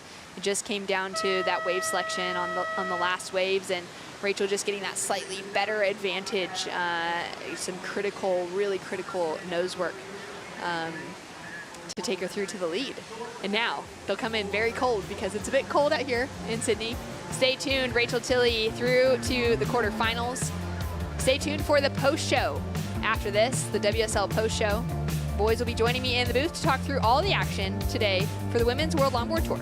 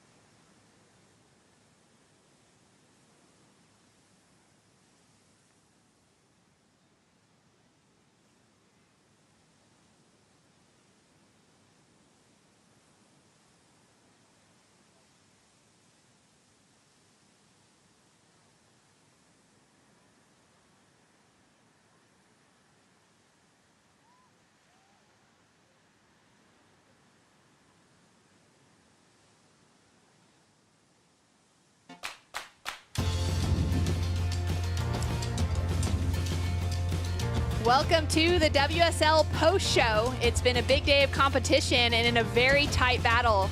We've just witnessed Rachel Tilley take out Avalon Gall in a great tight heat between the two. 13.86 heat total for Rachel, a 13.67 for Avalon. As we see Rachel very stoked to be walking through into the quarterfinals. It's been very rare that Rachel hasn't made it to the quarterfinals since winning her very first World Longboard title back in 2015. Shannon Hughes here for the post show alongside Kaipo Guerrero and Rabbit Bartholomew. Your thoughts, Kaipo, on a great day of women's longboarding? Well, it was 8 heats, and it was good to get it. We got all the way to the quarterfinals, so that's nice. Amazing. And for you, Bugs, to see him here on Australian soil? Yeah, I mean, I'm really impressed with women's longboarding. I mean, gosh, they put on a really good show today.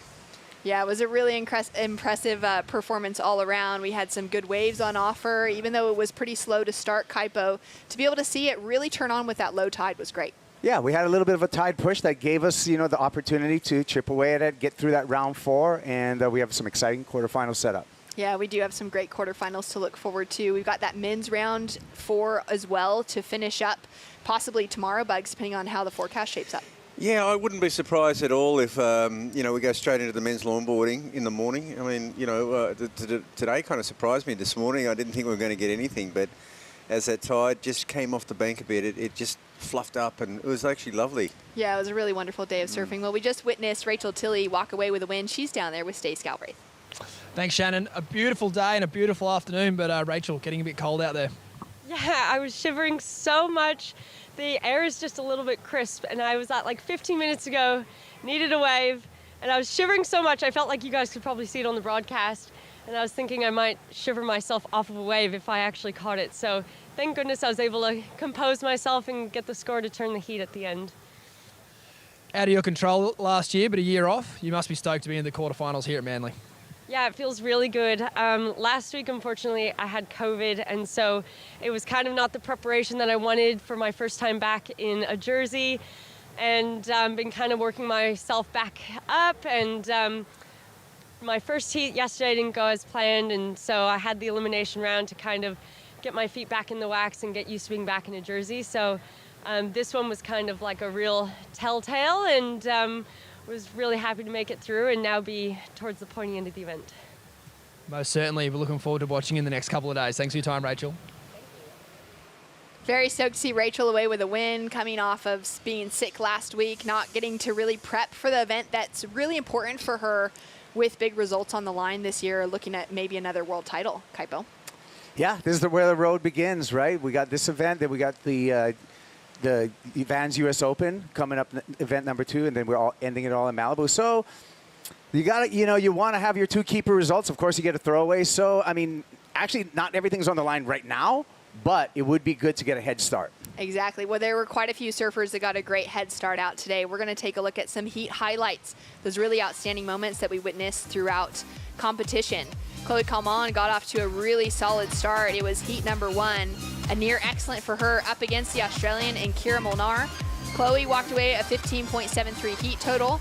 Kira with a 12.63 Kaipo. Yeah, I mean, the surfing is, we'll get to that, of this young lady, Chloe Coleman, was just graceful, powerful, the footwork impeccable, working the entire board, surfing to the criteria and doing it absolutely beautifully. I'm a big fan. Oh, a great heat to witness, Bugs, for the opener of the day. Yeah, it was really good to call this heat. I was amazed. Look, both the ladies surfed really, really well, but Chloe she was just a class act, and she's got a lot of moves, silky smooth, and I love the way how much she relaxes, like when she gets on the nose, and she just relaxes and just looks so calm. Yeah, she really has an incredible dance about her style there with Coach the Waxhead and her good friend in Zoe Grossman. She took out a huge win over Australian surfer Kira Molnar from Noosa. Great to see Kira in the draw. But Chloe, keeping it strong. She's one of those threats year after year coming into that world title conversation, and she will be yet again this year. Very exciting for that first heat out of the round. Another big heat that we kept our eyes on today included the local legend in Tolly White. She walked away with one of the highest waves of the day with a 9.1. and took out a huge win over the French competitor in Zoe Grossman. For Tully, it was really all about wave selection, Kaipo, and finding herself on one of the better sets of the heat. Delayed takeoff, nice trip to the nose, great control, great cross step, drop knee, and just the grace put together. You got to put it all together in one ride, and she was able to do that with grace, style, and flow. It took her a while to find this wave, Bugs, but then she got that bolt upright hang 10. It was such a beauty. And then, you know, the drop knee cutback. I like the way she steps out of those cutbacks and then comes around the bottom turn, and she just sets up the inside beautifully. Great surfing from the local, all that knowledge just pulling things together, and plenty of fans here to cheer her on. Family, friends, and expecting nothing less of her than to find the best wave in the lineup rolling through at North Stain. It was an impressive heat win for her over Zoe Grossman, who came off of her best career results to date last year in 2021, walking away with a semifinal finish at Malibu for Zoe. So a big victory for Tully White, getting one of those women that's just come up to be so strong within her competitive seasons. That was back in heat number 4 for round 4. And another big heat that we're paid attention to today was Sophia Coleman, the comeback kid. That was heat number 6 up against Kira Seal. The full Hawaiian battle, you two called the action. That was a great heat in that we had Kira Seal from the North Shore representing the one side of the island, and we had Sophia representing the South Shore. And really at the beginning, Bugs, it was all Kira, but the comeback kid, like Shannon said, came into effect at the back half of this heat. Yeah, well, Kira came out of the blocks just firing, and she's got some big scores straight up. But it was just amazing, just how calm, Sophia was. It was just amazing. Like, she was so selective, and it looked like she was like too far behind at one point. It really is. It's the clutch performances like this from the youngster that is just going to give her more and more confidence moving into the quarterfinals. Know that she can come back even after she's behind.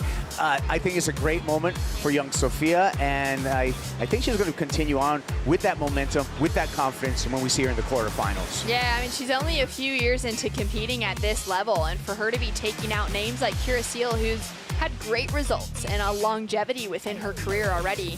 Super impressive for Sophia to be booking herself another quarterfinal placement at an event of this level. She did it back at Noosa in 2020, walked away with a runner-up finish and took out Kira Seal there for heat number 6. And what an exciting day of surfing we had. We also saw the Boost Mobile wave of the day going to the local in Tully White, Bugs, with that 9.1. Yeah, it was just an outstanding ride. There was a bunch of 8.5s and 9s, but that 9.1 just edged everyone else, and what a great ride. Incredible surfing for the Boost Mobile wave of the day with Tully White straight into that bolt hang 10. Great job, and again, just great technique, great use of the entire surfboard, and the variety of maneuvers on display, the great footwork, the drop knee cutback, the hang 10, the roller coaster finish, the whole thing wrapped it up for the highest wave score of the day. Yeah, it was super impressive. I love seeing just that repertoire of being able to find those hang 10s, those nose rides, but also for Tully, it's been bringing in that drop knee cutback that's really been something outstanding to witness within her performance. And it's booked her a spot into the quarterfinals. It's been exciting to see that get fully set up today and to know which women are going to have a lot of points behind their line, Kaipo, as we take a look at the Bailey ladder set up for the quarterfinals. Okay, look at Honolulu Bloomfield, Sophia Coleman. That's going to be a great one, quarterfinal number 3.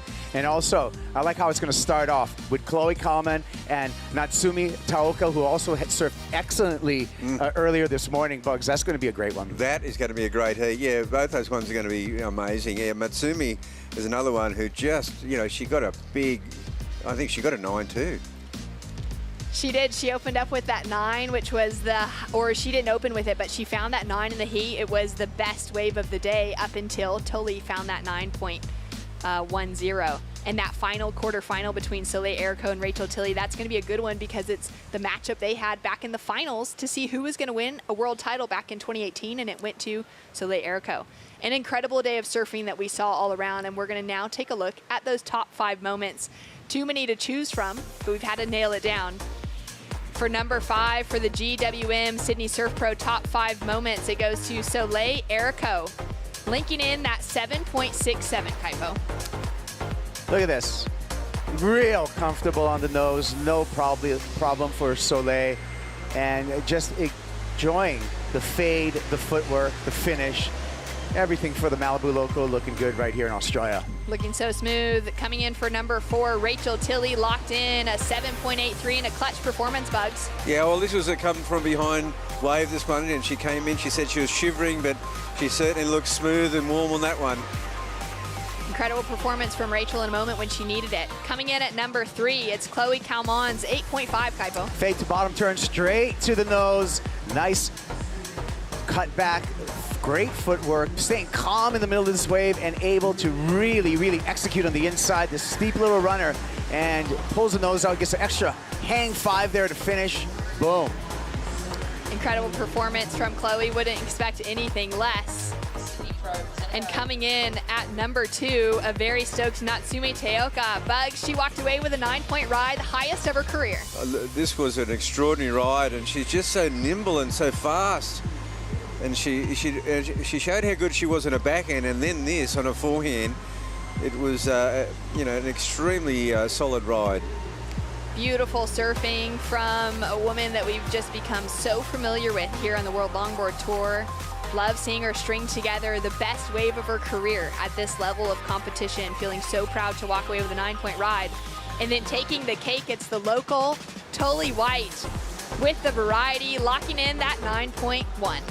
Great energy from the beach for the local girl, and she did her job out there. This young lady pursuing grace, and I would mention to say that this would have been an upset over Zoe Grossman in this showing, and that's really good news for the local moving forward into the quarterfinals.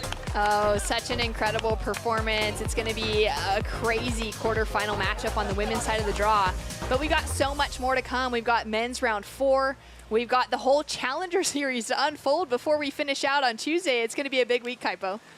We got no shortage of heats coming up, so everyone stick around because we got, I don't know, probably a couple hundred heats coming. When we look at the men's round of 96, the women's round of 64, we still got round 4 for the men's in the longboard. We got quarterfinals for the women in the longboard. We got a lot of surfing for you, so that's a giant, giant bonus. Bugs, a huge week of surfing with a little bit of swell in the forecast. Yeah, well, hopefully, you know, they're saying that after tomorrow it starts to increase a little bit. From the south, we won't get all of it. We'll get a little bit of it in here, but hopefully over the weekend it's going to be great. It's going to be an amazing week of surfing. Thanks so much for tuning in to the action today for women's round 4 for the World Longboard Tour. Stay tuned for highlights and more action possibly tomorrow. Check in early. Oh yeah, we're here on Manly Beach. This is stop 1 for the WSL Longboard Tour, kicking it off. We're already in round 4, and the women have hit the water. Complimented your dress, and when you said my word was honest, you turned your head and smiled as you Just the graceful nature of the Japanese surf. for a plant that I can water. Utilising this left rip roll and getting some nice nose time going. But here is world number 2, Alison Moyne up and riding.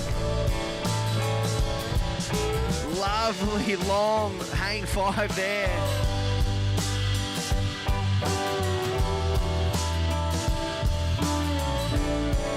Standing tall, Tully White looking very strong.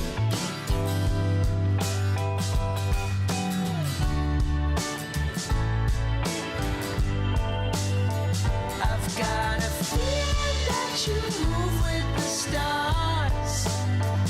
So stylish. When I hear that you left, I've been sowing seeds for a plant that I can water. Sophia Colhane has been just slowly chipping away and building in her scores.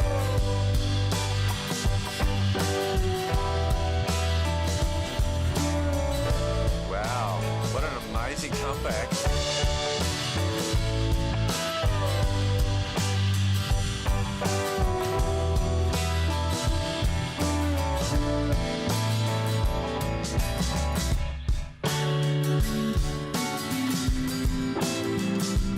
This copyrighted event broadcast is produced by the World Surf League for broadcast around the world and may not be retransmitted, reproduced, rebroadcast, or otherwise distributed or used in any form without the written consent of the World Surf League.